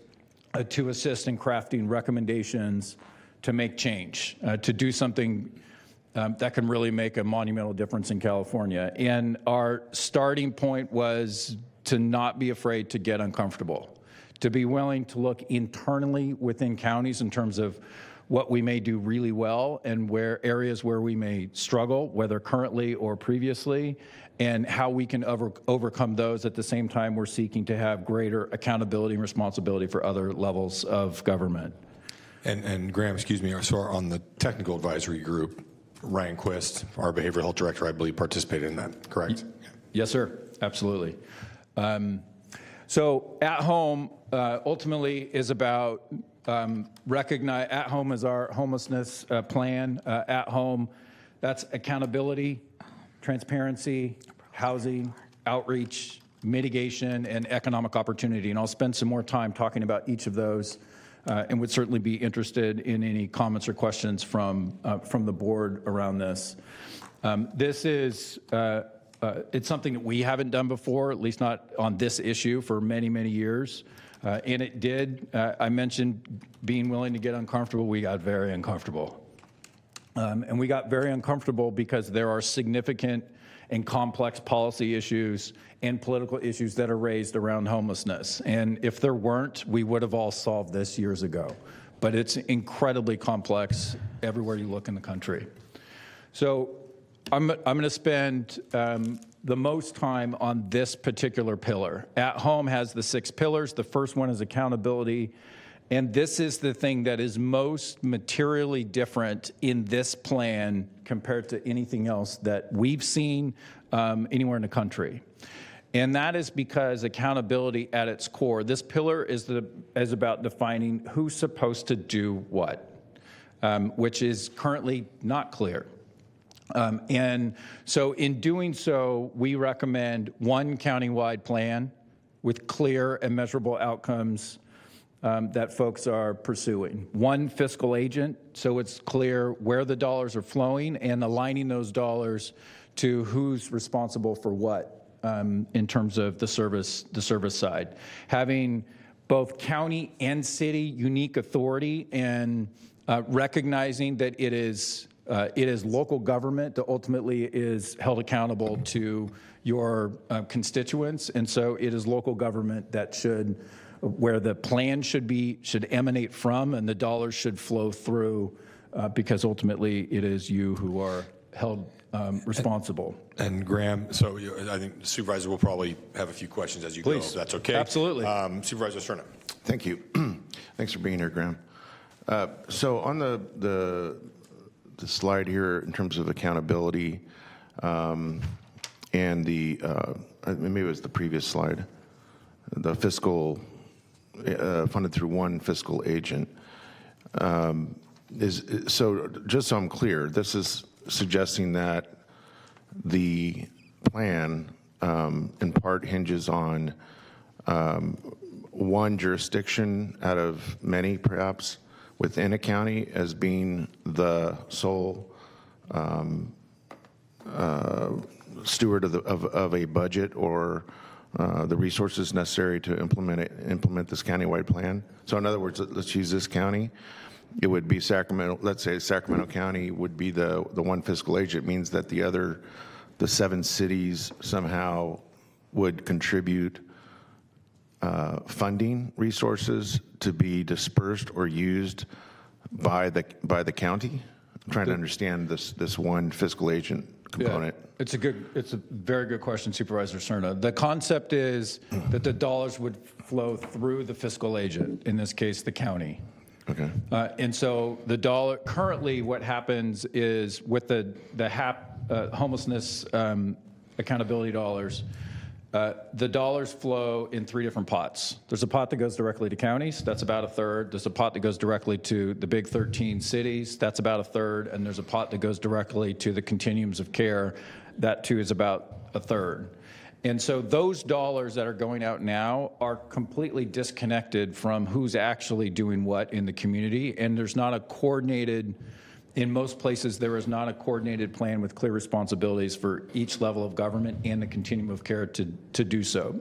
So having one fiscal agent would have all of those dollars flow through the county, but aligned to who's doing what. And so if it's the combination of the 7 cities in Sacramento County that are doing 2/3 of the work, they get 2/3 of the funding. That's how that would work. The county would simply be the agent in which the dollars are flowing through as a central portal, but linked to one plan that is developed within the community. And there are some of those have existed over the course of the past few years as some counties and cities have combined with their, in terms of what their plans are that they're submitting to the state, but it's not required. It rarely includes the continuums of care in terms of whatever responsibilities they may be taking on. And to have real accountability, there first needs to be clarity about who's doing what, and to put that all in one document in terms of this singular plan, and have the dollars flow right through that plan. Okay, thank you. Yes, sir. Okay, I mentioned clearly defined roles and responsibilities, so I'm going to get a little bit more specific here. The recommendation in terms of who does what for within the accountability pillar is includes having cities be responsible for funding, standing up, siting shelters. Same for transitional housing, siting permanent supportive housing. And for counties to do exactly the same in the unincorporated areas, in areas where there's a significant homelessness population. You are one of the very few counties in the state with a large, more suburban, unincorporated population. And so that second bullet there is probably more relevant in Sacramento County than it is in a number of others.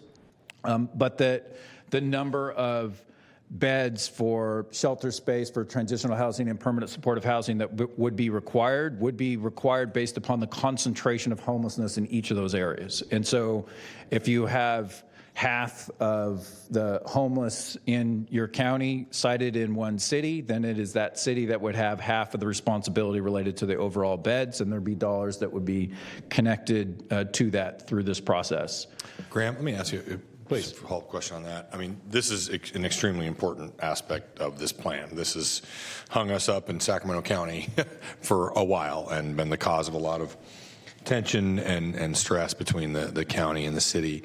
And we were just having a discussion yesterday with our friends at the city about this very issue, just really struggling with whose responsibility is it to provide sheltering, you know, in the city or the county. I mean, certainly the county has the obligation to provide the supports no matter what the operation is, whether it's transitional or shelter or permanent supportive housing.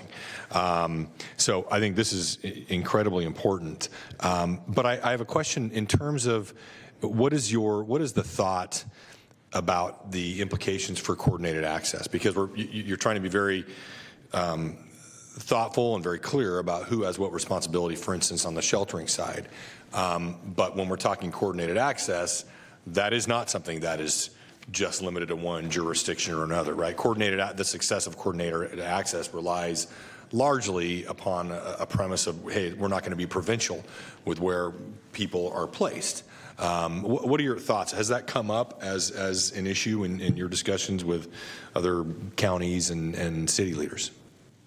Yeah, I mean, the details matter in terms of how that would play out. I mean, looking at the thought is that we begin with at least the point in time count, which is imperfect. I think we all agree that it's imperfect, but we at least have a starting point of that would determine the front end portion of where the dollars are going, and then the coordinated, that would essentially go into a pot of funds, and your coordinated entry program would function in the way that it does today. So these are the kinds of details that would need to be worked through within this countywide plan.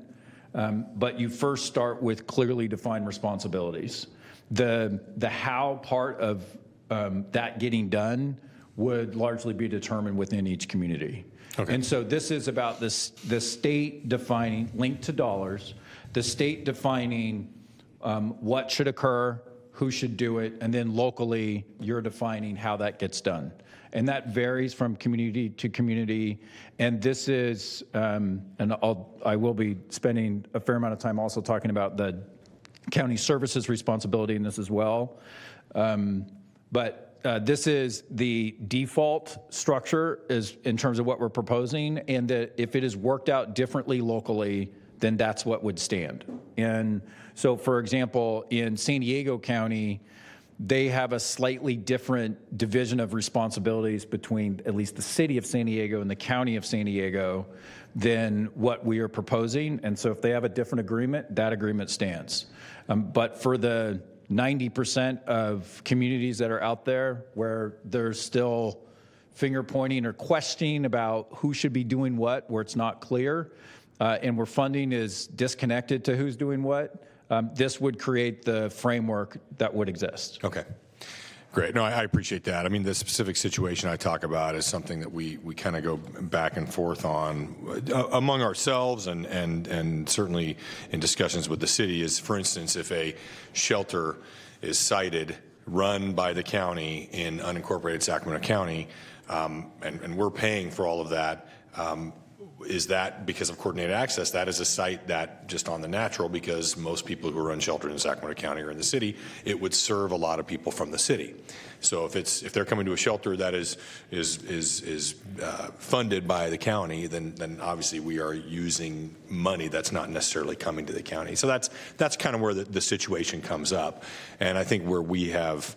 I think with the city, what we have agreed to, we've obviously agreed to a lot of things in this city-county partnership agreement, but is that wherever a shelter is sited, there will be a prioritization for the surrounding area, but because that shelter will be in coordinated access, obviously it would not be exclusive to that area, if that makes sense. That's just some of the discussions we're having. And I asked Lisa Bates from Sacramento Steps Forward to be here today. Maybe at the end, Lisa, I think I might ask you to comment a little bit about our local homelessness action plan and kind of how it relates to this CSAC initiative. So thank you, Graham. Yep, you're welcome. Let me talk about encampments for just a second. Under this structure, cities would be responsible for encampment cleanup and sanitation, and the outreach for those encampments would be determined locally. That looks different from place to place. And that could be done. Even in your agreement, there's an element of the health plans being involved. So it could be something that comes from them. It could be something that's done by the cities. It could be something that's done by the county. It's going to vary from place to place depending upon the level of infrastructure and how folks divvy that up. So we leave that one open.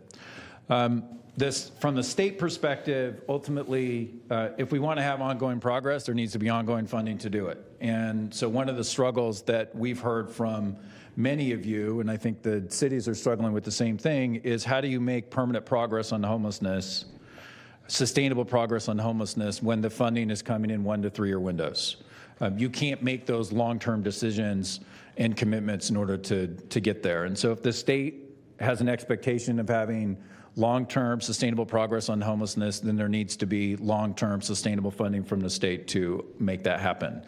So we are recommending that maximum local flexibility, and this is a critical place sort of to get out of our own way.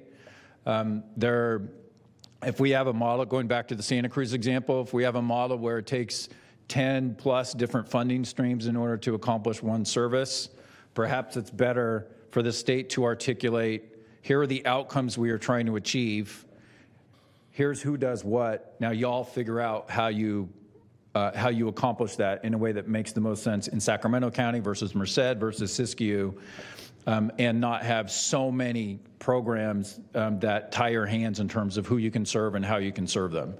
So arguing for maximum flexibility there.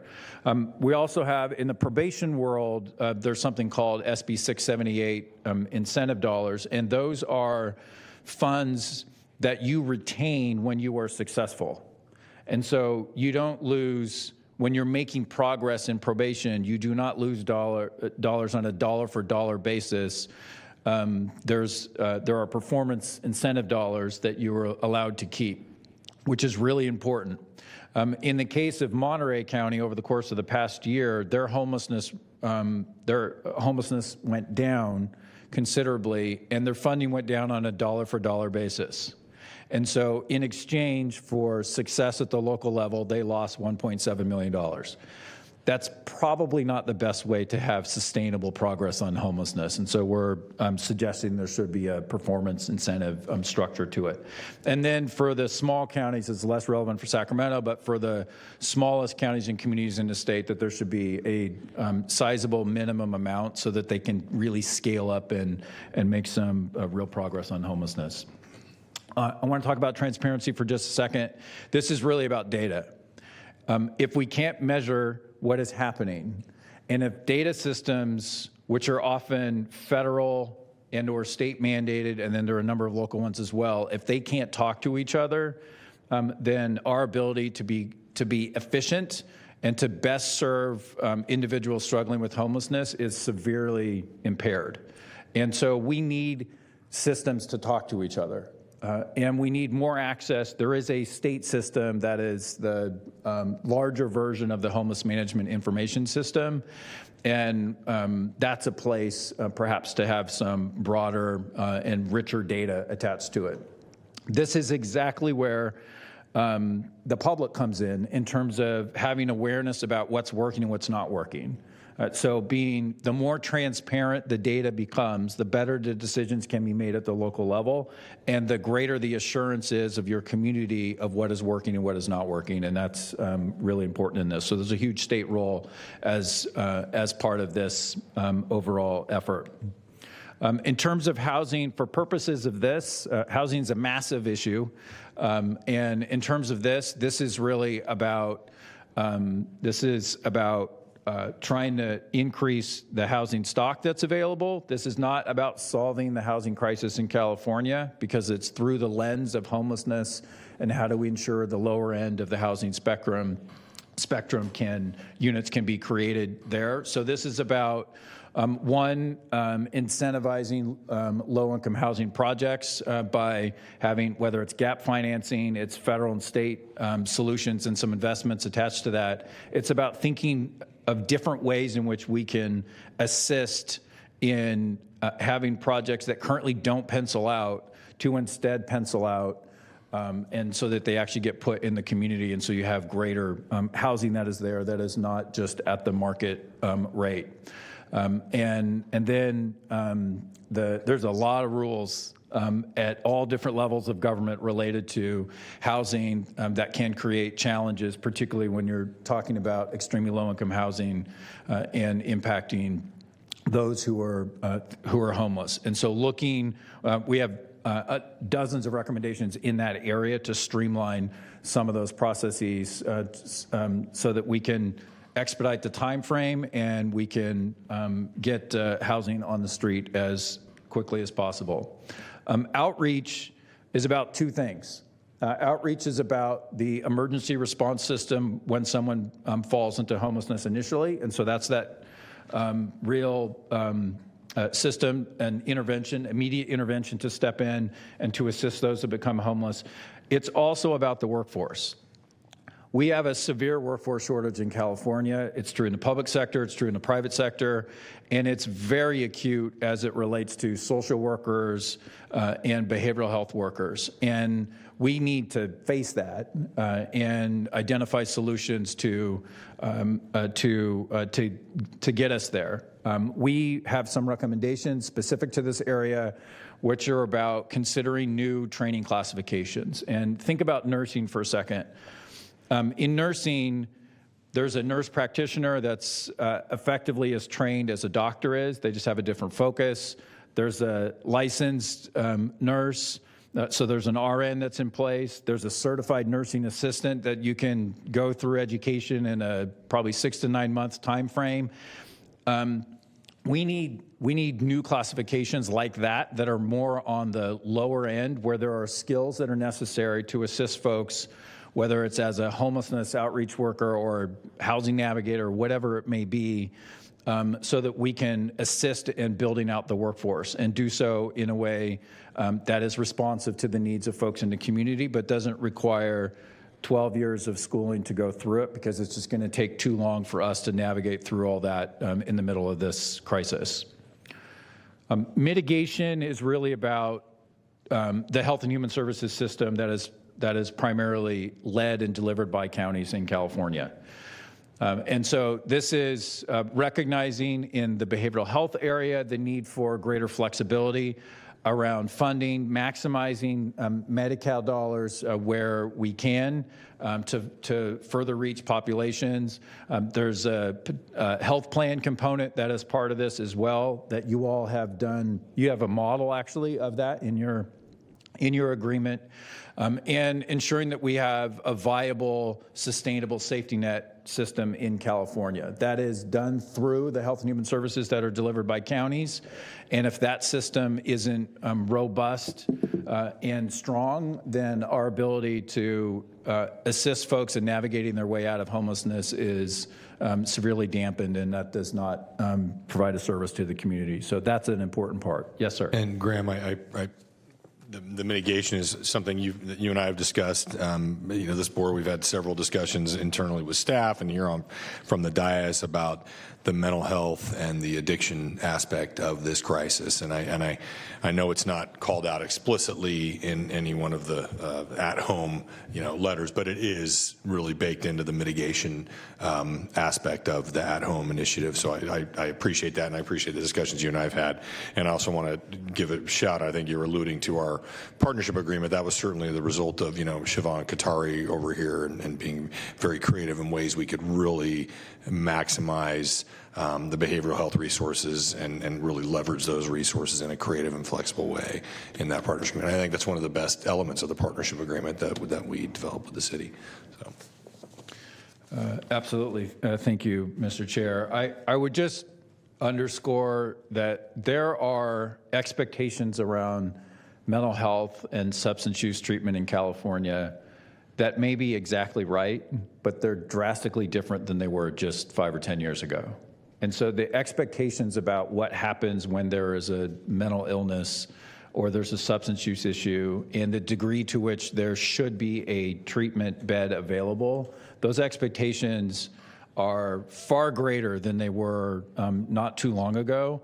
And that's probably right.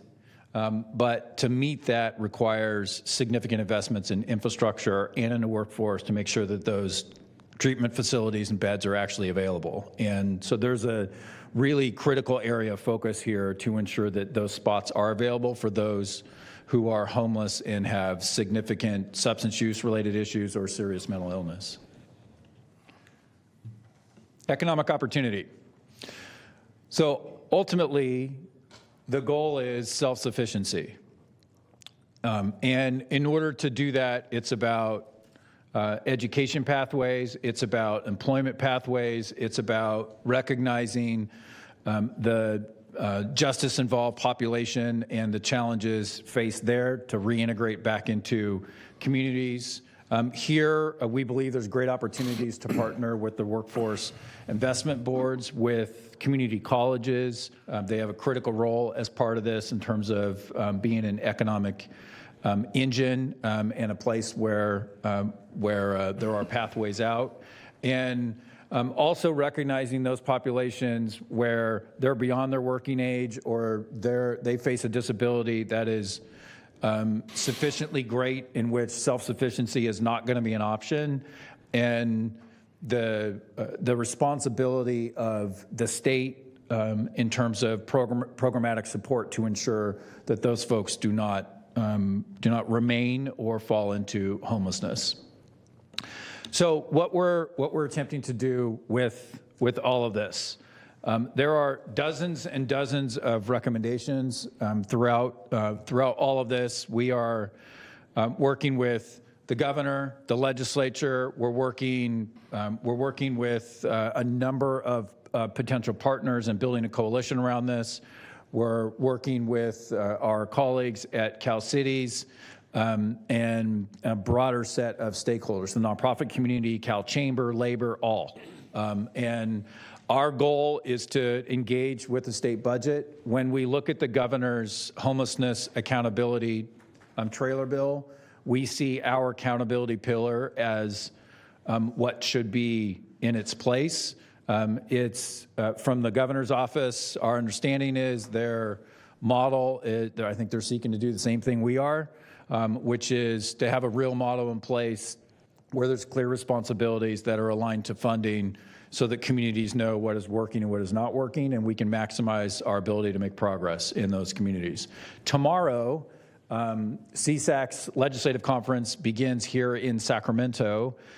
We look forward to seeing Supervisor Desmond as part of that in terms of a welcoming of the conference, or at least at our joint session, which we will have on homelessness with Cal Cities.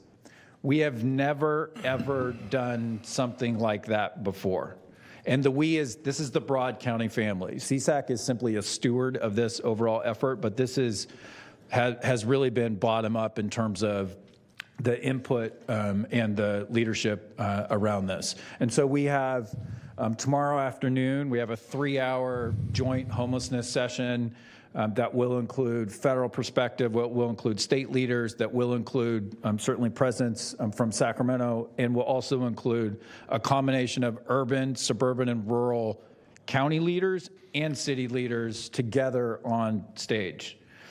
Talking about the importance of collaboration, talking about how we need to work together in order to make considerable progress on homelessness. For CSAC as an organization, we see At Home as the pathway to get there.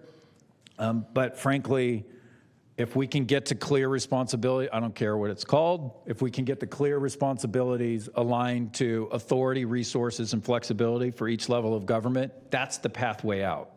And so we've proposed a version of that that has received a very good reception in nearly all corners that we've had conversations with, and we intend to build a coalition around that very thing. Before I move on, Mr. Chair, it looks like you had a question. Supervisor Cerna has a...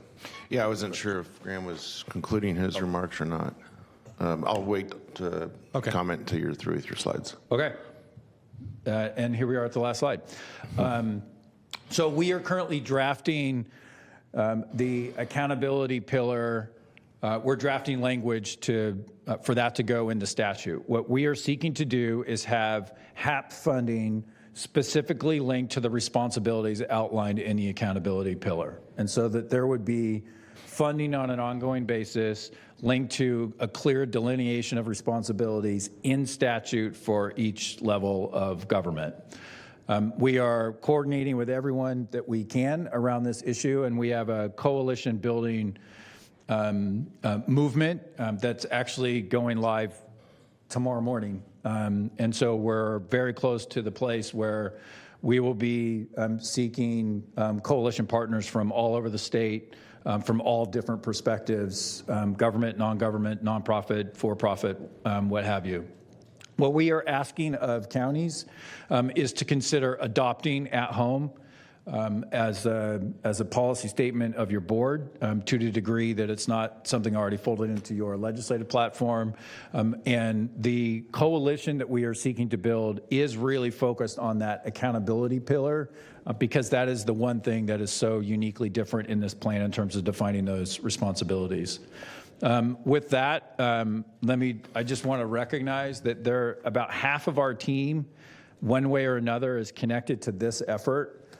We've also brought in Keely Bosler, the former state director of finance, to consult with us on this and have had a massive amount of input from county line staff, county department heads, from supervisors, from a whole host of folks on this. And that's really what's allowed this product to come to fruition so that we have at least something to have for the state to react to have a real conversation around homelessness on. And with that, Supervisor Desmond, I'd hand it back to your board. All right, thank you, Graham. Supervisor Cerna.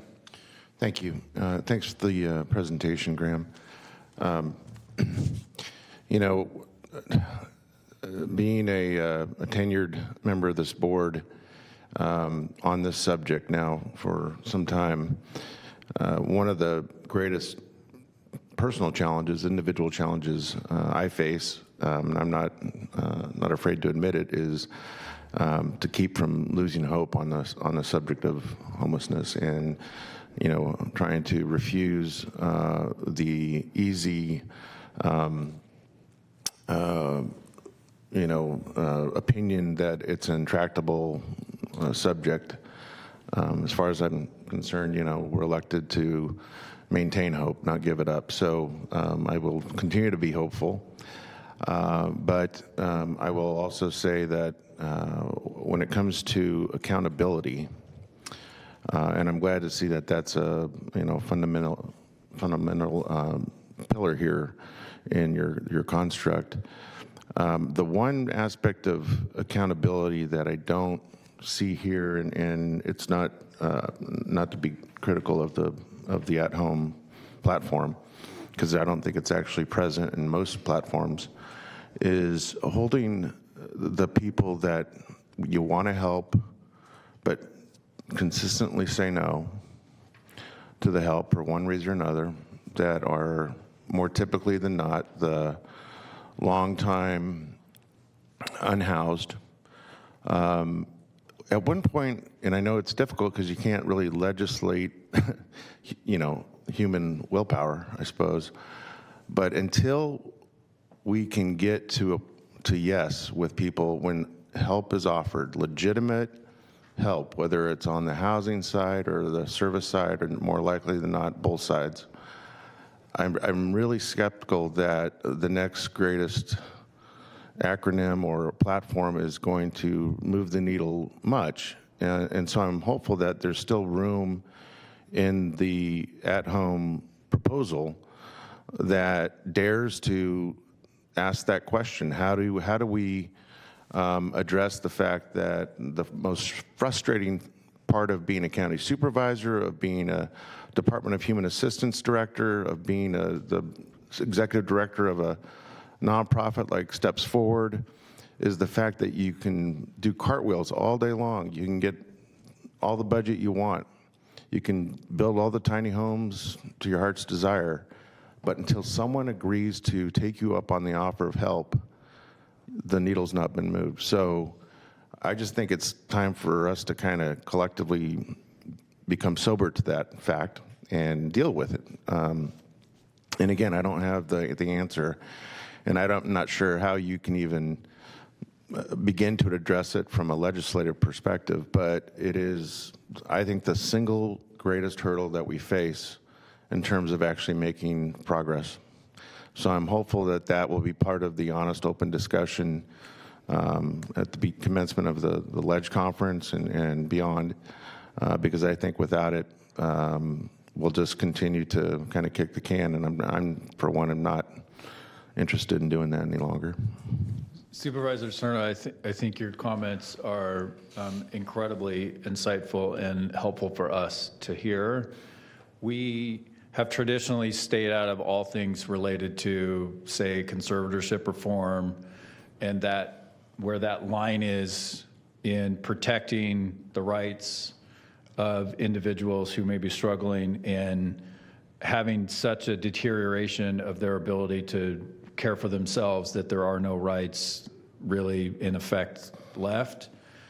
And that is changing, which is to say, we recently had a very extensive conversation on our executive committee about how to engage in this conversation and to have a starting point that is not no,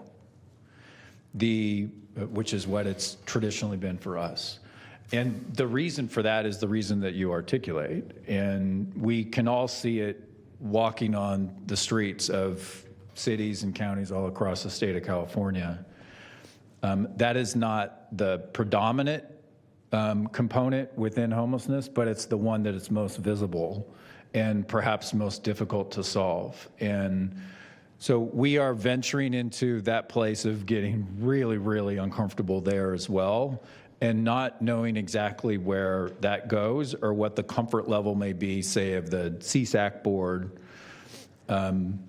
But we have to remain at the table with those that are leading that conversation, and we have positioned ourselves to do so.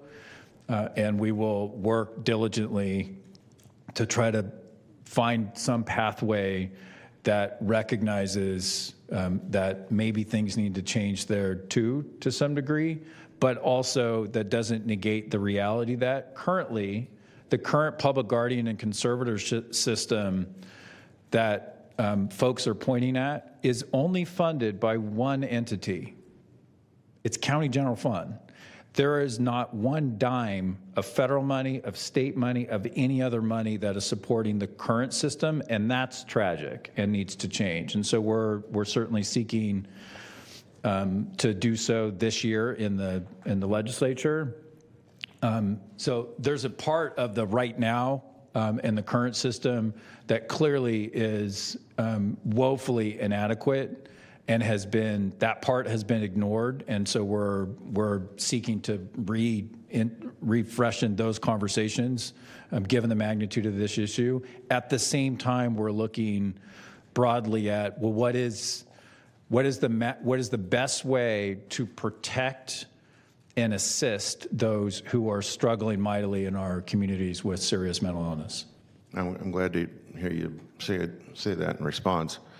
I think what you're hearing probably from your members and what we're likewise hearing from our constituents is kind of waning empathy for generally the circumstance of homelessness. And again, it's not that everyone is experiencing homelessness in the same ways or for the same reasons, but it is those cases that are not just most visible but most impactful in terms of impacting the rest of the community. I mean, that's why the city and county of Sacramento are, I presume, still being sued for ADA noncompliance when public spaces are being crowded with personal belongings and tents such that people that depend on wheelchairs can't navigate our sidewalks any longer. So I'm glad to hear you say that, but again, whether it's conservatorship or some other, and maybe it has to switch venue from a legislative to a judicial one for there to be some remedy. But I think without some combination of probably sticks and carrots to get those that we're trying to help participate in the smallest way, sometimes just the smallest way, in the change of their own circumstance, there's not much hope. Thank you, Supervisor Stern. I want to just piggyback on that a little bit before I go to Supervisor Hume. I appreciate we were just having a discussion about this a couple hours ago about this very thing, and I appreciate you talking about the changes to conservatorship. I know CSAC is very involved with the administration on the implementation of care court.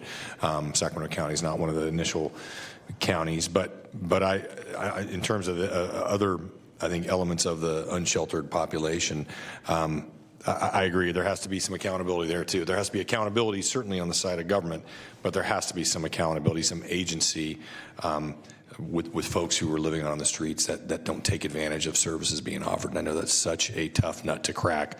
And whether that's because of a behavioral health issue or some other issue, I do hope that in your transparency pillar, with better data sharing, I think that I think of the HMIS system, and I'm pointing Lisa up there. If we can get more people to use it and use it better, it can not only be a very good tool for us to determine which programs are working better to exit people out of homelessness and go to the next level of the continuum, but also help us really gather good data on what is working to get someone who's living out on the street into a program and what's not working, because that's really something we're missing. But there has to be accountability, at all levels, and that is what people are really, really frustrated about in our communities. Supervisor Hume. Thank you, Chair, and I'll try and keep my comments brief because we could spend the rest of the afternoon and well into the evening discussing this and hammering out all the different hurdles and solutions. And I think it is important not to lose hope, because I think if we put our heads together in the right way, we can make meaningful changes. And to my colleague's point, I heard it expressed pretty eloquently at a symposium one day, where generally the public is experiencing compassion fatigue, and being nice has not produced the results that we'd like to see, or I shouldn't say being nice, but allowing conduct to continue that is not really acceptable in polite society. And I think that's one thing. Earlier today, we had what I would say is a gross misrepresentation of the Martin v. Boise decision, which does not say that we have to permit camping anywhere, anytime, any place. It just says that you cannot criminalize the act of sleeping. And so there's a very different distinction there. And again, I think that there's a social contract by which we are expected to abide that, for too long, we've allowed a situation to transpire that has gotten people to the point where they're starting to just want to see something, anything happen. And I think that is a disheartening place for society to be. And then you speak about conservatorship, and there is those series of Lanterman Acts from the late 60s, early 70s that kind of established what was individuals' agency relative to their own health care and treatment. And but in those acts, they referenced mental health and chronic alcoholism. So they didn't even understand the scope of what we're facing right now with substance abuse issues. And unfortunately, one of the solutions that was on the table in order to compel different action and participation in treatment programs was diversion, and that was taken away by Prop 47. And so alternative sentencing, which said there's no help in sending you to jail, we're going to send you to treatment, was taken off the table as something that local governments could do, which I think is unfortunate. And then the final thing that I would say, and this is my own personal opinion, is that you mentioned programs being funded by only one source, the local source, and part of that, I believe, is due to the fact that both the state of California and the federal government, and actually this county, have bought into Housing First as a policy relative to low barrier to entry and relative to the fact that there cannot be any demands placed on the utilization of services, or we cannot even fund programs that have a different set of standards. And so we can't even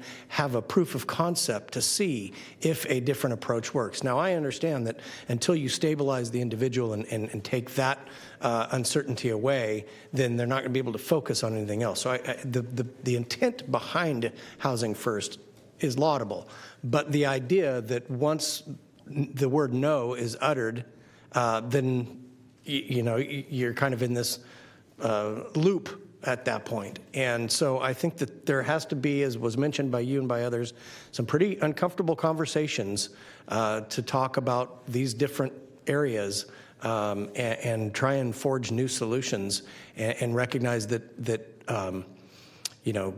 continuing to do what we've done to get the same results doesn't make any sense, and being able to pivot and try new things, and if those don't work, pivot and try new things again. But I commend you on putting together this plan. I think it's very well thought out. It's very able to be clearly elucidated, and hopefully it will encourage some of our colleagues and ourselves here to move forward with some better solutions. So thank you. Thank you, Supervisor Hume. If you wouldn't mind indulging me, Lisa, I'm going to ask you a question. Can you just come down here? Can you maybe talk for a couple minutes about how our LHAP, our local homelessness action plan, how it would work in coordination? Does this complement that plan? I mean, it seems a lot of things that Graham has brought up in the presentation that I've read, it's great. I mean, it almost seems like vindication for some of the things that we hashed out in our partnership agreement, right? So can you comment for a moment on that, Lisa? Sure. Good afternoon, everyone. Lisa Bates with Sacramento Steps Forward, your lead applicant for the Continuum of Care.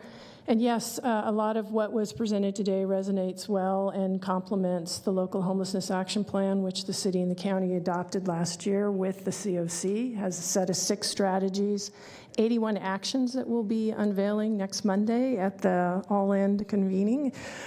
Put a plug in for you there, and a lot of work from the staff of the county and the city in making that happen, and it's inclusive of your partnership agreement. So this idea of getting comfortable, of leaning in, the last 6 months I've seen so much collaboration and work and really hashing out behind the scenes, whether it's the 4x2 or at the Sacramento Homeless Policy Council or at our COC.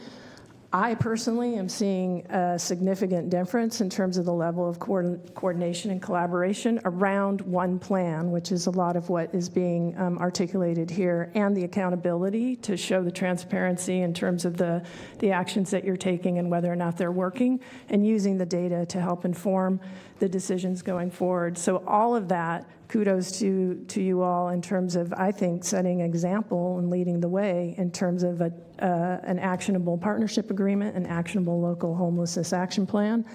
And so I think that a lot of what's been articulated in terms of the challenges, you're already on your way toward trying to rectify. I would say that as part of this presentation in terms of the coordinated access and the question that you asked, the COCs play a fundamental role in providing that coordination and that standardization. So even if you have different jurisdictions that are receiving money and making decisions, it still needs to be in a standard, coordinated, seamless way. So the person experiencing homelessness is not having any difference of care if they're in the city of Sacramento or the county of Sacramento. So I do think that is an important question you raised, Supervisor Desmond, that has to be considered in the final decisions of the plan. Well, thank you, Lisa. That's helpful, and I appreciate Graham's response to that issue about flexibility. I mean, it's all about flexibility, which is really baked into this. I don't see any other supervisors queued up. Do we have any public comment? We do not have any Don't public have any comment. Oh, we have one person in chambers. My apology. I'm not sure if they're still here. Jared? No? Okay, he Doesn't look like- must have left. He Okay. signed up this morning.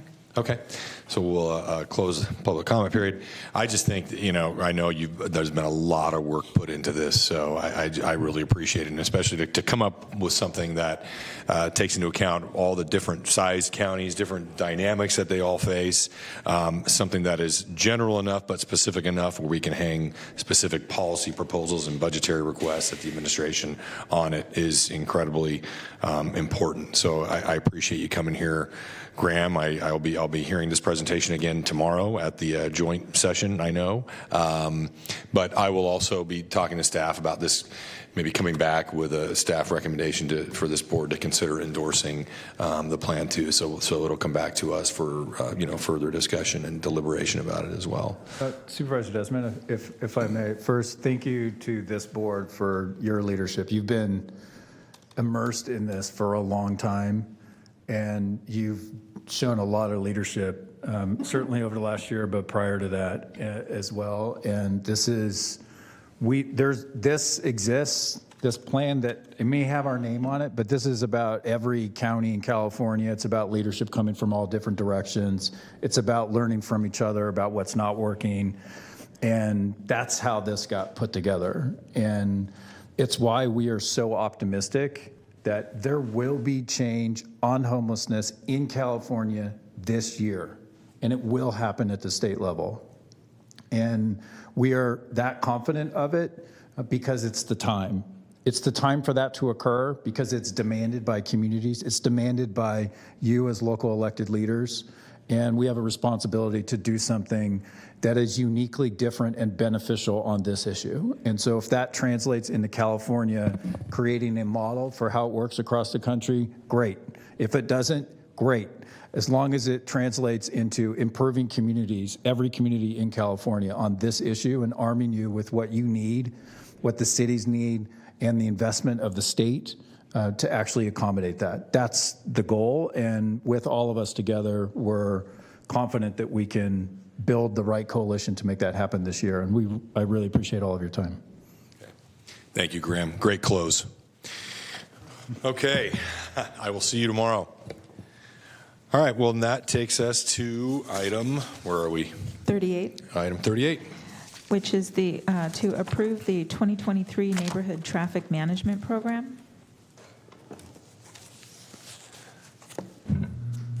Thank you.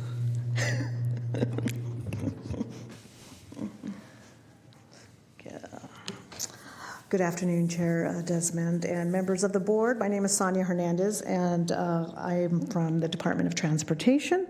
Today, I'm here to present to you and request the board to consider approval of the 2023 Neighborhood Traffic Management Program plan for West 2nd Street. Let me fast forward here. A little background on this phase, the 2023 Neighborhood Traffic Management Program projects. In July 26, 2022, the board approved funding for 17 projects. An additional 18th project was approved on October 25th to address speeding concerns on residential streets.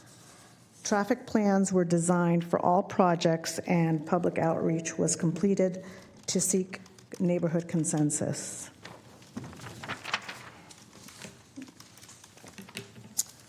The NTMP guidelines, a little bit of information on that. Projects that have a support rate less than 65% are not qualified for further consideration.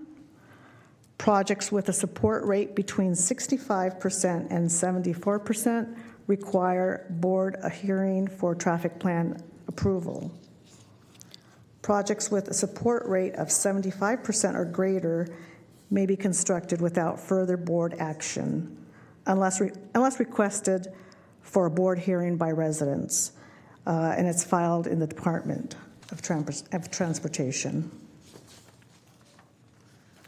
The 2023 NTMP status, so far there's 14 projects that received greater than 75% support. One project has 69% support rate, and 3 projects had insufficient support from the residents. Today, the recommended project I bring to your attention is West 2nd Street, between West M Street and West Q Street. We had a response rate of 50%. Let me pull forward that for you. Support rate of 69%.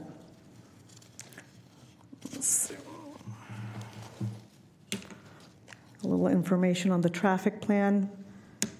For West 2nd Street, we have proposed 2 speed tables along this segment. The segment between West M Street and West Q Street is approximately a half a mile in length. There's 2 speed tables with the associated warning signs that are required.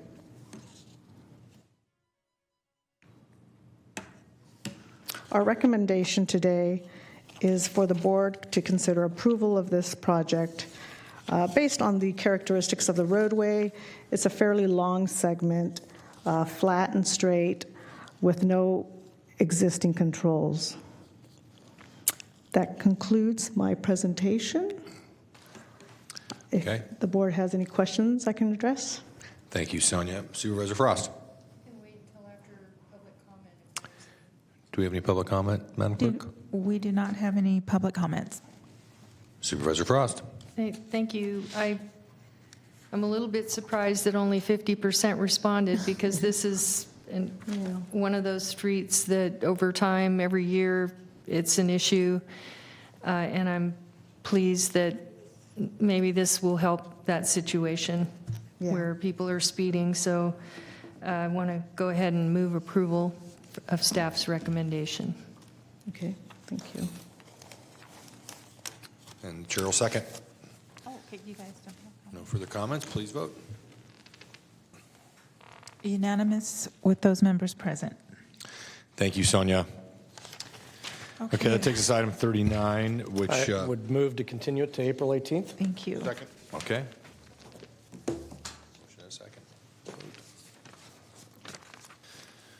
Okay. Unanimous with those members present. All right, for nominations, please, item 40. For some of you, I do not have your notes, so I just want to give you full warning on that. I can't help today.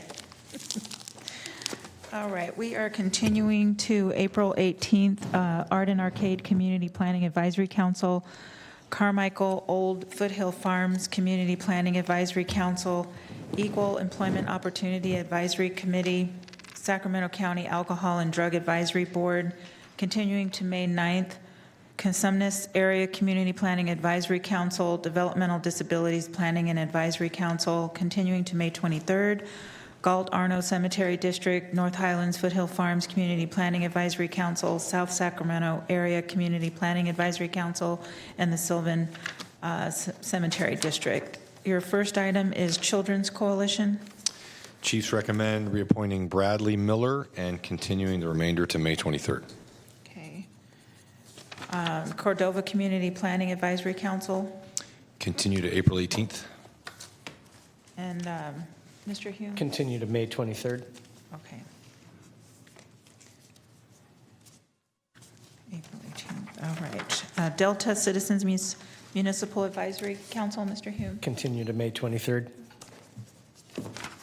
And Fair Oaks Community Planning Advisory Council. Please nominate Diana Storrow. Okay. And continue the remainder to, Let's say April 18th. okay. And then we have the Natomas Community Planning Advisory Council, Mr. Cerna. I'd like to nominate Alice Montez and continue the remainder to May 23rd. Sacramento Environmental Commission. Chiefs recommend continuing to May 23rd. And let's see.